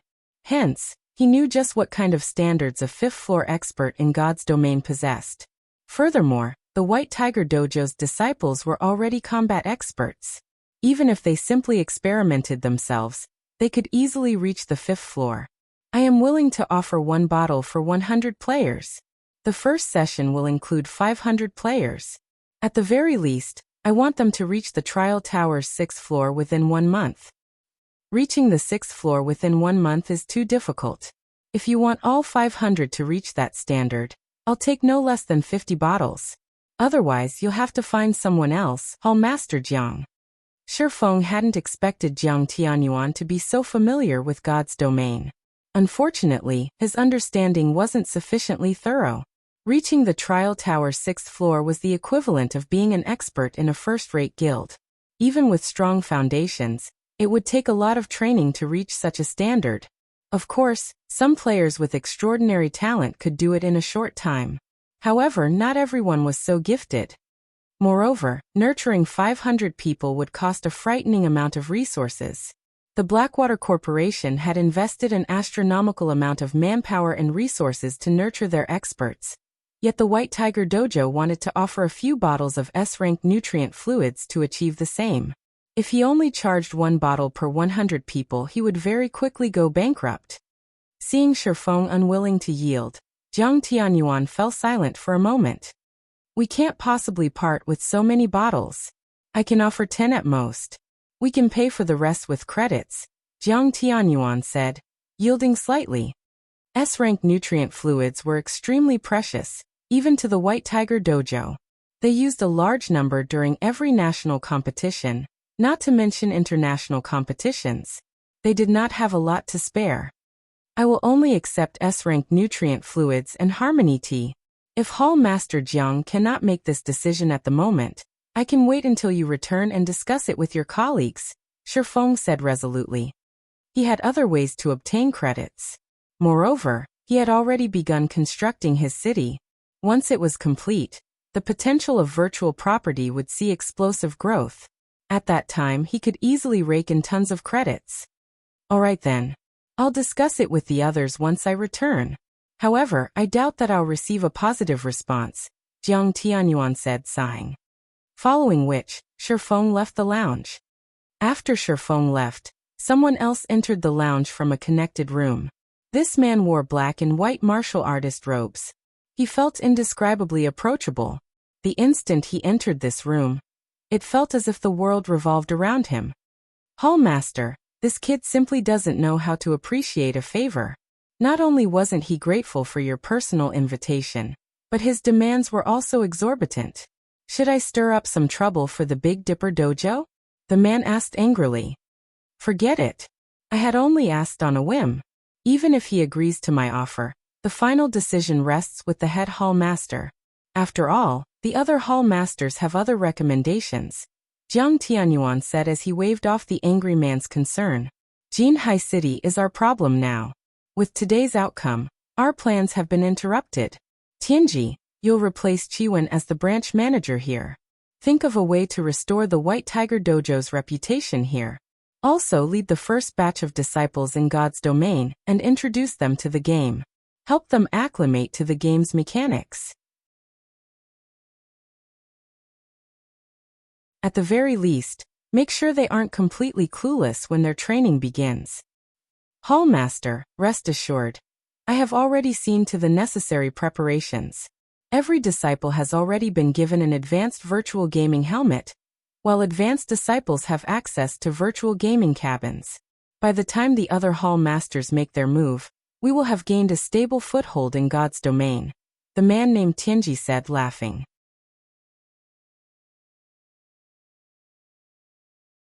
As soon as Shifeng returned to the Greenwater Villa, he logged back into God's domain. He had just discovered some clues on how to proceed with his Tier 2 promotion quest. Meanwhile, Evil Fire's challenge posed too much of a threat.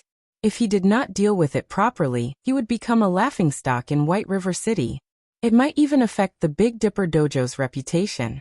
He had no intentions of wasting today's results.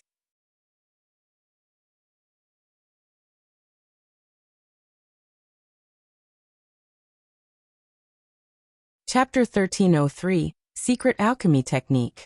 In the quiet herb garden, Shifeng discovered quite a few level 65, Tier 3 demonic guards and two-headed demonic hounds in the courtyard as he logged in.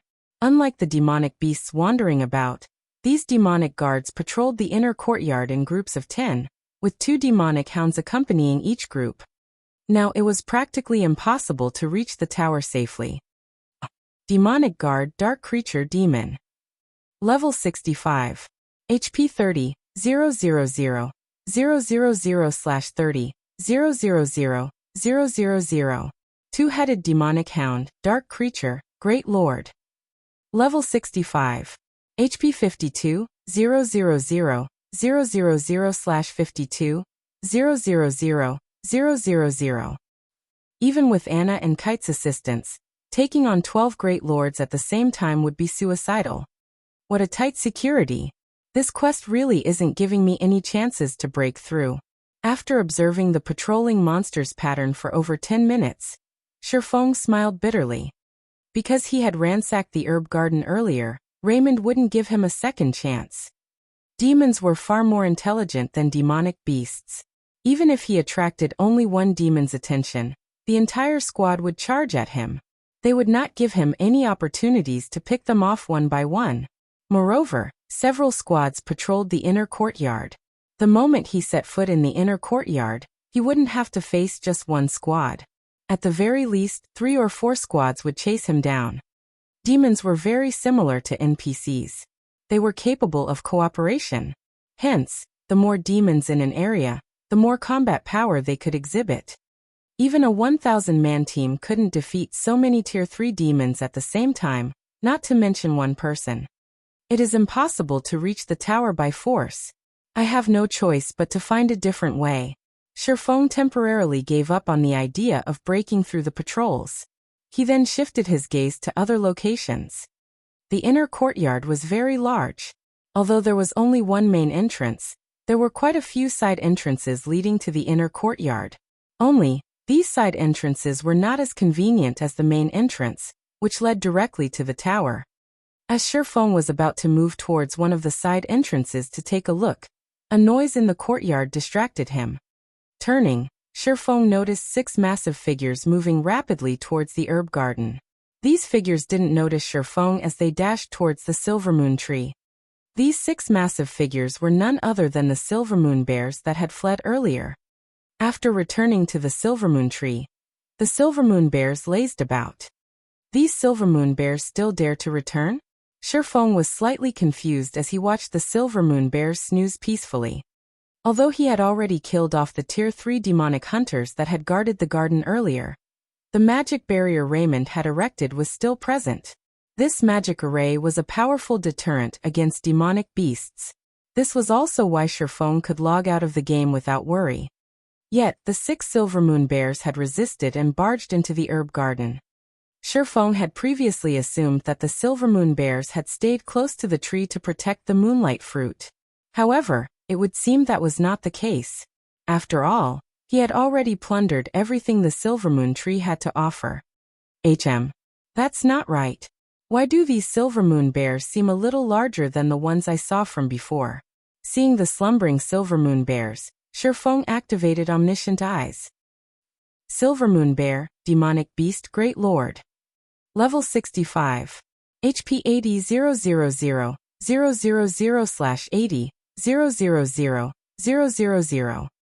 These bears actually had 6 million more HP than the Silvermoon bears he had encountered earlier.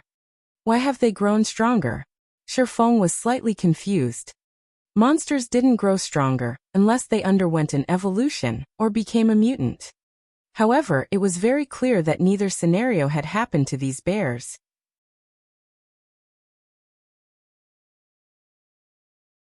Could there be something special near the Silvermoon tree?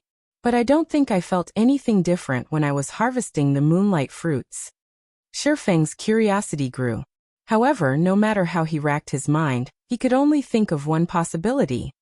There was no other explanation for why these Silvermoon bears would return to rest beside the Silvermoon tree shortly after he had killed the demonic hunters.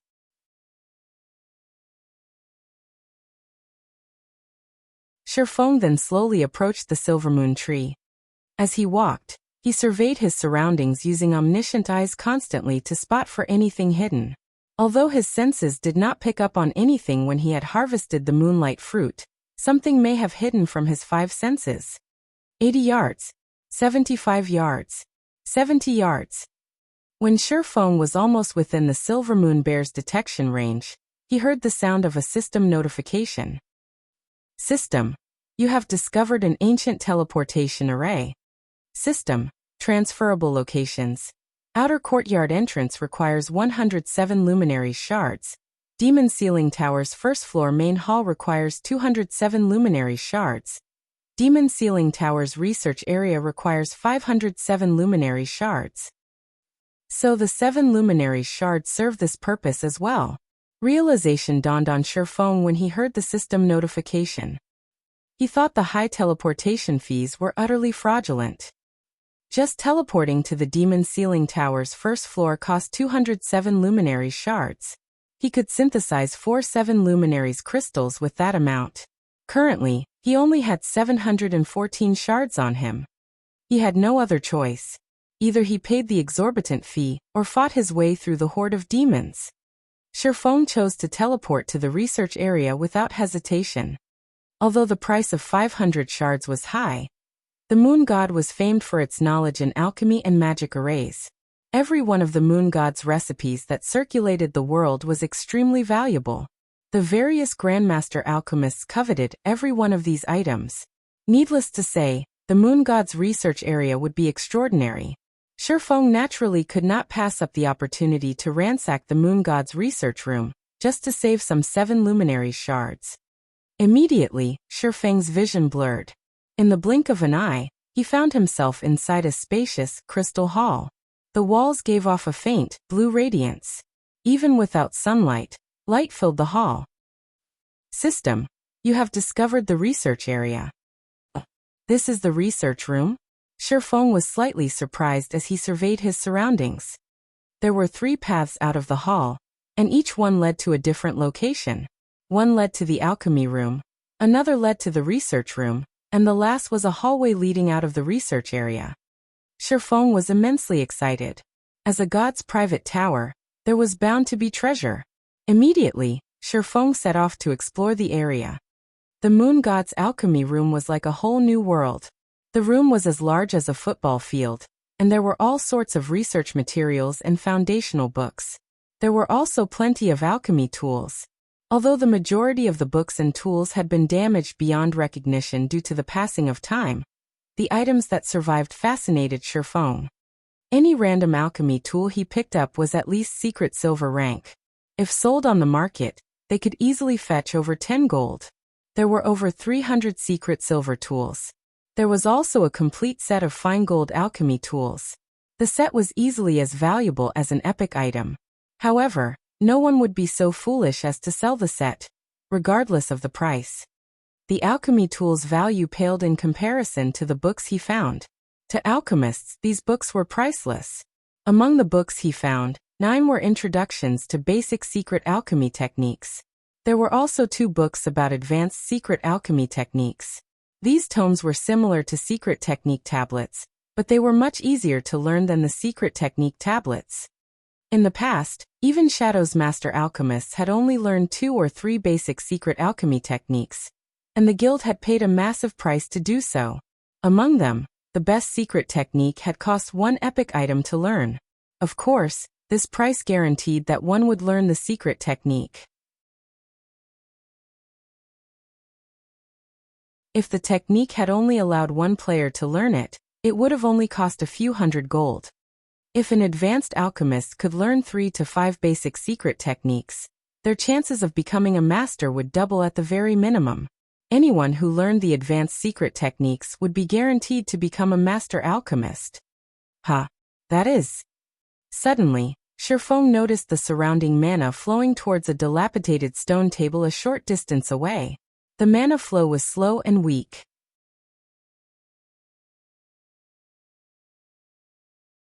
If not for his improved physique after consuming the moonlight fruit, he would have been hard-pressed to notice this mana flow.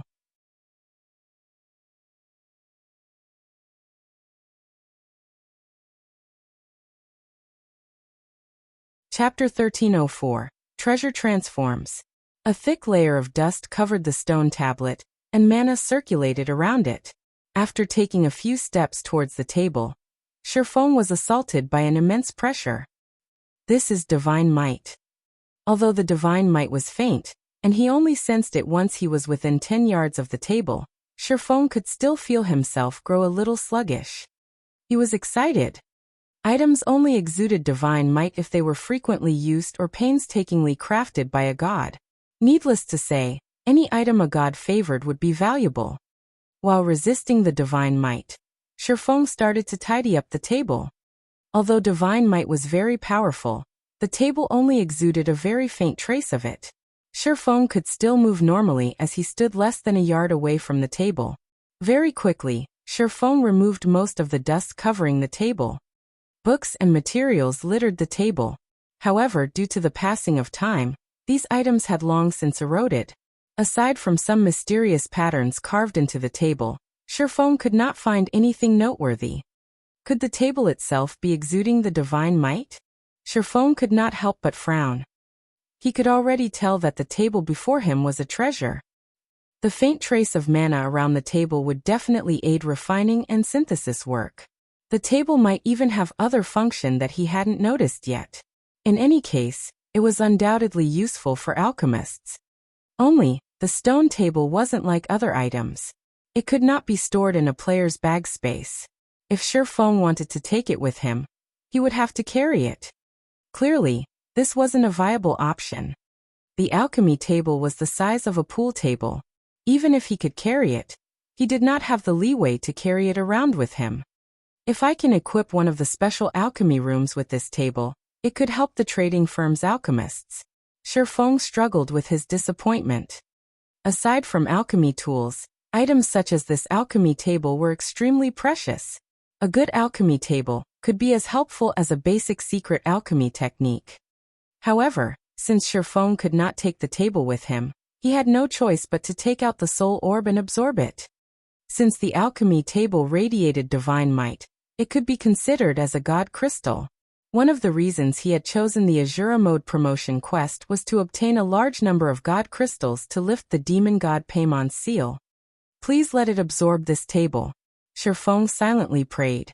He then clicked the Absorb Divine Power button on the Soul Orb's interface and selected the alchemy table as the target. Currently, no one owned the alchemy table. Sherfong wasn't sure if the Soul Orb could actually absorb an ownerless item. After all, he had never tried. The Soul Orb immediately began to emit a dark smoke, which soon enveloped the table. However, even after several seconds, there was no indication that the smoke was devouring its target.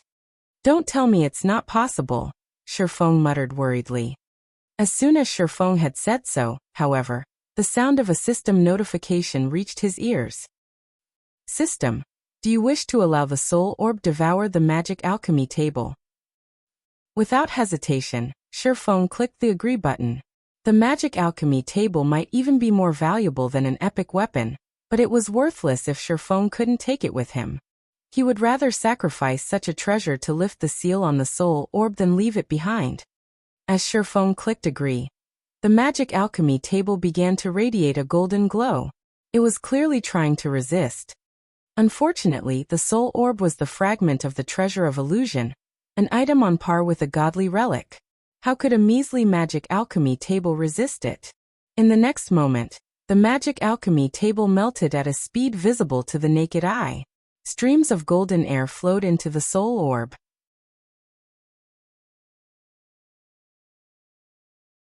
In less than a minute, the magic alchemy table had vanished. Meanwhile, the Soul Orb statistics had changed slightly. Aside from the absorbed god crystal counter increasing from 0 to 1, it now only required 95 player souls to form a drop of soul water. Absorbing god crystals has other effects? Sherfong could not help his surprise. He was instantly ecstatic. If he didn't need to absorb as many souls, he could craft soul water much faster.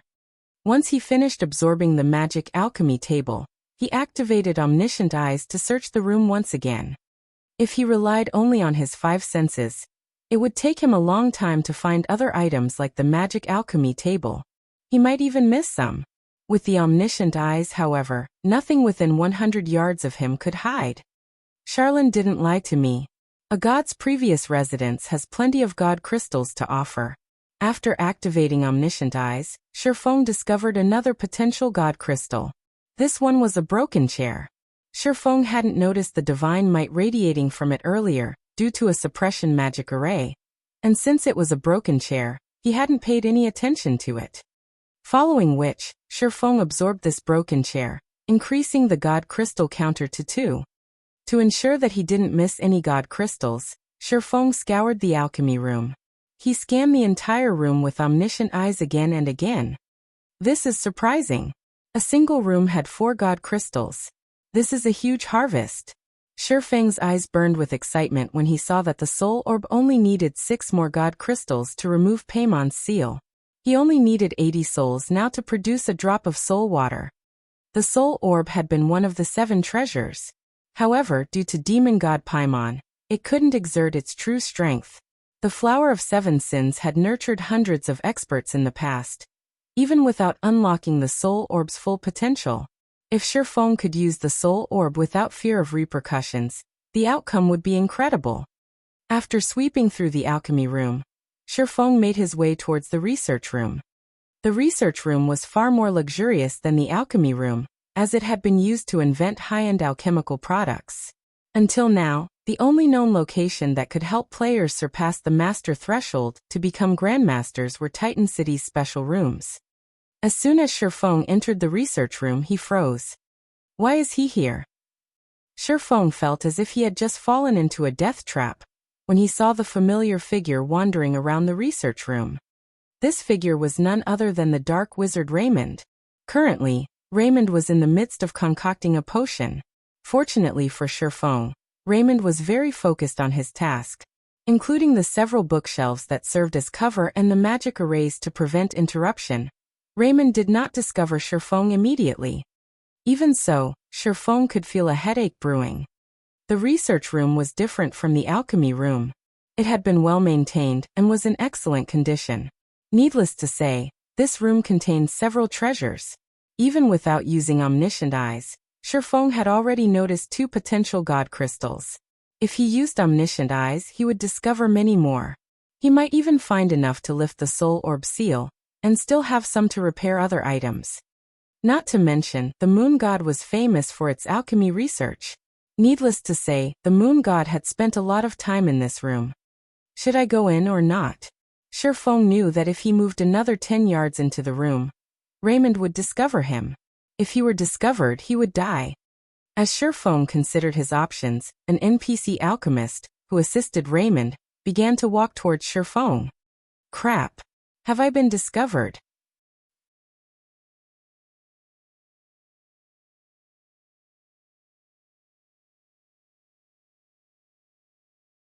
Chapter 1305. Perfecting Sword's Orbit. Shifeng frowned as he watched the NPC alchemist approach. However, since this NPC alchemist didn't seem to be in a hurry, it did not seem as if he had been discovered. Unfortunately, the fact that the NPC was heading towards him was still a problem. Although the alchemist before him wasn't as terrifying as Raymond, it was still astoundingly powerful. Baron Wuxia, human great mage. Level 70. HP 7 for 50, 000/7 for 50, 000. NPCs might have less HP than monsters and demons of the same level, but when it came to combat techniques and the number of skills they possessed, NPCs were leaps and bounds above monsters and demons.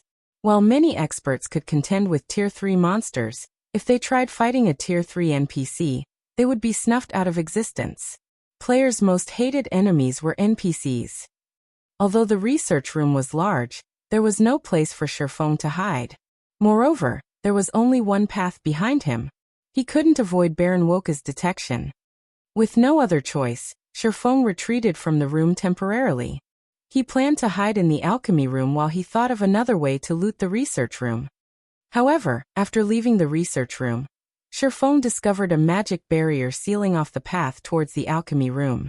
Unfortunately, the hallway he was in was void of obstructions. One could see everything in it with a single glance. Should I leave the tower for now? Shifeng glanced towards the path leading outside. However, he quickly shook the thought from his mind. The path to the alchemy room had been sealed off after he had explored and left it. If he left the research area now, he might not be able to get back in. If that happened, he would lose his opportunity to explore the research room. Aside from the god crystals, precious alchemy tools, and research materials the research room contained, Raymond's 7 luminaries source stone was enough of a reason to keep Shifeng from leaving. After all, how was he supposed to deal with the Demon King without it? It seems that I have no choice but to fight. Shifeng's gaze drifted back to the research room's door. With the situation as it was, both of his available options would lead to his death. His only hope was to defeat Baron Wuxia. He'd fail his quest if he didn't. Following which, Shifeng summoned Anna and Kite.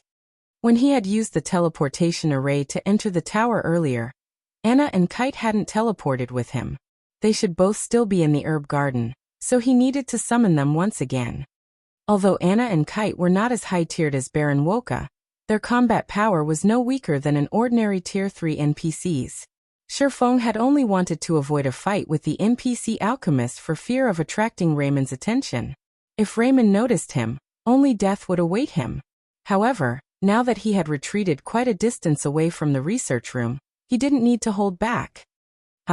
I can't summon them? Shifeng looked at the two unresponsive summon guard scrolls in his hands, his chest tightening. Suddenly, the door to the research room opened slowly. The hallway was less than 40 yards long. As soon as the Baron Wuxia left the research room, he noticed Shifeng. Despicable intruder.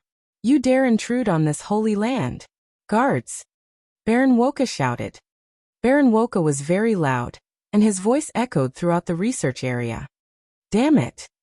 Shifeng hadn't considered that Baron Wuxia would call for reinforcements. Not only couldn't he summon his personal guards, but now he also had to deal with more enemies. Fortunately, a magic array isolated the research room from the outside world. No one within the room would hear them out here. Shifeng reacted quickly. Immediately, he activated the aura of time's absolute time, preventing all enemies within range from using any spells or tools. NPCs were no exception. Heavenly Dragon's power. Blade liberation.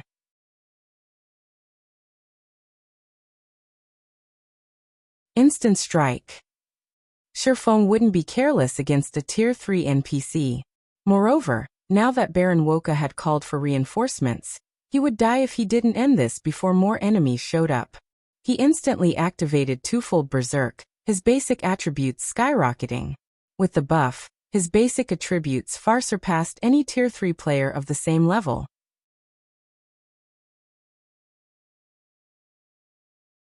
In the blink of an eye, Shifeng appeared before Baron Wuxia. Sword's orbit. A galaxy of stars appeared around Shifeng, resplendent and eye-catching. As Shifeng executed Sword's orbit, he felt the technique reach new heights. After consuming 5 moonlight fruits, his physique had permanently improved by 10%. He now had the physique of a Tier 2 player. Hence, his physical control and flexibility had skyrocketed. Baron Wuxia drowned in starlight. However, Baron Wuxia was a Tier 3 great mage. Even though he had been silenced, he still had the basic attributes of a Tier 3 NPC. His physical attacks with his staff still posed a threat. In God's domain, although magical classes typically bombarded their enemies with spells, that did not mean they were incapable of melee combat. They were just not fond of it. Silencing a magical class would drastically weaken their combat power. Unfortunately for Shifeng, Baron Wuxia was extremely adept with his staff, defending and attacking. It was clear that he was executing some kind of advanced combat technique.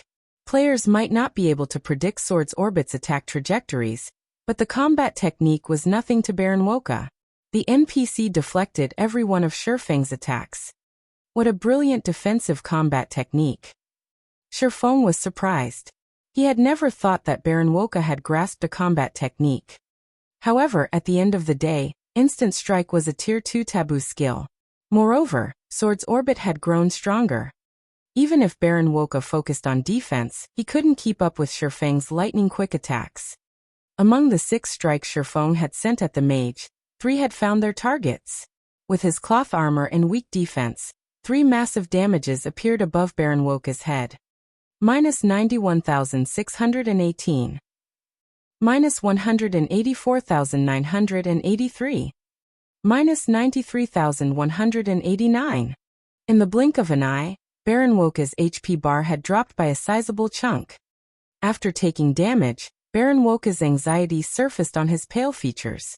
Immediately, he began to retreat towards the research room while shouting, "Guards! Guards! Don't even think about running back into the room." Shifeng quickly circled to Baron Wuxia's back. Both the abyssal blade and killing ray bit into the mage, the impact sending the NPC flying over a dozen yards away, increasing the distance between Baron Wuxia and the research room. Realizing that he was in trouble, Baron Wuxia wisely fell in the opposite direction. However, Shifeng didn't give the NPC the opportunity to get away as he pointed the abyssal blade at the NPC. Abyssal bind. Suddenly, 9 pitch-black chains emerged from the ground and bound Baron Wuxia, holding him still for Shifeng. Phantom kill. 9 dragon slash. Unable to defend himself for 3 full seconds, Baron Wuxia's HP decreased rapidly. 95%, 90%, 80%. However, despite dealing frightening amounts of damage, Shifeng did not feel the pressure on him decrease in the slightest. When absolute time's 30-second duration ran out, Baron Wuxia would be able to save himself. Shifeng needed to kill the NPC before he ran out of time. Furthermore, absolute time was only fully effective against enemies of the same tier. Against Baron Wuxia, it wouldn't be as effective. According to Shifeng's estimates, he'd be lucky if the skill silenced Baron Wuxia for half of the duration. Trying to kill Baron Wuxia in 15 seconds would test Shifeng's explosive power. When Abyssal Bind and Instant Strike's duration ran out, Baron Wuxia sneered at his enemy. Despicable intruder, I'm going to offer you to Lord Raymond as a guinea pig.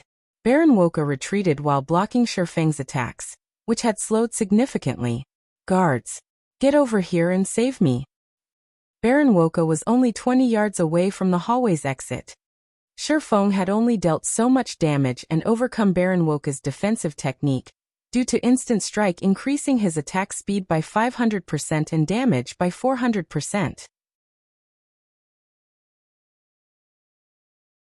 Now that the taboo skill was on cooldown, Baron Wuxia had a much easier time defending himself. Even against Shifeng and his doppelganger, Baron Wuxia easily blocked half of the attacks. When Baron Wuxia's HP fell to 43%, and the NPC was about to leave the hallway, Shifeng used everything he had left. Abyssal Curse. Suddenly, as if Baron Wuxia had just stepped in muck, he couldn't move or attack. Dragon Breath. Divine Providence. Both Shifeng and his doppelganger used flame bursts simultaneously, and dealt a total of 30 devastating attacks.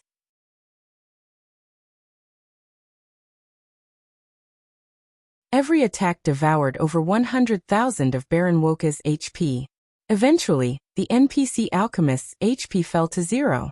Baron Wuxia glared at Shifeng with reluctance as he collapsed to the ground.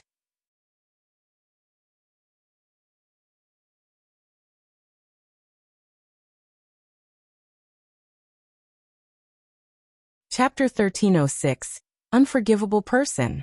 The instant Baron Wuxia's body hit the ground, a golden glow enveloped Shifeng's body as his experience bar increased from 82% of level 50 to 4% of level 51.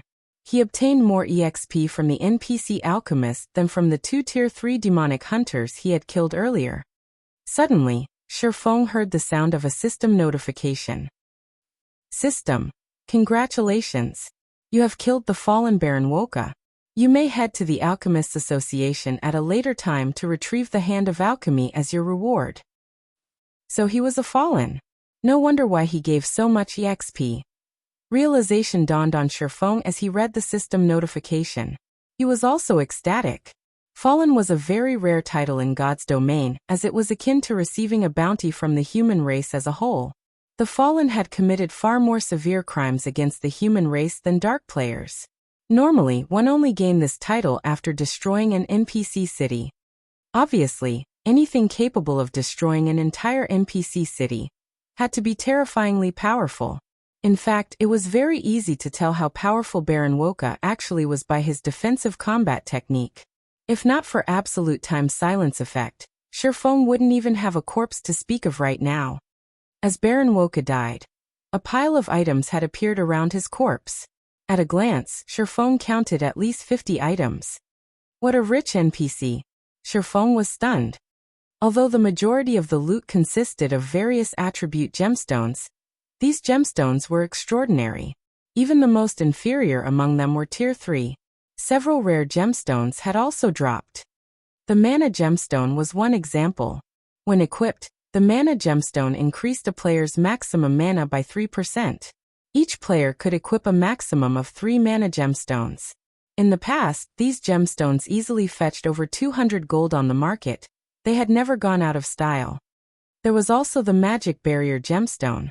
When equipped, it would wrap players in a magic barrier that reduced all damage received by 2%. As with other gemstones, only 3 could be equipped at a time. It was an amazing gemstone for MTs. In the past, each had sold for 400 gold. Lastly, there was the dexterity gemstone. When equipped, it improved a player's physique by 1%. It was also the most expensive gemstone on the market, with each easily selling for 1,000 gold in the past.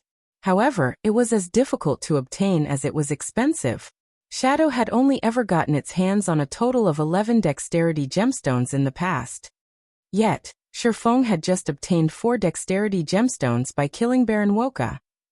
Shifeng had also obtained 6 mana gemstones and 5 magic barrier gemstones. Including the other tier 3 attribute gemstones and slightly rare gemstones, overall, Shifeng had earned over 10,000 gold's worth of gemstones by killing Baron Wuxia. Baron Wuxia had dropped 3 other items as well, 2 of which were equipment. One of the 2 pieces of equipment was a level 60 fine gold ring called Chanter's Ring. Although its basic attributes were average at best, when equipped, it increased the wearer's spellcasting speed by 2%. It was an effect that magic classes were desperate for. The other piece of equipment was a cape called Alchemist's Pledge. Although it was only a level 50 fine gold cape, and its basic attributes were very poor, the cape had 2 passive skills that any alchemist would want: Mental Focus and Soul of Alchemy. Mental Focus increased the wearer's focus when carrying out a task. Although it didn't seem like a special effect, it was even more useful than high mana density when one crafted items. Soul of Alchemy was even more impressive. The skill increased the wearer's alchemical success rate by 3% and production speed by 30%. With these passive skills, it would be a piece of cake for alchemists to raise their proficiency quickly. Moreover, these skills would assist players with their promotion to Master and Grandmaster rank.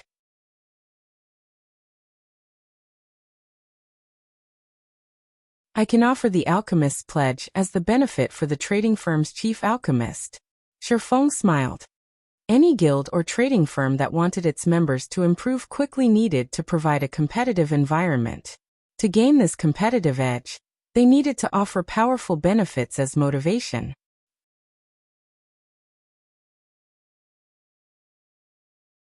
While the Candlelight trading firm offered various benefits, none of them were unique. Its benefits weren't particularly tempting to the truly excellent lifestyle players out there. However, if he offered the Alchemist's Pledge as a benefit for becoming Candlelight's chief alchemist, it would spark a burning passion in the trading firm's alchemists. He also had secret alchemy techniques. He could similarly use these techniques as a reward for alchemists who performed well. Following which, Shifeng picked up the last item Baron Wuxia had dropped. This item was an old, gray key. It was clear that it had originated from an ancient era, and hadn't truly belonged to Baron Wuxia. Shifeng then clicked to check the item's introduction. However, he discovered that the item couldn't be appraised. Cannot be appraised? What kind of key is this? Shifeng's curiosity grew. Omniscient eyes. The system reported that he would need 20 seconds to appraise the key. The duration was even longer than when he appraised epic items. Time passed quickly. When the loading bar was finally complete, the gray key transformed. The key started to radiate a faint, golden glow. Moon God's secret key, unique. Possesses the power to control all magic arrays in the Moonlight Courtyard. Can also be used to lock or unlock the Moonlight Courtyard's rooms. So they could enter and leave this place freely due to this key. Realization dawned on Shifeng. The Moon God created the Moonlight Courtyard. Even if the Moon God were no longer here, not just any entity could take up residence in the courtyard due to its many powerful traps. Even someone as powerful as Raymond would lose his life if he accidentally triggered a trap. However, it was a different story if Raymond had the Moon God's secret key. With this, he could move around the Moonlight Courtyard as if it were his own backyard. Raymond must have asked Baron Wuxia to pick something up for him. This is a convenient development. Shifeng suddenly thought of a plan to obtain the 7 Luminaries Source Stone. The 7 Luminaries Source Stone was the key component for completing his promotion quest. Without it, sealing the Demon King was practically impossible. Shifeng hadn't had a way to secure the stone as he wasn't strong enough to take our Raymond. However, the situation had changed. With the Moon God's secret key, he had full control over the Moonlight Courtyard. First, Shifeng had to rest. Since he had activated twofold Berserk, he was currently in a weakened state, his attributes having decreased significantly. With his current attributes, he wouldn't even have time to react to Raymond's casual attacks, much less steal the 7 Luminary Source Stone. With nothing better to do in the meantime, Shifeng logged out of God's domain and entered his offline space. Unlike in the Dark Canyon, he still had access to his communications system in the offline space. The moment Shifeng logged out of God's domain, he received a series of system notifications, all of which were messages from within God's domain. Overall, he had received dozens of messages and several communication requests. Why are so many people trying to contact me? Shifeng gave the notifications an odd look. Aside from Aqua Rose and Gentle Snow, Phoenix Rain had even sent him urgent messages. Moreover, she had tried to call him 3 times. Has something happened? Shifeng opened his friends list and called Aqua Rose.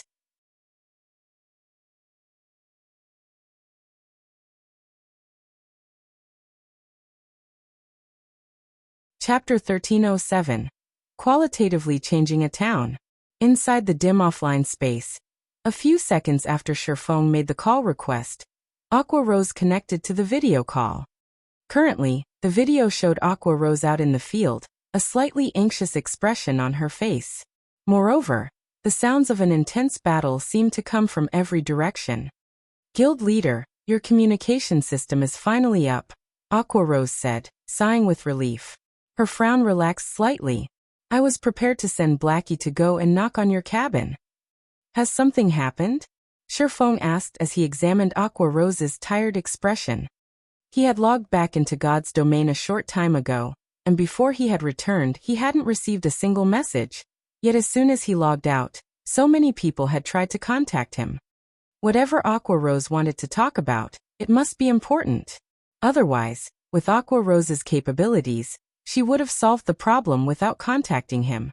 Since Gentle Snow had joined Zero Wing, Aqua Rose had a much easier time managing the guild's affairs.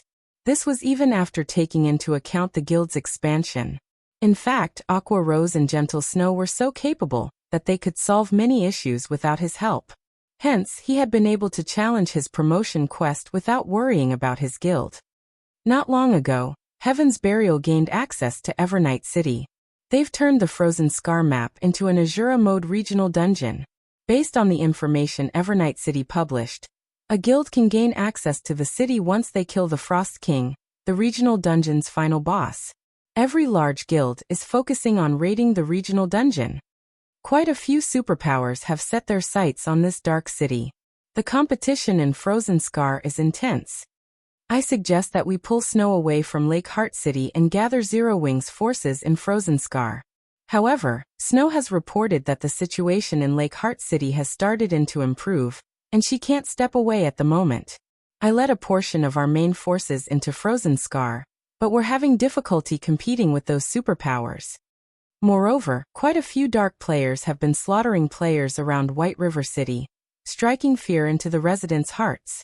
Some players have even migrated to Starmoon City. We've dispatched quite a few experts to deal with the situation. But that means that I have even less manpower at my disposal. Evernight City was the only dark city in Starmoon Kingdom.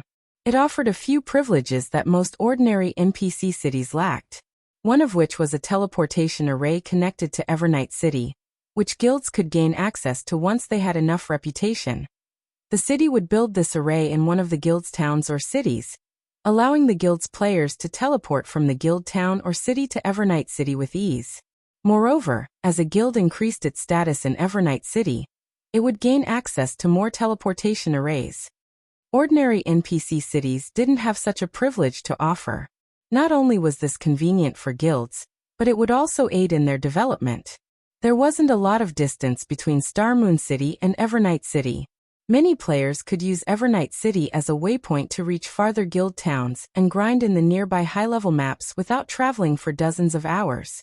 Rather than put down roots in a particular guild town permanently, players could treat it like a temporary rest point, moving their operations at a moment's notice if necessary.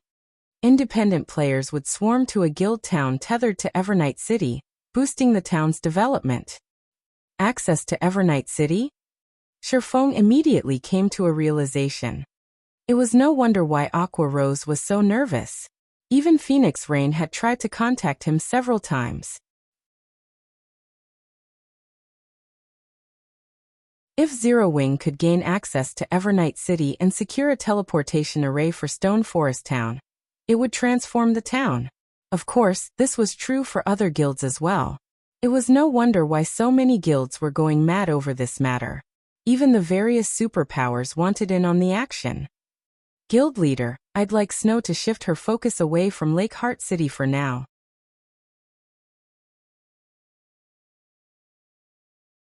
If the other guilds kill the Frost King, it will become very difficult for us to gain access to Evernight City, Aqua Rose explained. No. Snow has to keep her focus in Lake Heart, Shifeng said, shaking his head. As for you, give up on raiding Frozen Scar for now. Give up? Shifeng's decision stunned Aqua Rose. Stone Forest Town had only become the #1 town in Star Moon Kingdom, after overcoming many challenges. If they let the another guild kill the Frost King before them, they might not be able to maintain Stone Forest Town's position. That's right. Give up on raiding the Frost King. Instead, figure out a way to raid Blizzard Fortress, the team dungeon in the Frozen Scar. Try to get the first clear if possible. Shifeng nodded. Guild leader, that's a level 50 100-man team dungeon. Aqua Rose was astonished. By the time we obtain the first clear, someone else will kill the Frost King. A level 50 100-man team dungeon was a massive challenge to any guild at this stage of the game. Raiding one was far more difficult than raiding the Frost King. Based on their investigation, the Frost King was only a level 53 Grand Lord. The only reason it hadn't been raided yet was that no one had found its hiding place deep within the Frozen Scar. Players needed to kill many monsters and bosses in order to reach the final boss. Taking into account the Frozen Scar's severe environment, which increased players' stamina consumption by several times, progress to reach the Frost King was quite slow. They would be crazy to ignore the Frost King, the easier raid target, to challenge the Blizzard Fortress instead. The Frost King is an Ice-type boss. Fighting it without very high ice resistance is nearly impossible, but the weapons and equipment that drop in the Blizzard Fortress are somewhat unique. Almost every item offers high ice resistance. If we have these items, it'll be much easier to raid the Frost King. In any case, with so many guilds in the running, the competition won't conclude for some time. We'll use this opportunity to bolster our team's strength. It won't be too late to raid the Frost King once we've done so, Shifeng said, smiling. He did not bother to explain further details. Alright, I understand. I'll try to raid the Blizzard Fortress as quickly as possible. In reality, Aqua Rose still had her doubts. She knew that they had tons of Sea God's blessings in the guild warehouse. The potion could significantly increase a player's resistances. However, since Shifeng had given her an order, it wouldn't be wise to insist against it. She could only try to raid the dungeon as quickly as possible. Following which, Aqua Rose disconnected the call. Meanwhile, Shifeng smiled wryly at Aqua Rose's confusion. He could not reveal too much information. After all, no one had actually raided the Frost King yet. He couldn't just come out and say that players needed a minimum of 300 points of ice resistance to raid the boss. With such a high requirement, not even stacking 2 bottles of Sea God's blessing would be enough. They needed other weapons and equipment to supplement for the missing points. Otherwise, players wouldn't stand a chance against the Frost King. Many guilds had contested for the right to enter Evernight City in the past as well. Similarly, these guilds had focused on clearing a straight path towards the Frost King, expending tons of manpower and resources in the process. However, only after encountering the Frost King did everyone realize how much of a nightmare the boss truly was. In the end, despite only being a Grand Lord, The Frost King had wiped out an army of hundreds of thousands of elite players, transforming them into ice sculptures. However, the fact that Heaven's Burial had gained access to Evernight City concerned Shifeng. When Evernight City had surfaced in the past, over 20 days had passed before the first guild had gained access to the city. Yet it had only been a few days, and Heaven's Burial had already entered the city. It was inconceivable. To make matters worse, the first guild to gain access enjoyed additional benefits, which would make it far easier to gain guild reputation in Evernight City. It wouldn't be long before Heaven's Burial connected its guild town to Evernight City. This won't do. I need to hurry. After a 2-hour nap, Shifeng logged into God's domain once more.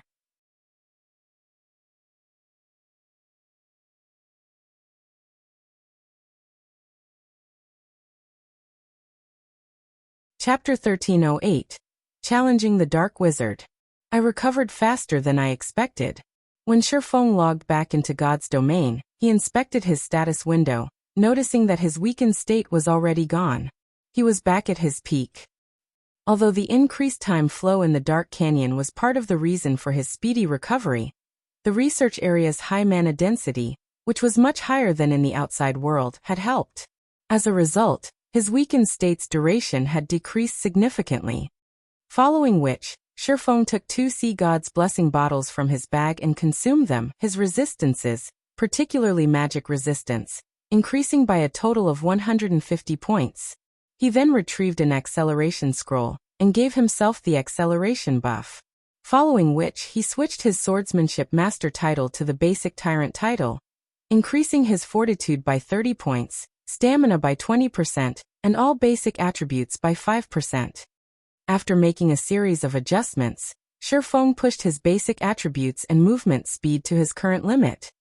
While Shifeng had rested in his offline space, he had thought about how he would go about stealing the 7 Luminary Source Stone. He had run through several simulations in his mind, afraid of the unexpected. A Tier 5 Grand Wizard was an extremely dangerous opponent. The slightest mistake would result in his death. While Shifeng did not mind dying, his death would result in the loss of the Soul Orb. If he lost the Soul Orb now, he did not know how long it would take to find another one of the 7 treasures again. He couldn't lose the Soul Orb now. Hopefully, the system won't try to mess with me. Shifeng then carefully opened the research room door and snuck in. Raymond was still immersed in his alchemy in the room. He had blocked every distraction from his mind as he focused on his research. Meanwhile, he had placed the 7 Luminary Source Stone above a research table in the center of a small, crimson magic array not far from him. This small magic array utilized the 7 Luminary Source Stone as a power source, supplying the mana Raymond needed to craft his item. Shifeng did not rush to snatch the 7 Luminary Source Stone. Instead, he quietly examined the room's layout and the items around the room. As a God's domain expert, the first thing he needed to do when encountering a foreign environment was to adapt. This way he could exert his maximum combat potential during a fight. This time, however, Shifeng didn't observe his surroundings just to adapt, but to locate the research room's treasures as well. He had only reached the Moon God's research room, which had been excellently maintained, after many challenges. He'd do himself a disservice if he stole the 7 Luminary Source Stone, and ignored everything else. Every item in the research room was sorely tempting. The alchemy tools on the research tables alone were dark gold rank. Even after a decade of playing God's domain, such tools had been incredibly precious.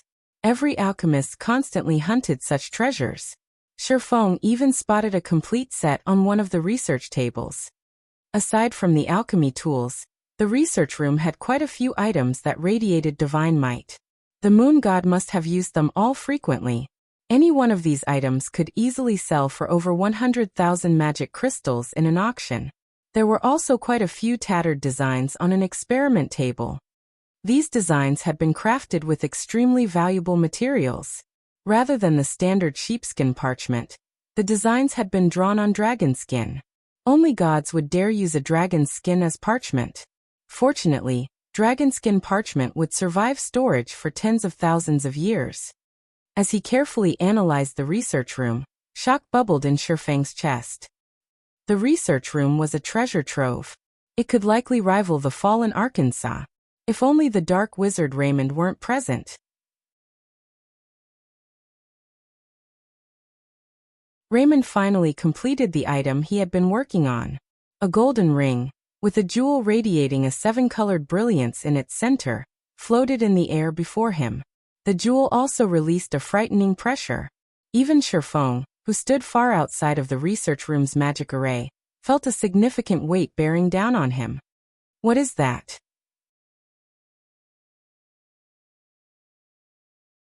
Sherfong stared at the golden ring curiously. Very few items in God's domain, aside from items gods had used, emitted that kind of pressure. Every one of these items was a masterpiece. The golden ring's pressure could even rival divine might. After completing the ring, Raymond's hands stopped moving as he began to chant an incantation. A fourfold magic array then appeared above the golden ring, absorbing the surrounding mana and forcing it into the ring. Like a massive whale taking a breath, the golden ring sucked in the dense mana. Yet despite absorbing so much, the ring showed no signs of slowing. A chance. Watching the golden ring absorb mana, Sherfong knew that this the crucial moment to act. If he missed this opportunity, he wasn't likely to get another. Immediately, Sherfong activated Phantom Kill, and had his doppelganger stay near the research room's entrance, keeping the door open. He then dashed towards Raymond. Raymond Dark Shaman King, Human Grand Wizard. Level 72. HP? / Although Raymond was only level 72, he was a Tier 5 NPC. He detected the fluctuations in the magic array almost immediately, which Sherfong had caused as he ran through it. When Raymond realized that he had an intruder, his gaze turned cold. Die. Without hesitation, Raymond waved his wrinkled arm and gestured towards Sherfong. 5 magic arrays of different colors formed at his fingertips, overlapping. The amount of mana around Raymond's palm even made Sherfong shudder with fear. This is insane. He's using Elemental Crush, right off the bat? As soon as Sherfong saw the 5 magic arrays, he recognized the spell. Elemental Crush was a Tier 5, miniature destruction spell. Although the attack's range wasn't large, it was even more frightening than a Tier 5, large-scale destruction spell. If struck, even MTs of the same tier and level would lose half of their HP instantly. However, the spell had a flaw. Its runes were overly complex. The chant was also quite long. Tier 5 Grand Wizards didn't usually use this spell in PvP. However, Raymond could forgo both the incantation and runes, casting the spell instantly. Suddenly, space around Sherfong started to crumble. Everything around him turned dark. In the blink of an eye, everything within 30 yards had been turned to dust. However, just as Raymond thought he had dealt with the intruder, and was about to return his focus to the magic array above the golden ring, a figure appeared before him. Close one. Sherfong could not help but glance at his previous position, fear lingering in his heart. Fortunately, he had instant strike, which allowed him to teleport to his target. Otherwise, he wouldn't have dodged the spell with his movement speed. Despicable mortal, die. Realizing that Sherfong was still alive, Raymond grew serious as he activated his domain. In God's domain, there was a saying that those without domains were nothing more than ants underfoot. As long as one activated a domain, they could suppress their enemies. Against weaker opponents, it would be a one-sided slaughter. However, Sherfong had prepared for Raymond's domain. As soon as he appeared before Raymond, he activated Absolute Time, freezing the area's mana. Even the Dark Shaman King couldn't access the mana. Raymond's spreading domain crumbled instantly. Sherfong sighed with relief. He knew that Absolute Time wouldn't silence Raymond for more than 10 seconds. He could accept that as long as it was effective against the NPC for even a brief moment. Without hesitation, Sherfong activated Power of Darkness and Windwalk before dashing towards the 7 Luminary Source Stone. Damnable ant. Seeing Sherfong run past him, flames of rage burned in Raymond's eyes as he smashed the black, metallic staff in his other hand towards Sherfong. Although Raymond couldn't use his spells, Raymond's physique, strength, and speed were leaps and bounds above the swordsman's.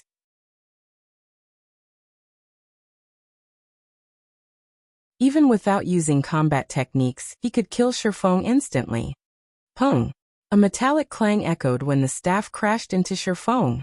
However, the staff stopped half an inch before Shifeng, unable to proceed. Defensive blade.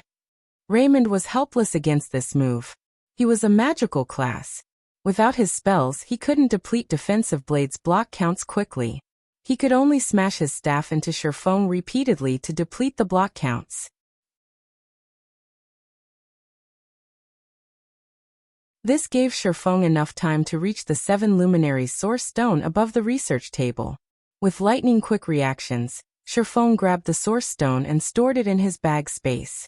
He then turned and fled to another research table. Bastard! You bastard! You dare steal what's mine! Do you think someone like you can last against me for long? Suddenly, Raymond's white hair darkened to black. His wrinkles started to smooth as he began to appear youthful. His aura also seemed to grow more powerful. Taste the wrath of the Dark Shaman King.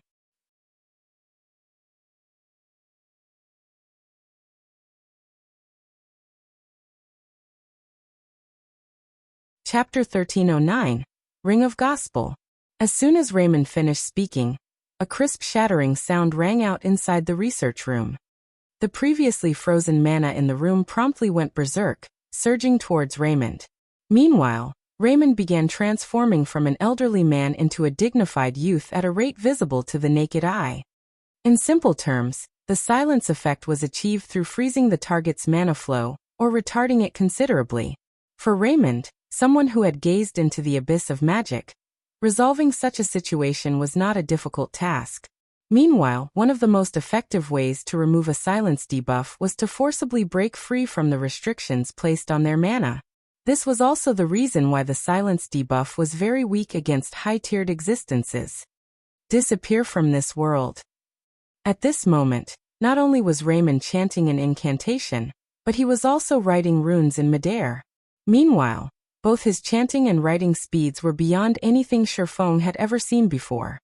Despite Shifeng having activated a berserk skill, and being under the effect of various acceleration skills, before he could even reach the next research table, for magic arrays had already appeared around Raymond. Meanwhile, each magic array gathered a frightening amount of mana.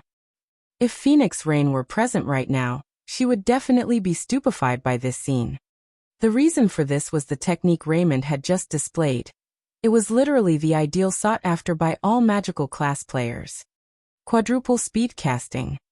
Moreover, every spell Raymond cast was a Tier 5 spell capable of heavily injuring Tier 5 classes. If struck by all 4 spells, even a Tier 5 player would die instantly. In the next moment, spatial tiers formed around Shifeng, surrounding him. Following which, flames, lightning, and ice began descending from above, sealing off Shifeng's paths of retreat completely. Boom, boom, boom. A series of explosions rang out in the research room in rapid succession. If not for this room being the creation of the moon god, it would have been reduced to a pile of rubble already. However, after suffering this bombardment, Shifeng still managed to arrive at the research table safely, where he frantically grabbed everything he could. He did not pay attention to what his hands picked up as he tossed everything into his bag. He even went as far as implementing Sword's Orbit with his arms to increase his looting efficiency. After plundering everything on the research table, he headed straight for the experiment table with the dragon skin parchments on it. Damnable ant! Who gave you the 7 Luminaries ring? Raymond shouted reflexively in both surprise and rage when he noticed the golden divine runes flowing around Shifeng's body. In the next instant, however, Raymond's eyes turned red with greed and passion. Don't think that the 7 Luminaries ring's power can save you. Before me, nobody can escape. If you hand over the 7 Luminaries ring now, I can promise to turn you into my servant, and let you have the opportunity to come into contact with the abyss of magic. However, Shifeng did not respond to Raymond's demand as he continued his looting operation without pause. Shifeng knew full well that the aura of Earth's absolute defense would not last long. Moreover, even skills that provided invulnerability couldn't offer unlimited protection against someone like the Black Shaman King. After all, nothing was truly invulnerable. It was only a matter of whether one was strong enough to overcome a particular invulnerability effect. If the 7 luminaries ring he possessed right now were the real deal, needless to say, defending against Raymond's attacks would be a piece of cake. However, the 7 luminaries ring he possessed was a replica. It wasn't a godly relic. Just being able to ward off Raymond's quadruple casting was already fortunate. If Raymond really got serious, absolute defense most likely wouldn't be able to stop the NPC's attacks. Since you're not willing to hand it over, become my living puppet. Raymond began chanting once again. Unlike before, however, his chanting speed was not particularly fast this time. Moreover, the runes he wrote were incomparably complex.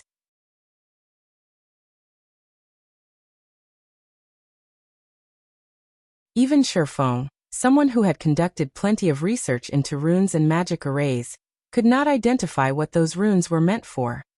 Not daring to be careless, Sherfong started looting the items on the experiment table as soon as he arrived before it. Absolute defense's duration had less than 2 seconds remaining. Although he could not plunder the entire experiment table, he took most of the items on it. At this time, Raymond pointed his staff at Sherfong and shouted, "Shatter!" In the next moment, a black beam of light shot at Sherfang's body. Immediately, the divine runes surrounding Sherfang's body started crumbling. It was obvious that Raymond's attack had broken through absolute defense. "Become my loyal slave." Raymond then slammed the butt of his staff on the floor. A shadow instantly formed beneath Sherfang's feet. Gray strands slowly rose from the shadow, binding Sherfang's body. Why does he know even the necromancer class's dark bondage? Sherfang frowned when he saw the gray strands wrapped around his feet. Dark bondage was a tier 4 spell that could turn a living creature into one's slave. The success rate of the spell depended on the user's and target's levels and tiers. On average, the success rate was very low. Of course, this was only in the case of players. It was a different story if a powerful NPC like Raymond cast the spell. When nearly half of Sherfang's body was bound, Raymond revealed a sneer on his face. Divine steps. Suddenly, 10 doppelgangers formed around Sherfang. He then chose to switch positions with one of them. Even a spell like Dark Bondage couldn't stop Sherfang from swapping places with his doppelganger. He promptly took another item from the experiment table. However, as soon as Sherfang stored the item into his bag, he suddenly found himself as well as his 10 doppelgangers appearing before Raymond. What? He knows even the Tier 5 curse space conversion? Sherfang was surprised as he swept a glance at his surroundings. Hurriedly, he started switching places with his other doppelgangers, which were slightly farther away from Raymond. At this time, Raymond also activated his domain once more, directly suppressing Sherfang and preventing him from moving whatsoever.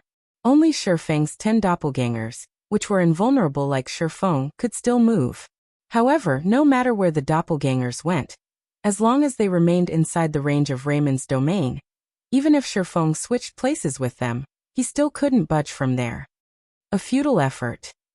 Raymond waved his staff once more, and his surroundings turned into a world of frost, trapping Sherfang's doppelgangers. Although the doppelgangers were invulnerable, they did not possess the ability to pass through physical objects.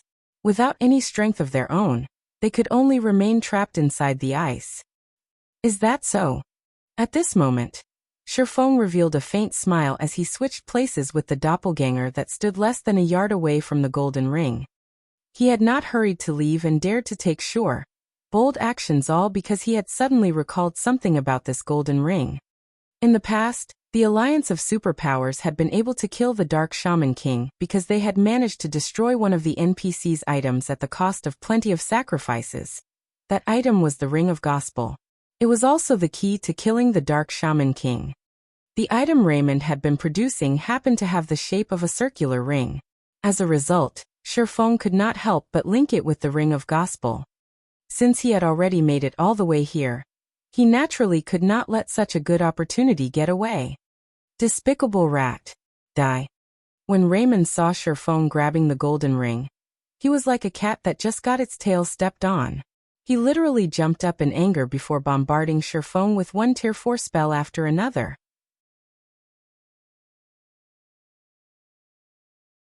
At this point, he had lost all intentions of making Shifeng a puppet.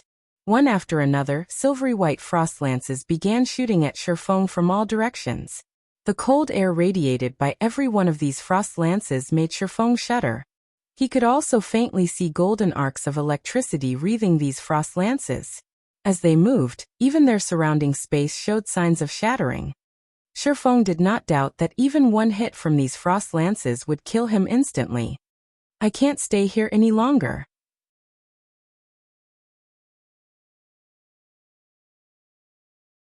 This time, Shifeng knew that Raymond was no longer holding back. Immediately, he chose to switch positions with the doppelganger summoned through Phantom Kill. Boom, boom, boom. As soon as he switched positions, hundreds of frost lances pierced his doppelganger, killing it on the spot. The doppelganger did not even have time to react. He really is too strong. Standing by the research room's entrance, Shifeng was greatly shocked by this scene. He hurriedly left the room, not daring to remain even a moment longer. Meanwhile, as soon as he exited, he sealed the door, using the moon god's secret key. The instant the room was sealed, Shifeng felt the door shaking violently. You're tuning in to the Limei's Wuxia Whispers YouTube channel. We're so grateful for your support, and don't forget to subscribe to join us on this incredible journey through captivating stories. Your generosity through donations truly makes a world of difference, as it's the primary source of revenue that allows me to expand and enhance this channel for you. Thank you from the bottom of my heart for being a part of this adventure.